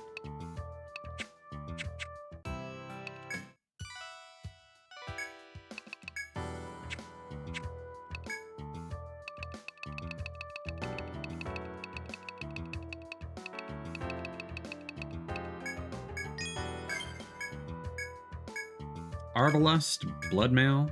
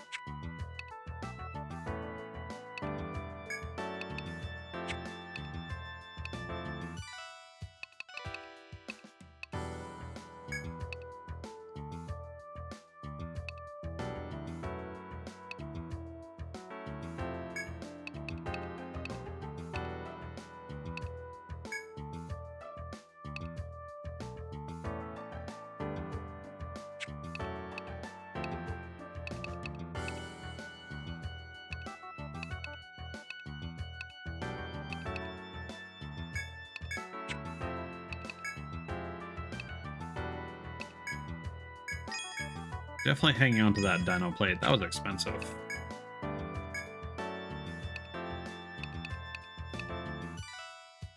Nope. Still not good enough to surpass it. But what about the blood mail?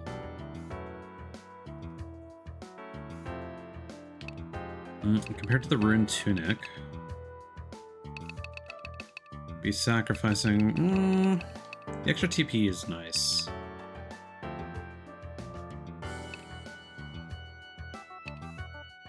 But compared to the Ebon plate, it's 36 versus. That's a lot. I'd rather save up for some in-game stuff.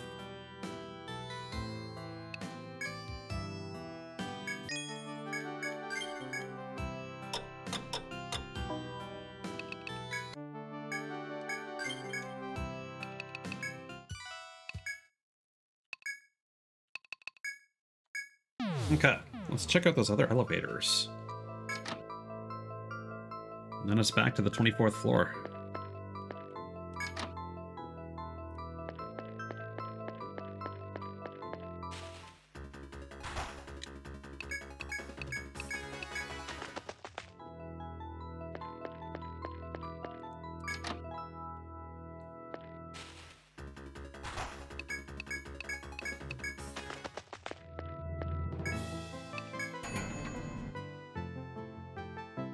So is this going to be another tease? No.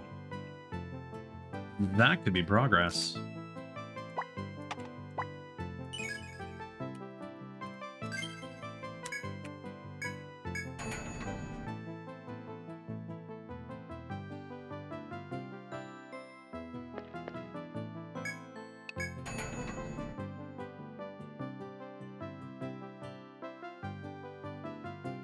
Okay. I think we've already mapped out all that.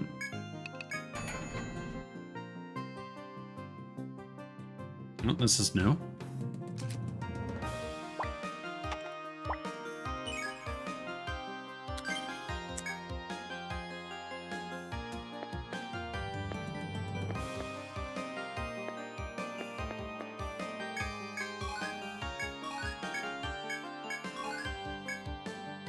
Well, I think we need the shiny vines for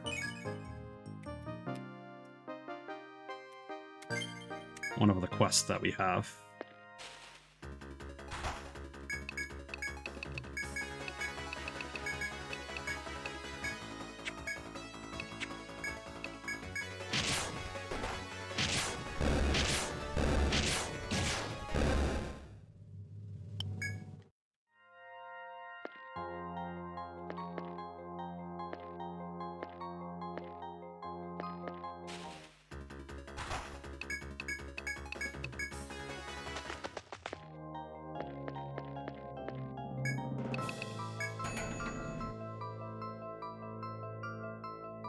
Okay, we've already been here. Okay.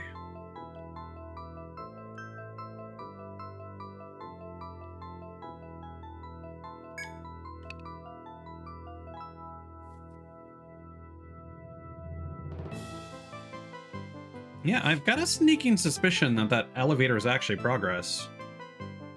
But let's finish mapping out the 24th floor.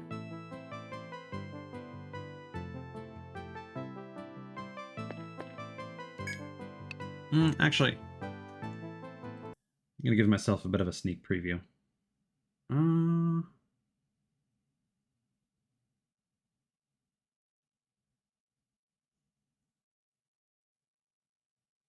Okay, for the sake of pacing and brevity,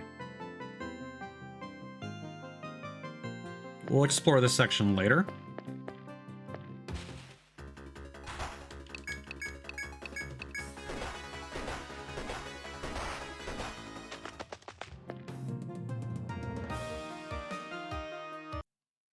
But the important thing is...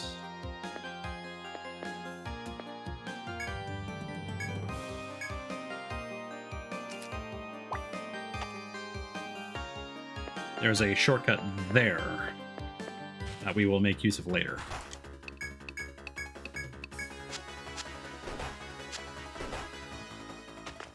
But this section is pure, like, bonus. So, back to the path.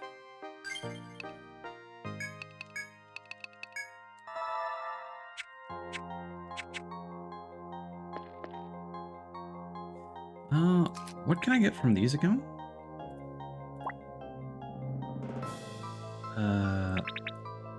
We don't need any of those.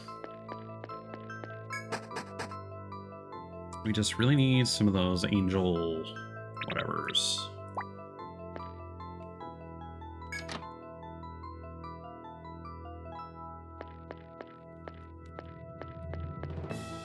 I don't think this path is going to take us by any, unfortunately.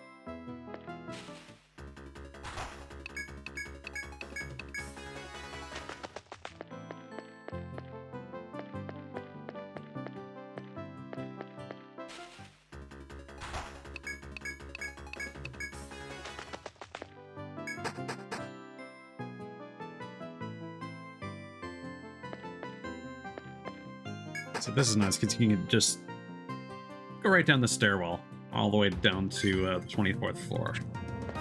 You don't even need to use the spring yet. You can just go straight through there.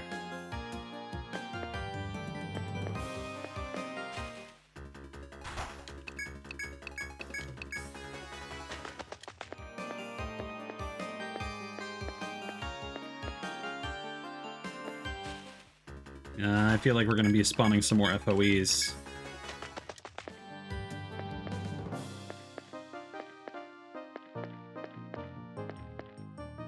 Yep.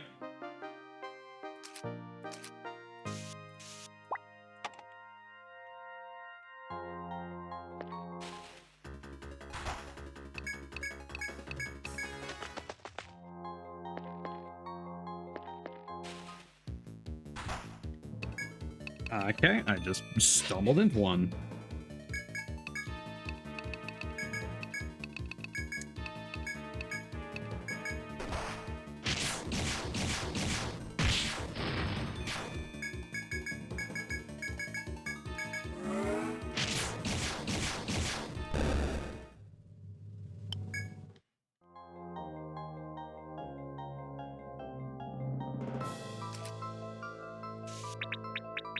Oh boy.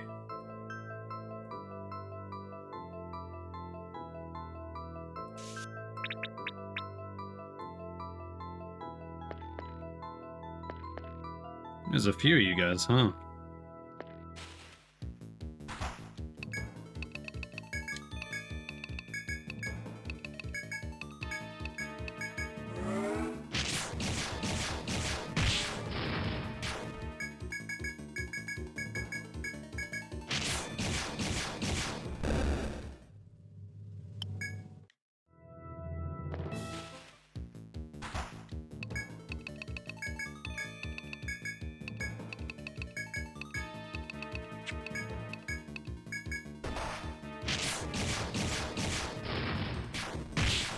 Yeah, at this point it's not a matter of challenge, but a matter of, like, how long is this gonna take? I think we'll probably be able to wrap this up. Just wish it wasn't taking quite so long. I still have time after stream to do some stuff, but I wish the bear army wasn't ambushing me.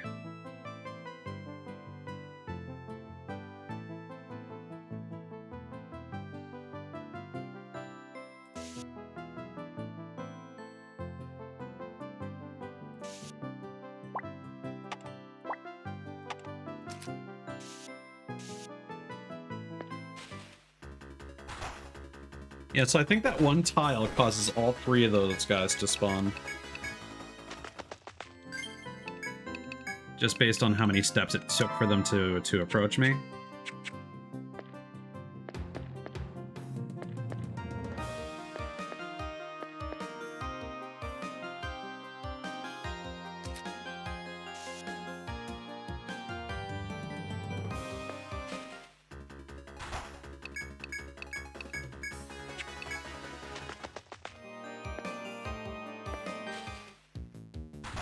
Ah, Dino Leash.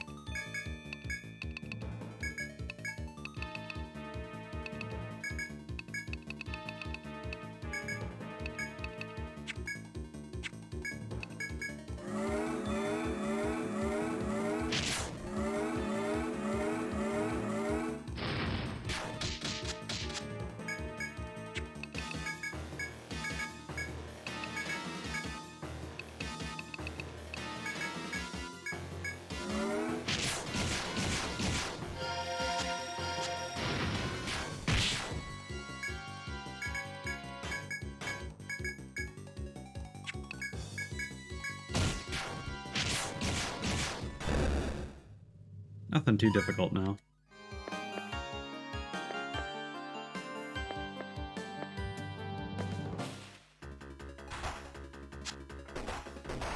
Ooh, okay, that's... Whoa! Now that's a lot of damage.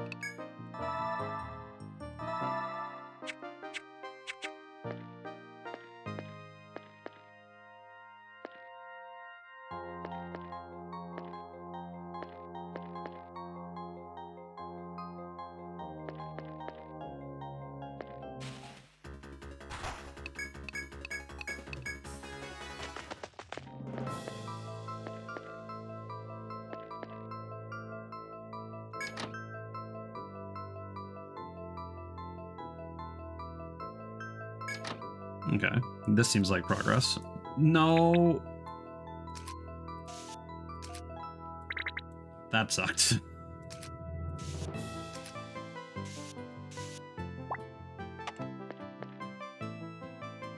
Just scribbling on the map. Spilled all the ink.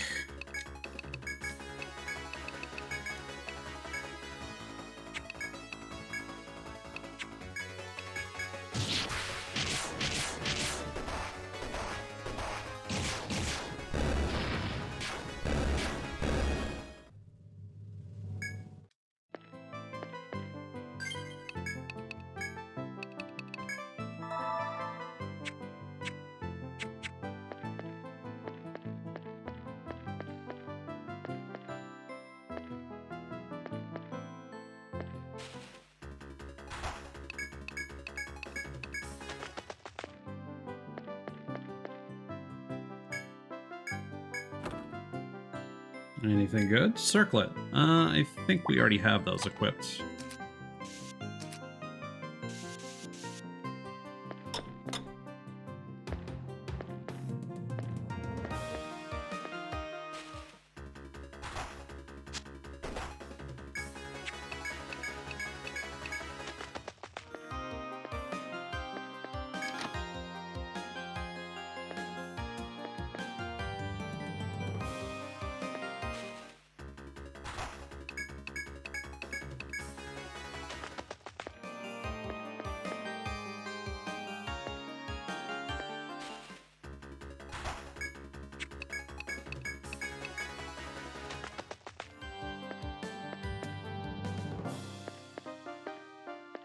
Lots of dead ends. Not really any shortcuts. All you get are elevators. I should appreciate the variety, but not quite as satisfying. Oh, hello.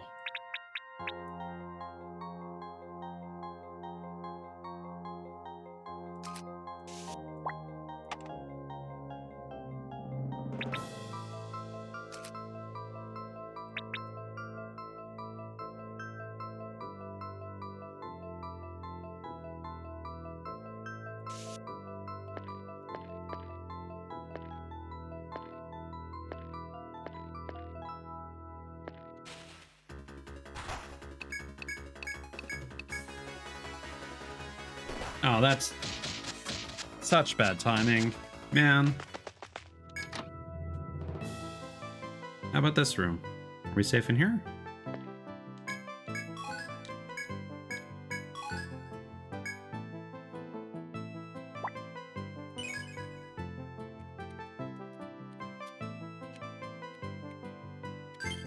I think that might have been the last vine that we needed.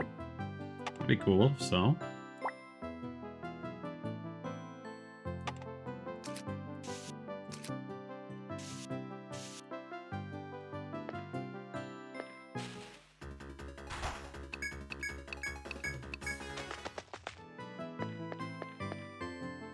Oh, hello. On the ground before you lies a small, hunk-shaped piece of metal. Come across several of those.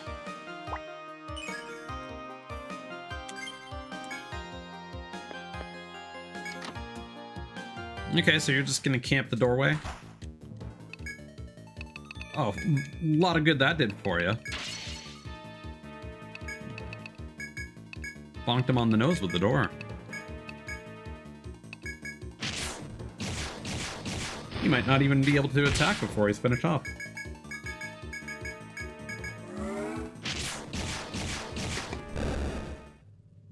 Not an effective use of your turn, my guy.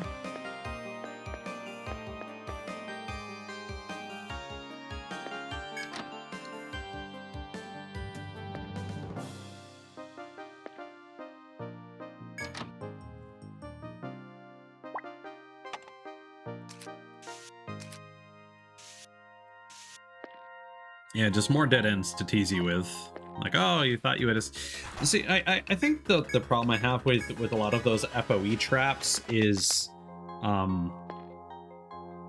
It's never the first exit.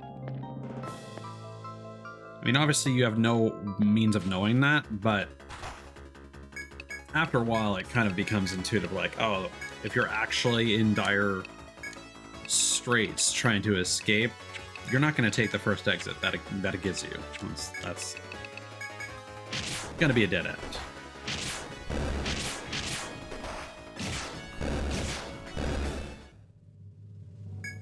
Oh, these guys drop angel wings. Nice.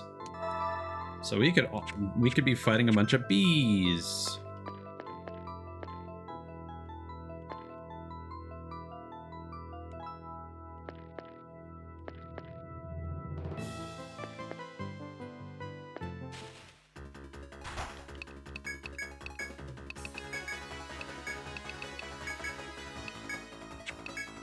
We are definitely getting low on TP, however.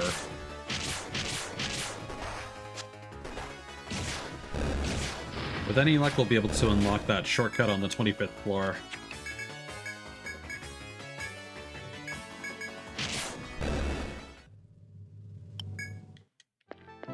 And then we can come back well rested and rejuvenated.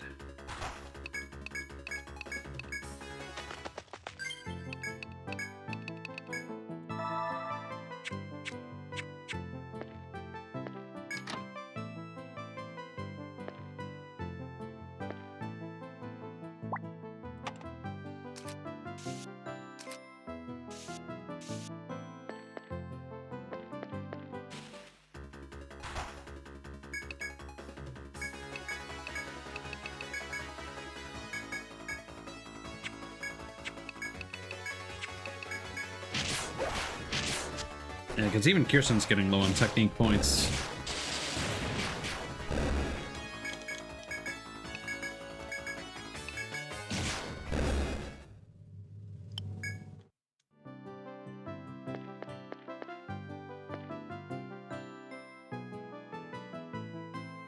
Yeah. All right.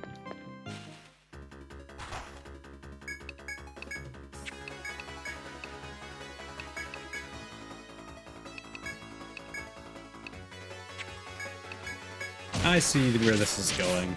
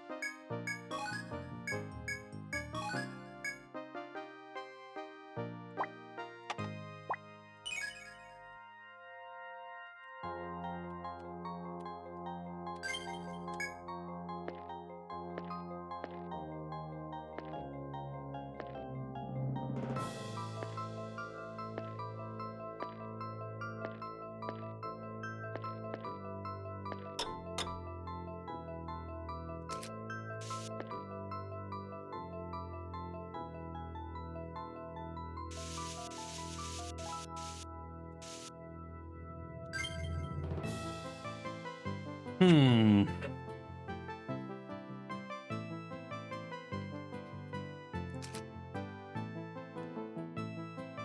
Don't know if I have the resources to fight this guy.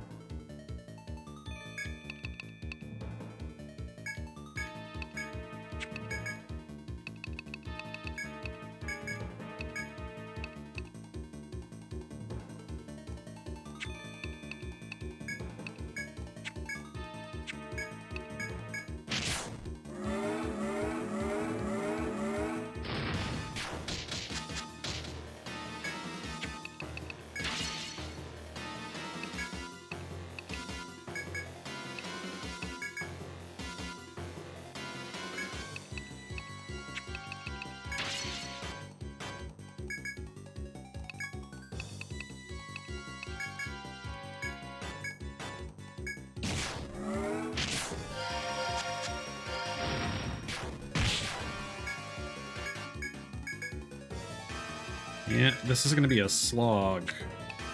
But Apollon is about to strike. So where are we at now? Oh, we're fine.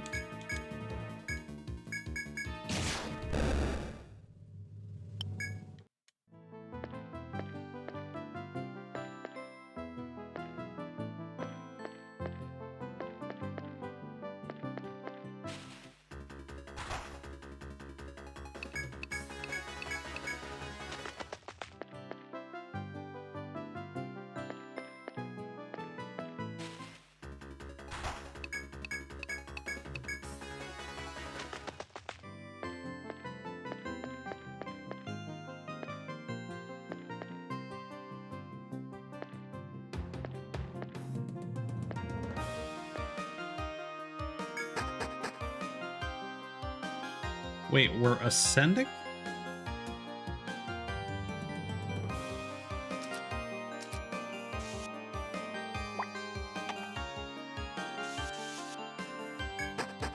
Not quite what I expected.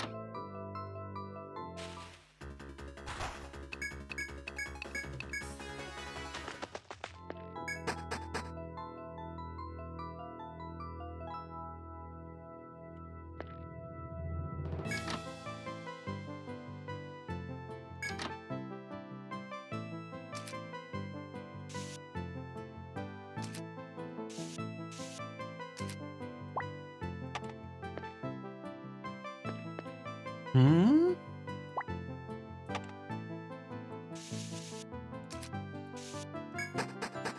Gonna keep going up? You climb the stairs in the mysterious ruins. As you reach the top, a wall directly in front of you obstructs your path. Before you turn to head back, you notice a paper, yellowed with age, lying on the floor. You can vaguely make out words on the paper, which seems on the verge of disintegrating. The 7. Our staff inaugurated. Save Earth. Destruction. Before you can make out the entire message, the paper turns to dust in your hand. It must have been an extremely old letter. There's nothing else here catches your eye. You decide to leave this place.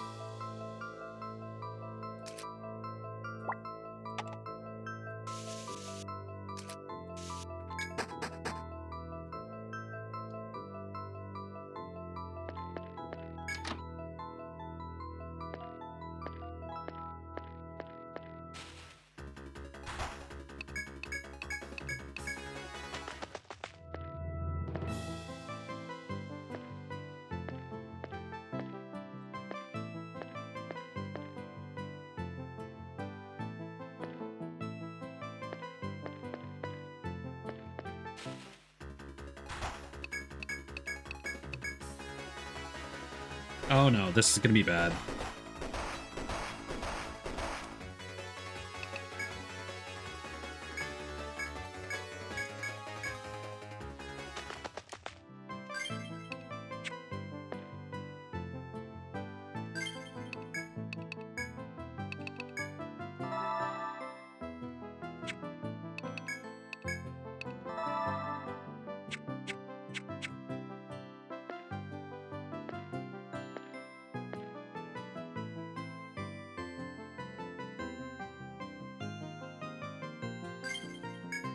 I'm close, but I can't keep risking it.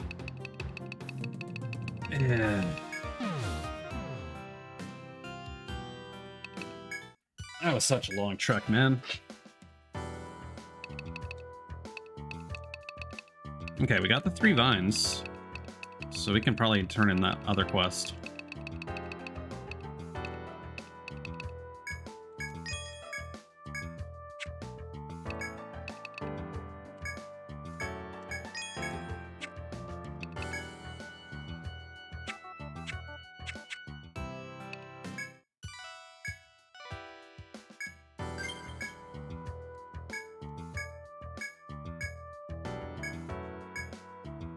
Yep, there we go.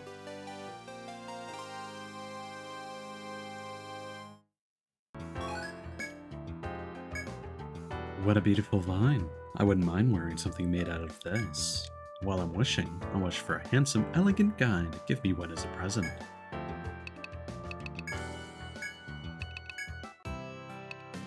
I think we got a couple circlets now, don't we? Yeah. I think that's what we're currently equipped with, yeah.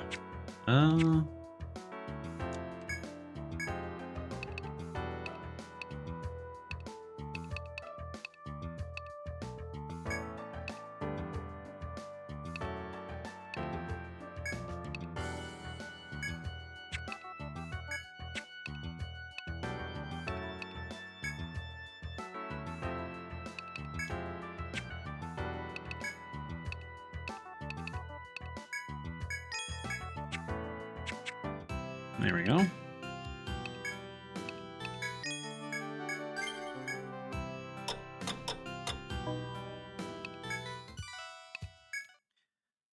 So now, theoretically,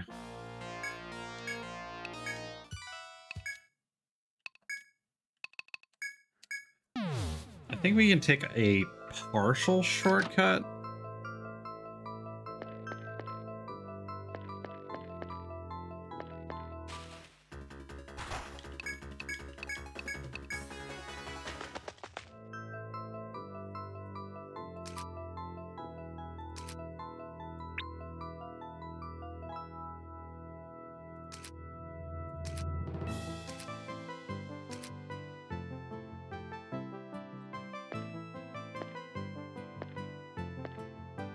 Man, those enemies are really frustrating to move around.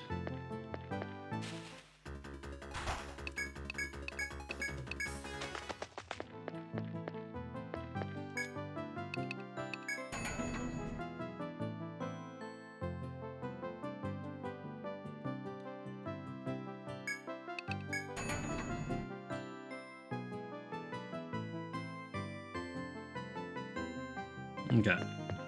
This is probably as good as it's gonna get in terms of shortcuts for now.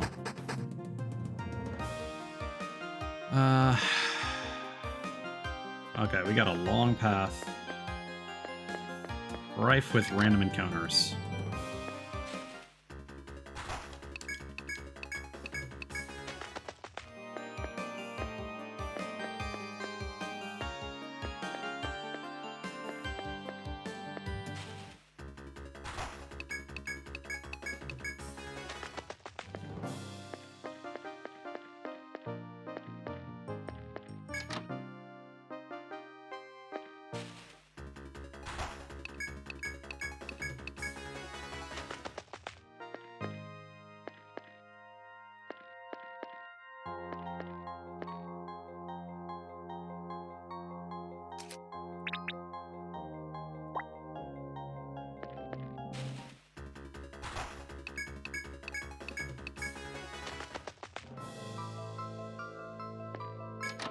Yeah, we haven't actually sold any of these.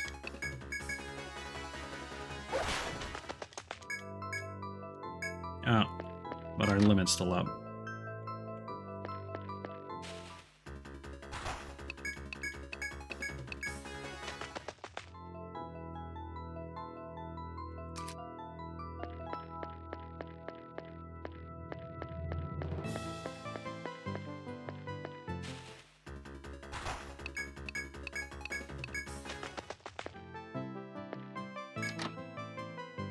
You do be kind of moseying right now. I expected this would take a lot longer to backtrack through.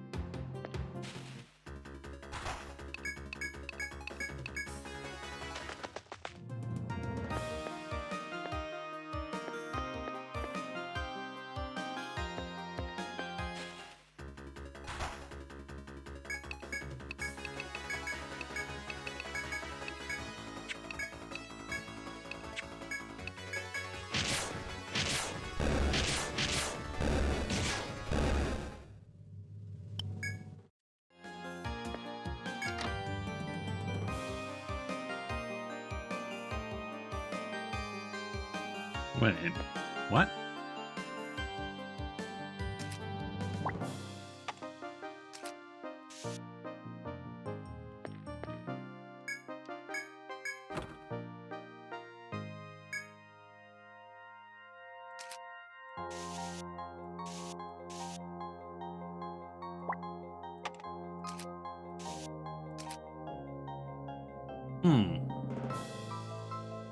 I seem to have missed something.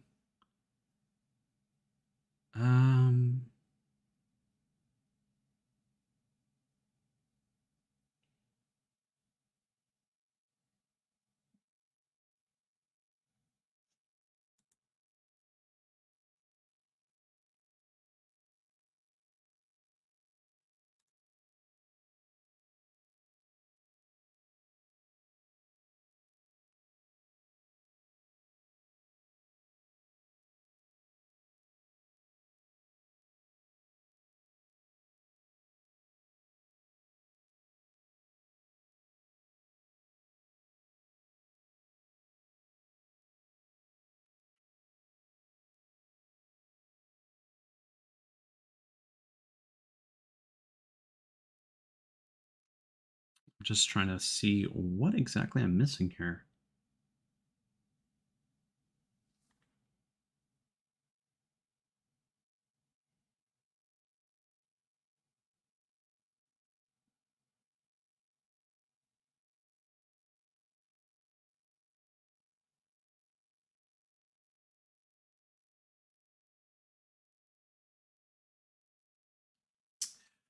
Oh.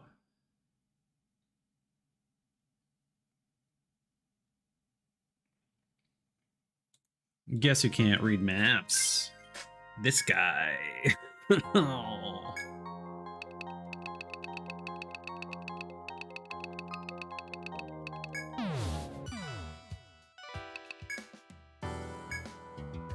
That said, some of these layouts are getting, like, jam-packed. So it turns out that that elevator was actually progress.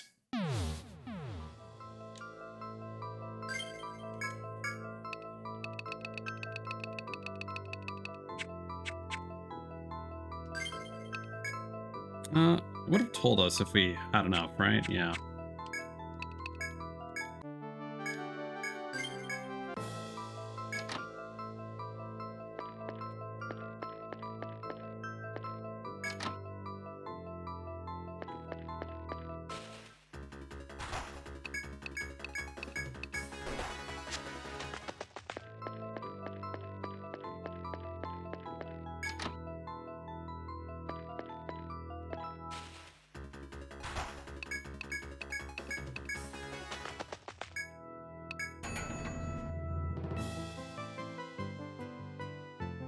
So again, we're going to explore the optional stuff later, but the important stuff is up here.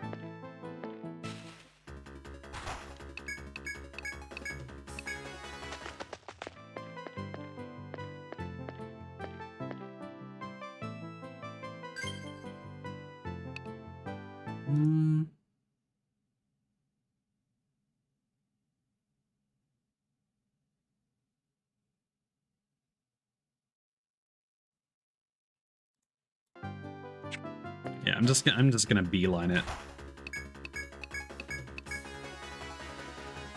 Oh no.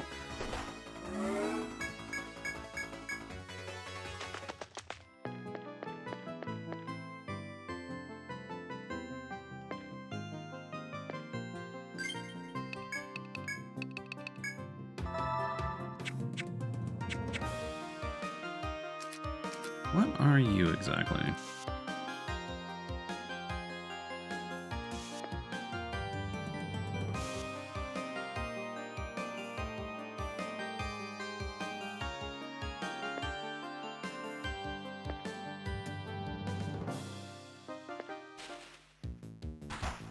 A tree tusk. Okay.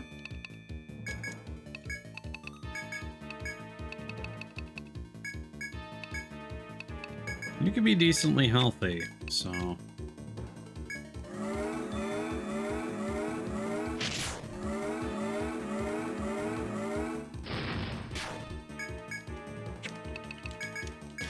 Oh yeah, you got a lot of health.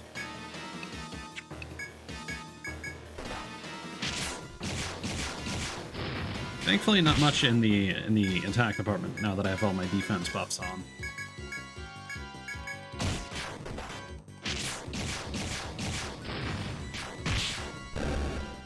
Perfect.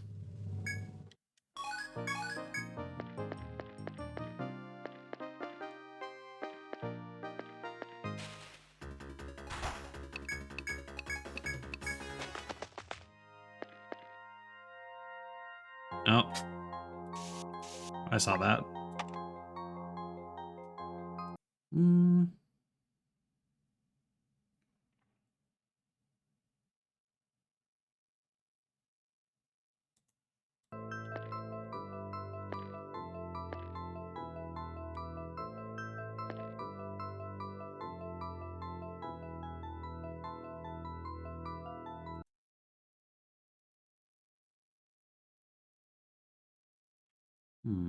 That guy's not supposed to be there.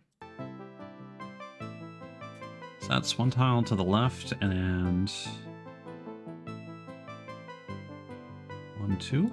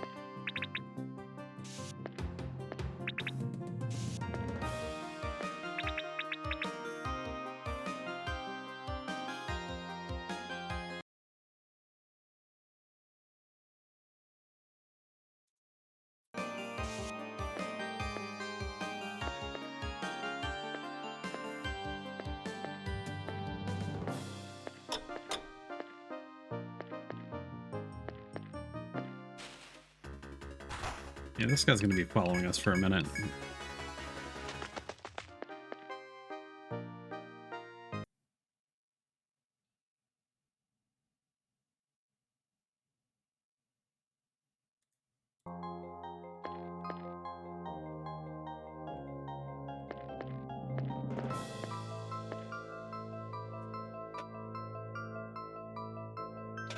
That looks like a computer.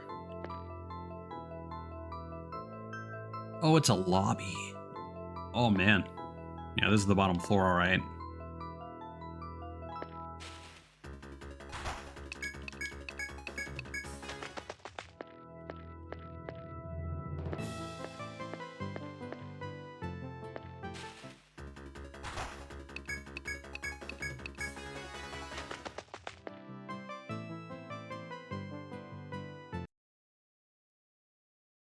Where am I right now?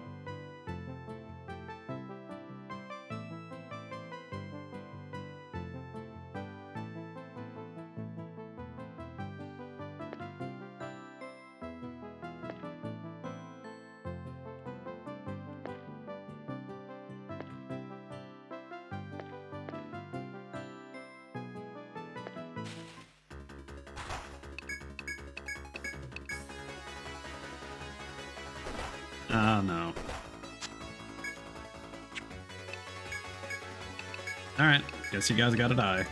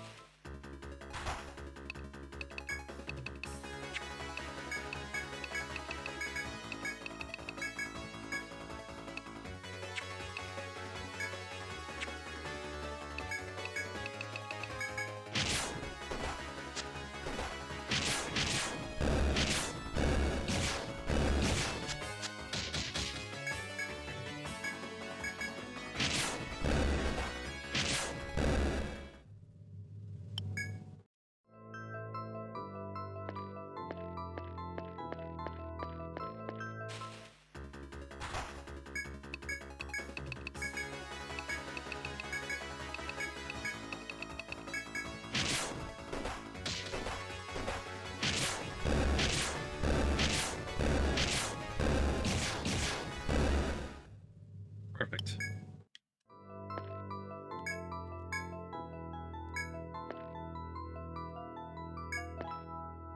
There we go.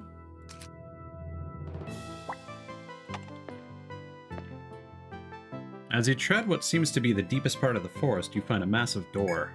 You reach for its handle, but stop when a voice suddenly speaks out. Mark well my words before you open that door. The chieftain whom you spoke to so often at Rada Hall appears, a grave look on his face. He moves to stand between you and the door as he speaks. You have done well to defeat such skilled warriors as the forest folk, Ren, and Klokta.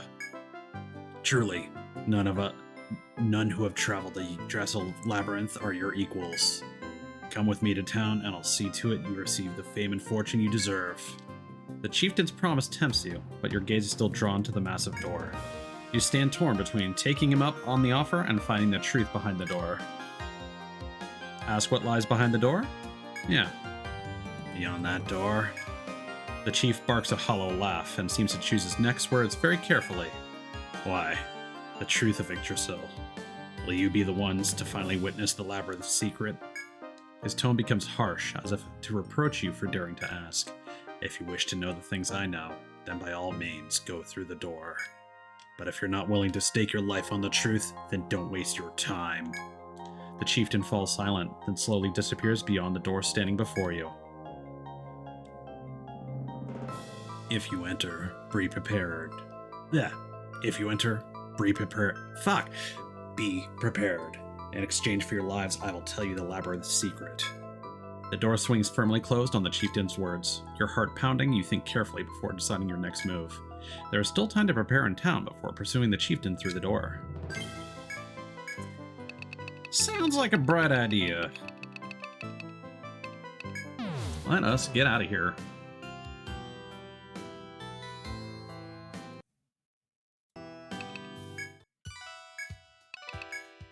Let's replenish our thread.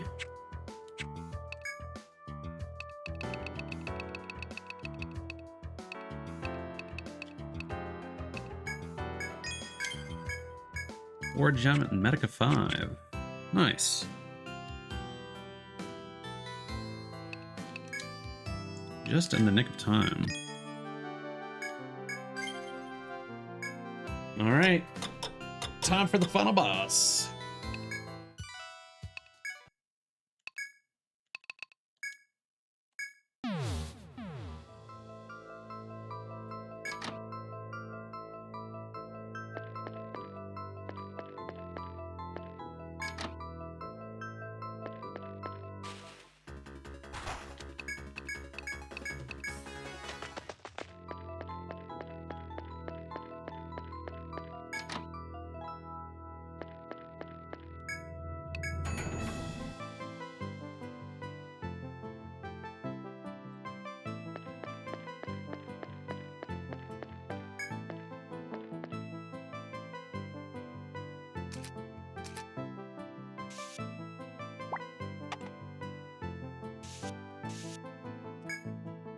You produce the piece of metal given to you by the two adventurers. As you bring it near the door, the noise of a lock lifting sounds through the passage.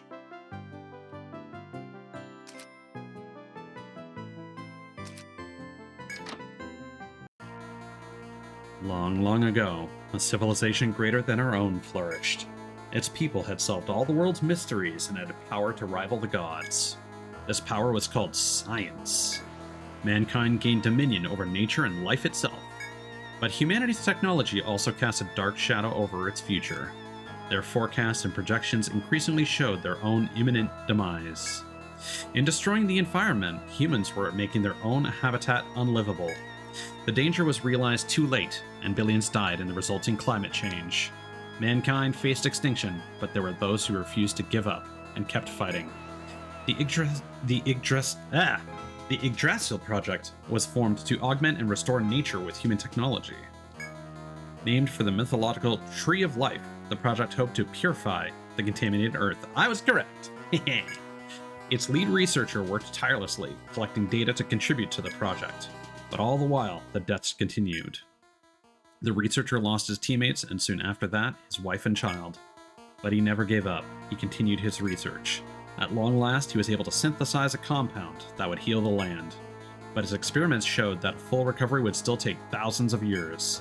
To see the Yggdrasil project through would take more time than mankind had left. The despairing researcher considered his options. As the last researcher alive, he felt an obligation to see the culmination of their work. In order to finish the job, the researcher took Yggdrasil's power into himself. He relinquished his humanity to be forever fused with the great world tree.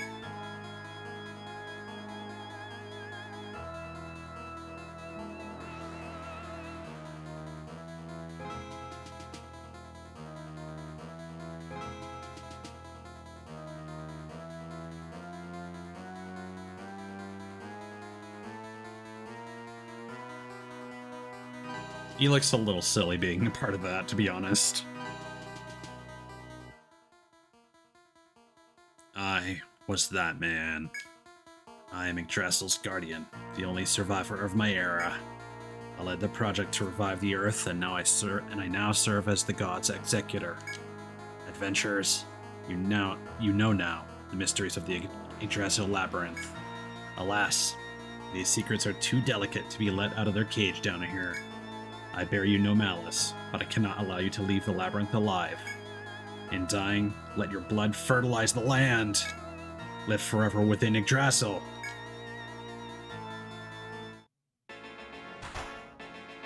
Etrian.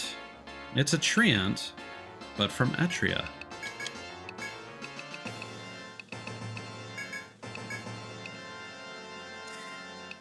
Let's see. I mean, you gotta be weak to fire, right?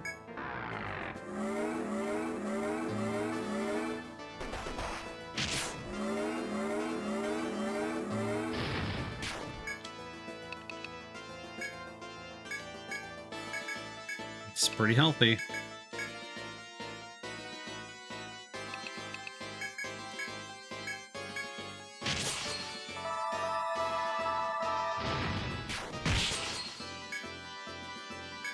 Wait, what is it doing? I need to pay attention to...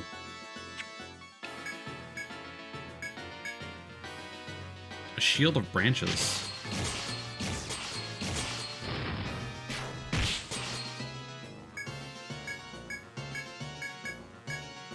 Do I just keep attacking?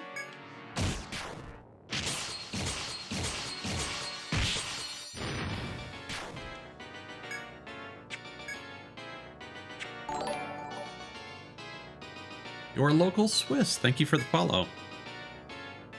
Hope you're having a good night. Or I suppose it's getting to be the morning now. Depending on where you are.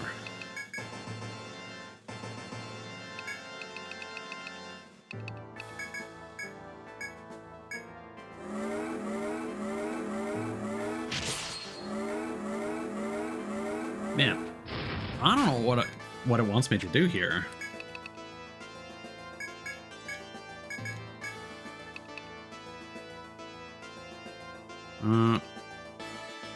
Could I try disabling it, maybe?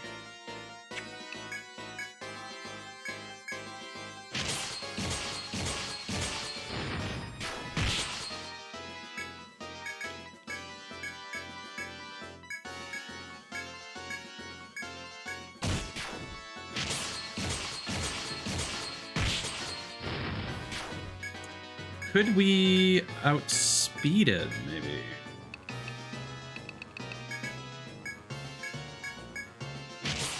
Because all it's doing is defending.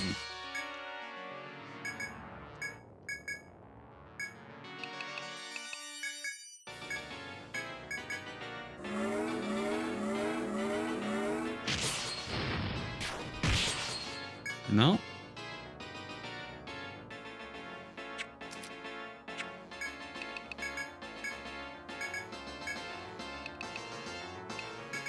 I'll try and disable it, but I'm not sure if that's going to do anything.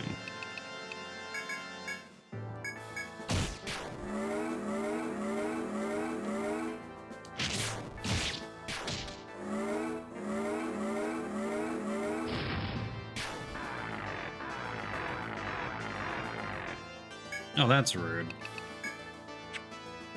But we did bind it successfully.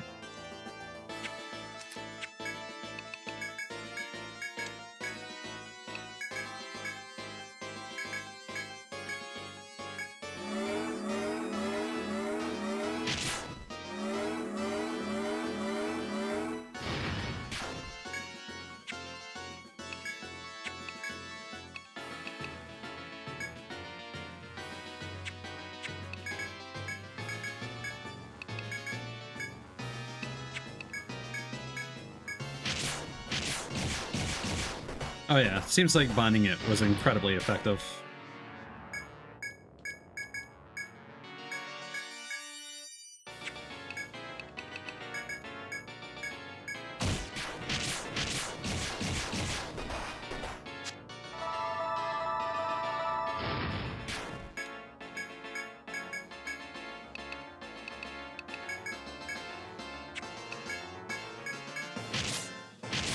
Wish I hadn't wasted so much TP.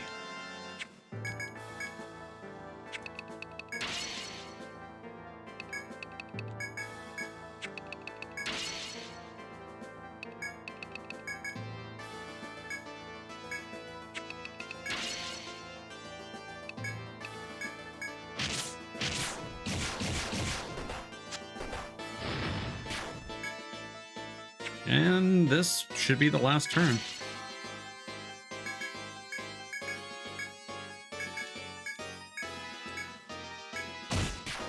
Let's go.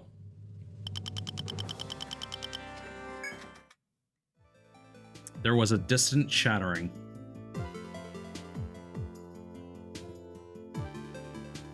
The small but clear sound marked the end of the world they knew. The body of Etria's chieftain rolled down from the mighty tree Yggdrasil. The emotions giving strength to the tree faded. The chieftain's corpse bore the signs as well. After 1,000 years of life, his cold shell lay still on the ground before their feet. Yggdrasil had stopped moving.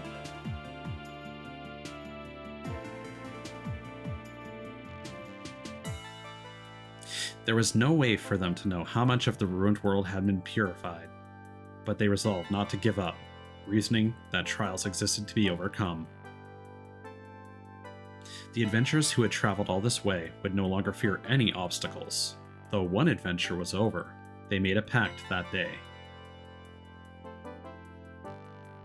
Their new purpose was to save the Earth and spread Yggdrasil's truth to others.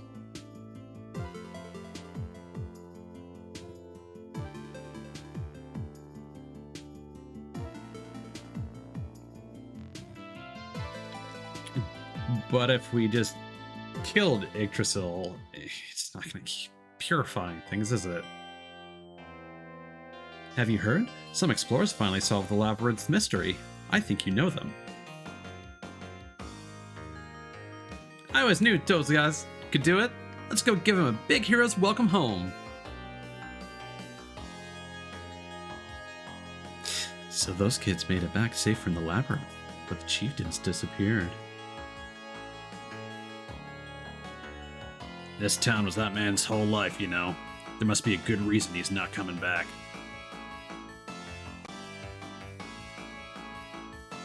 I see.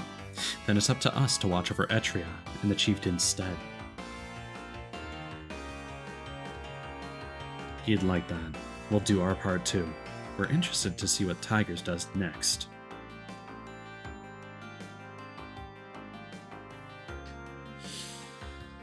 What a good game. What a good twist toward the end. As soon as you get there, the plot is kind of obvious, but still cool.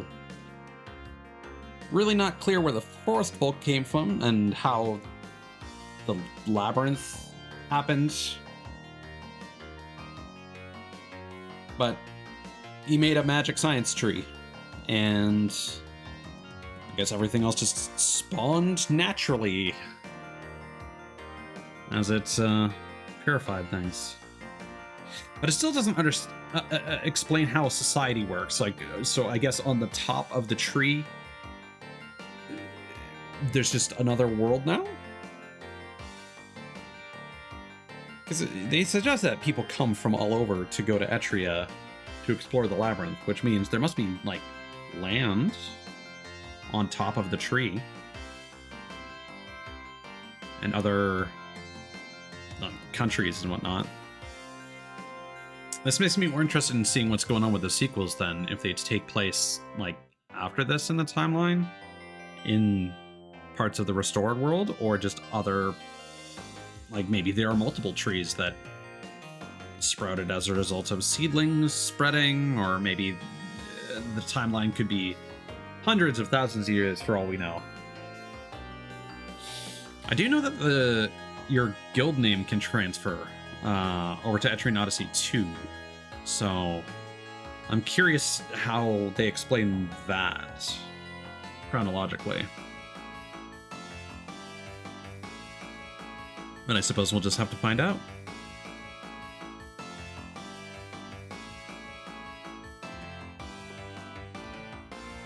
Hopefully, they'll allow us to go straight to the 6th stratum instead of making us go through a bunch of stuff back in town. Because I'd like to unlock that before ending stream. Make sure no interesting dialogue happens or anything, like, right off the bat. I'm assuming there's not going to be a whole bunch of events once we get there, because it's basically post-game bonus content. But if there's anything particularly interesting, it would be good to get that on stream. I do know that we're going to be unlocking a bunch of quests that will send us after the various bosses.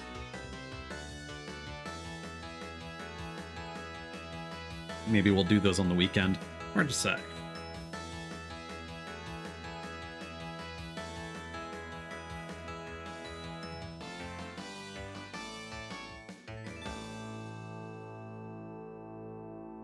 Finn.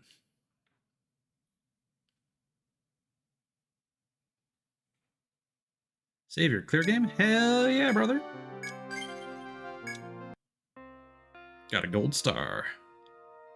The labyrinth swallowed all. Innocents were stranded, sinners drowned in the depths, the damned vanished there. Great power was lost to man, and Mother Earth turned her back to the New World. Only the cursed king on his throne in the abyss remembers that golden age. Ah, there we go. So we have a highlighted new game option. I don't know what a new game plus might do.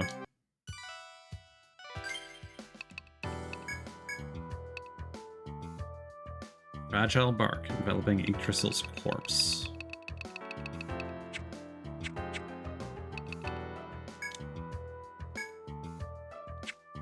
Here we go. Okay.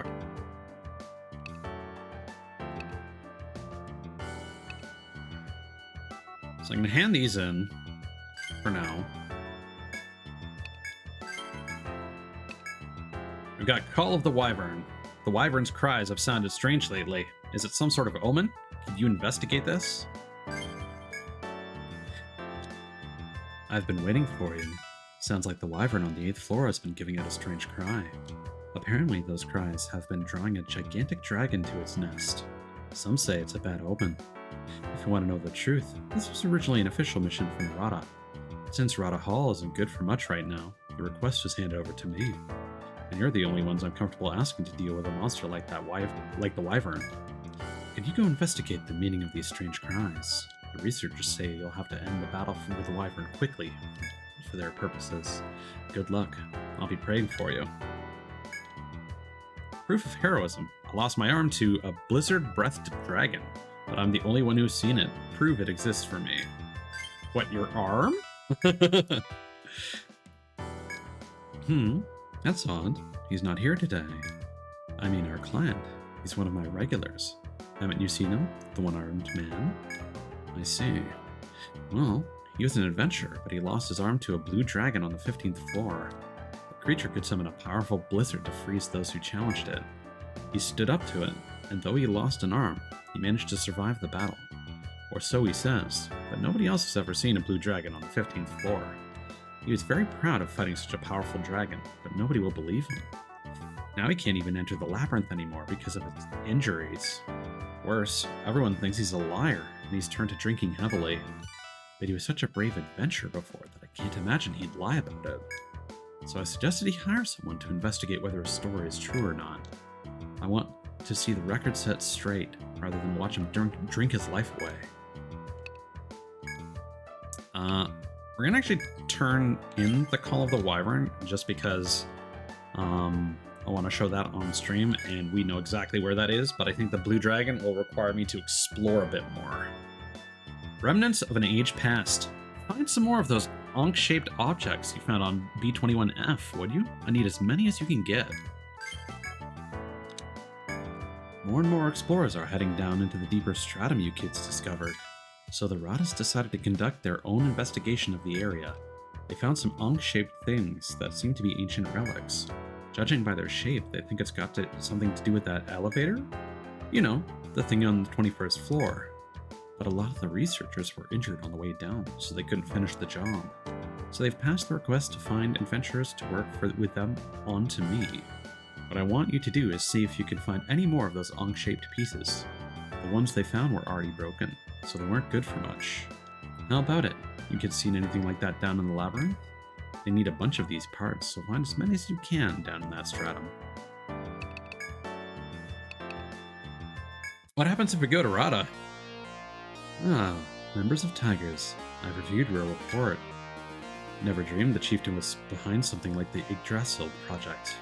Truthfully, it's such an outrageous story that I'm not sure I fully grasp it yet.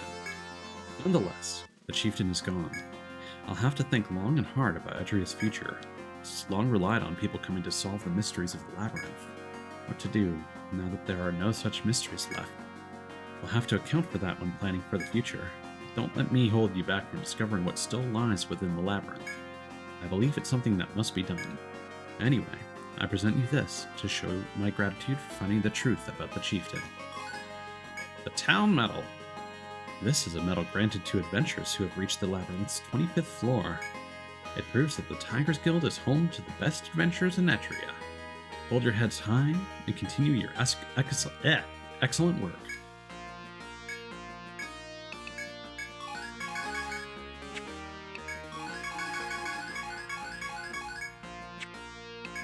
How does Etrian appear in... Okay, fair enough.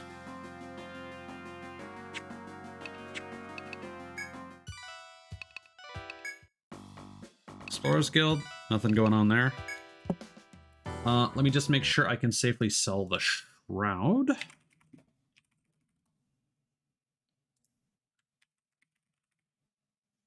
Yep, we can do that.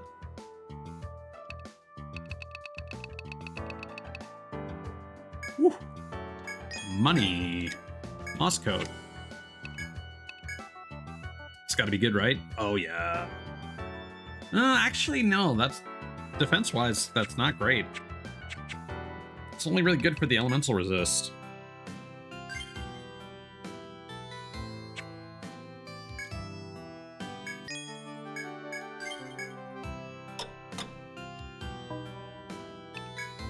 We're gonna have to keep saving up money, because I think there's an achievement for having 300k at the same time.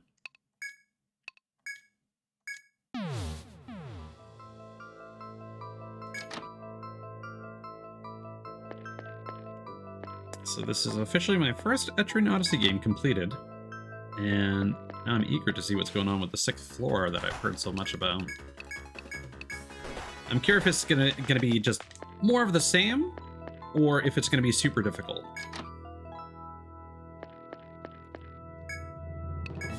But I do know we're going to have a sick-ass bonus battle theme.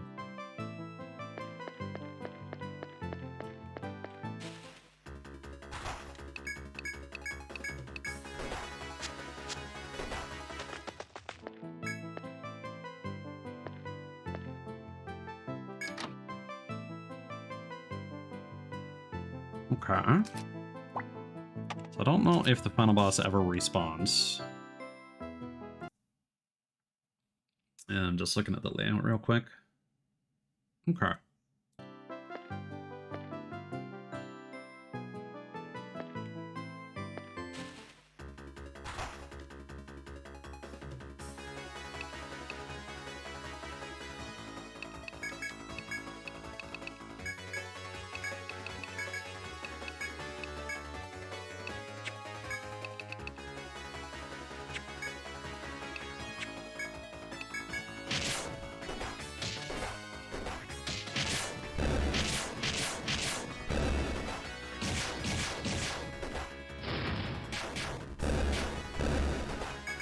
That's a lot of damage. Oh, but he's almost toast. Man, all those bees. Not a single wing.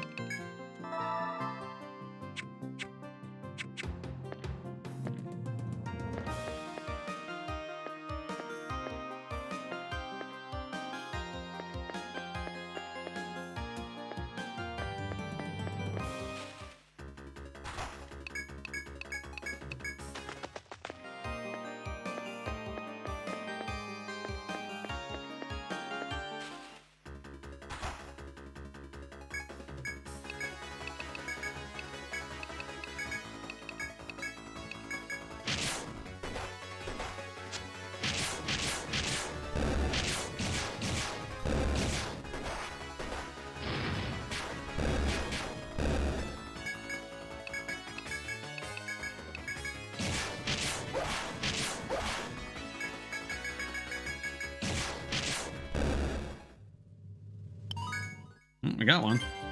I think we need 10.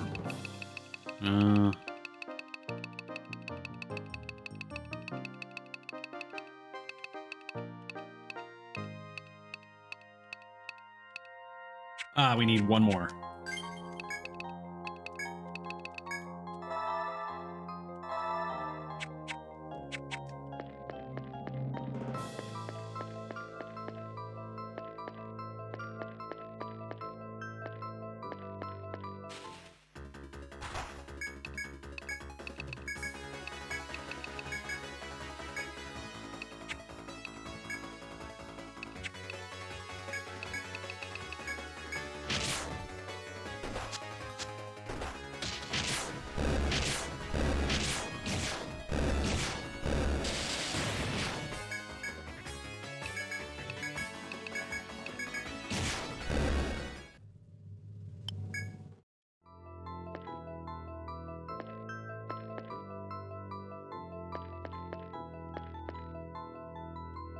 Hmm. It's interesting. Oh, they don't fill that in. You explore the corridor behind the hall where you once fought the Lord of Yggdrasil. Believing everything to be over, you're surprised to see a man-sized hole in the floor. As you peer into it, you realize it leads to another stratum you've never seen. It seems your adventure has not yet ended. Your heart racing in your chest, you stand poised to explore the unknown stratum.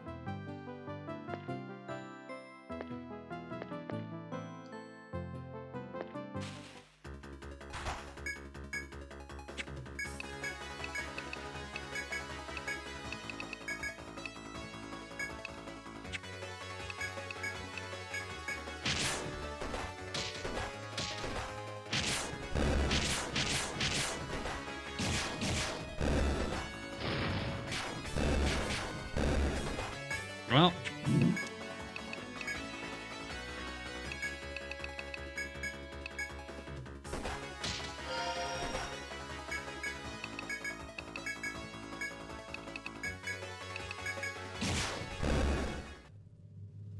perfect.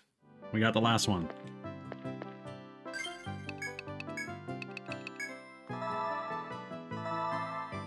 Okay, so now it's time for some bomb-ass music.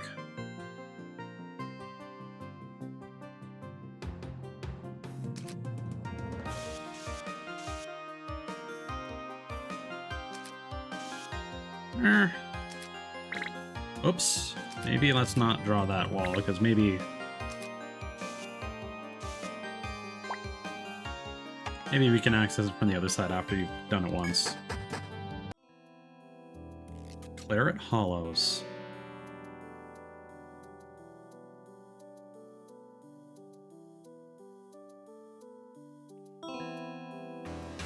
Okay. Welcome to hell, nerd. Oh, that's the wrong direction.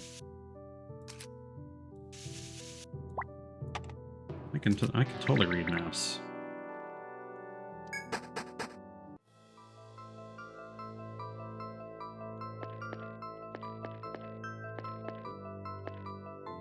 Nope, that is weird.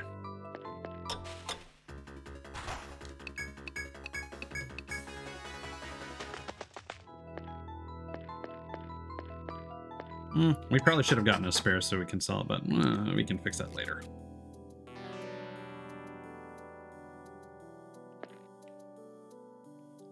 Oh.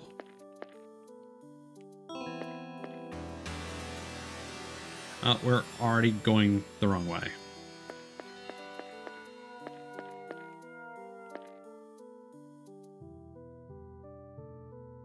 Open.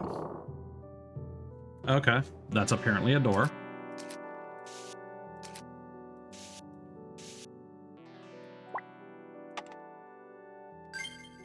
Is our health good? Yeah.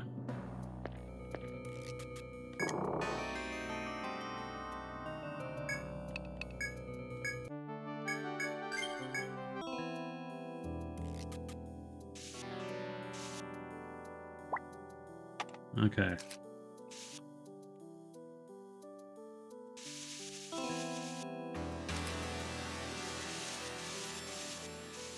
Let's take a quick peek.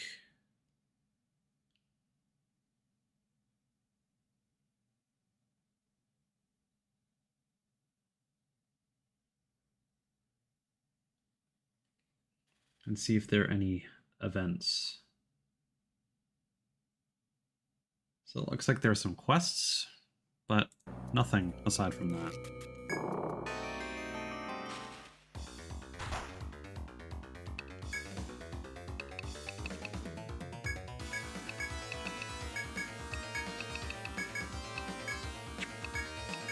Not one of the better battle themes, but nice and intense. Oh, man.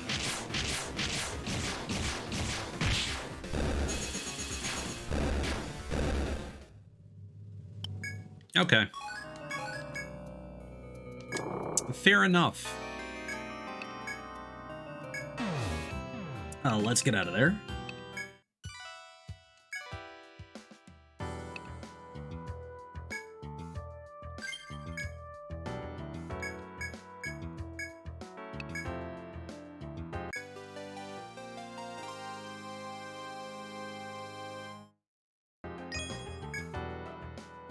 You've got all 10 angel wings, have you?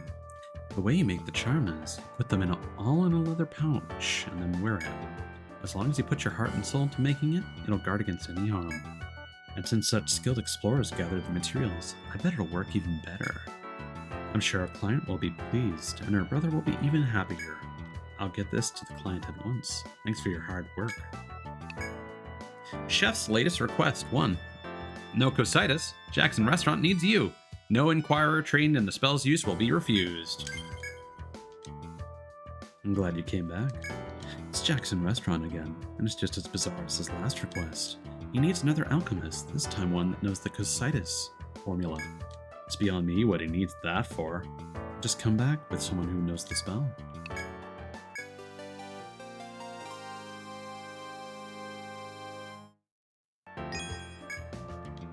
Ah, you learned the cositis formula. Congrats. I'll contact Mr. Jackson. I bet he'll have more work for you, too. I'm pretty interested myself to see what kind of work it'll be.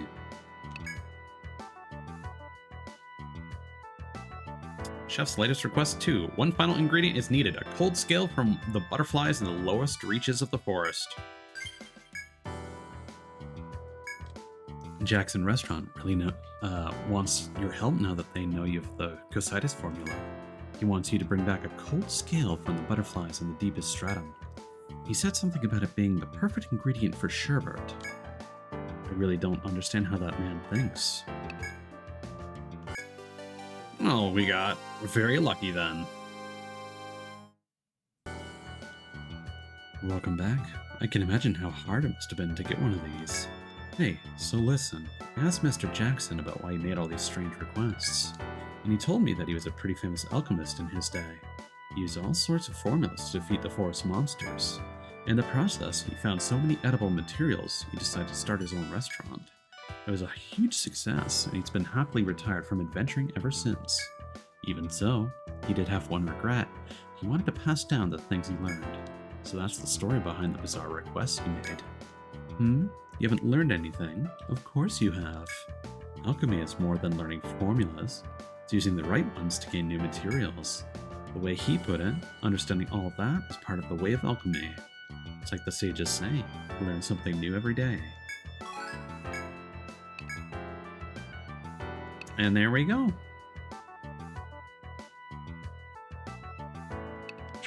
How are we doing with the gold fur? We need 2 more of those. I don't want the gold fur to occupy all this inventory space. I want to get rid of that. So let's do that before we end stream.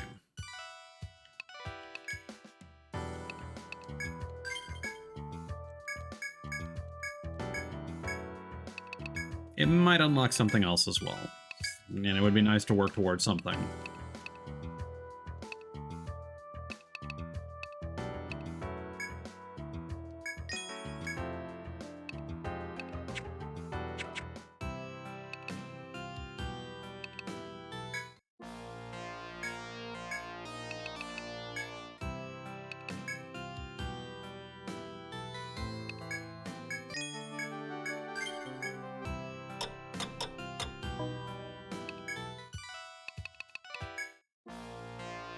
Oops. Okay. So back to Lost Shinjuku.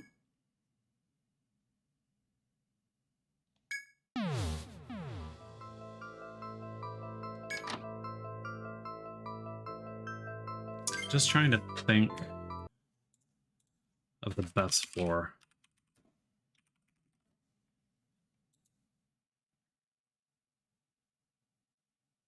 Okay, so from the 23rd floor.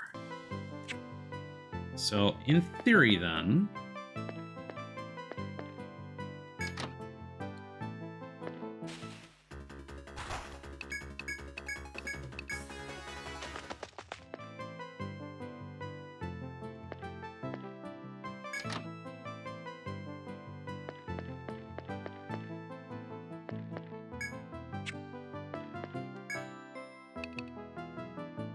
if we go here,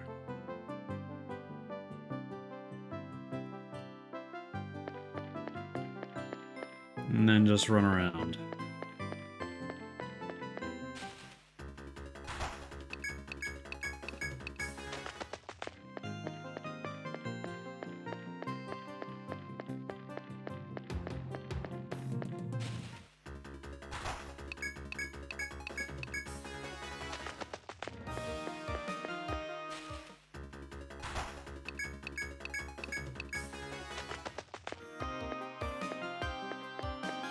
And if this takes too long, we can go to the 24th floor.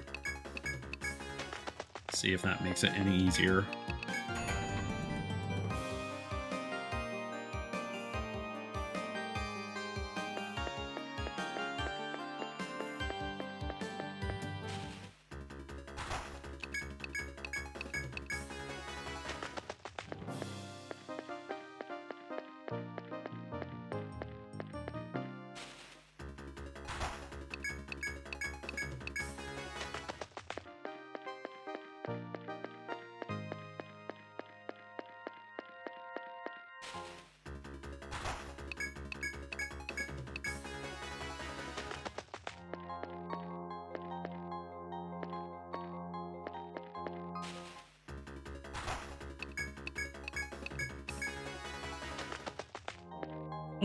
I wish I was not running into these pigs.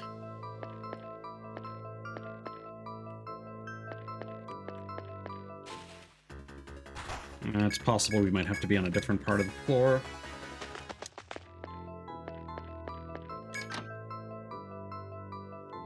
Let's go back up to the 23rd. Go through the doorway.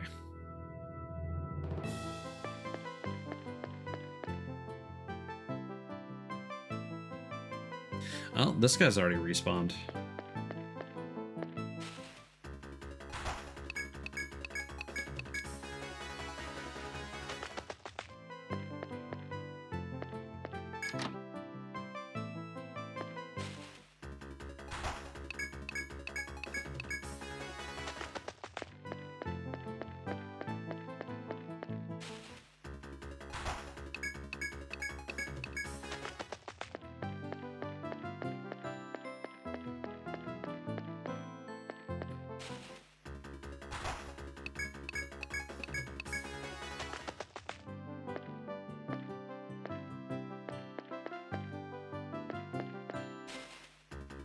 Nah, this is taking simply way too long.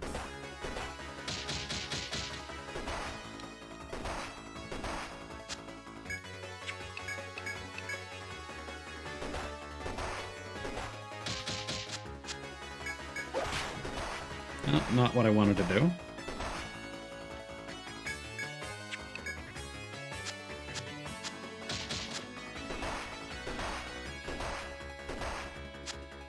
Well, I wanted to escape so I could exit to the main menu, but that'll work too. I think we'll end stream with that. Well, thank you to everyone who came by, watched, chatted, and lurked.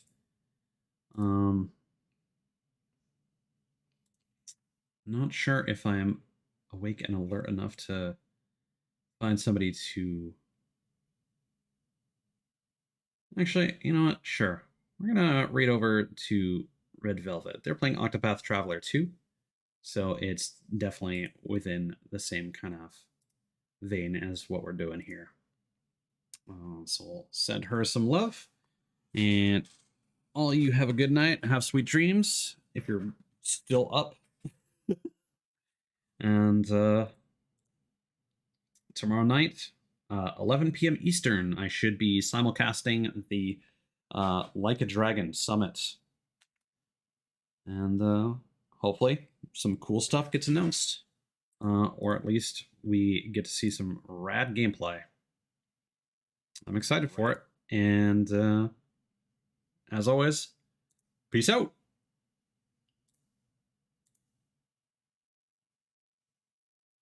So earlier with my story about my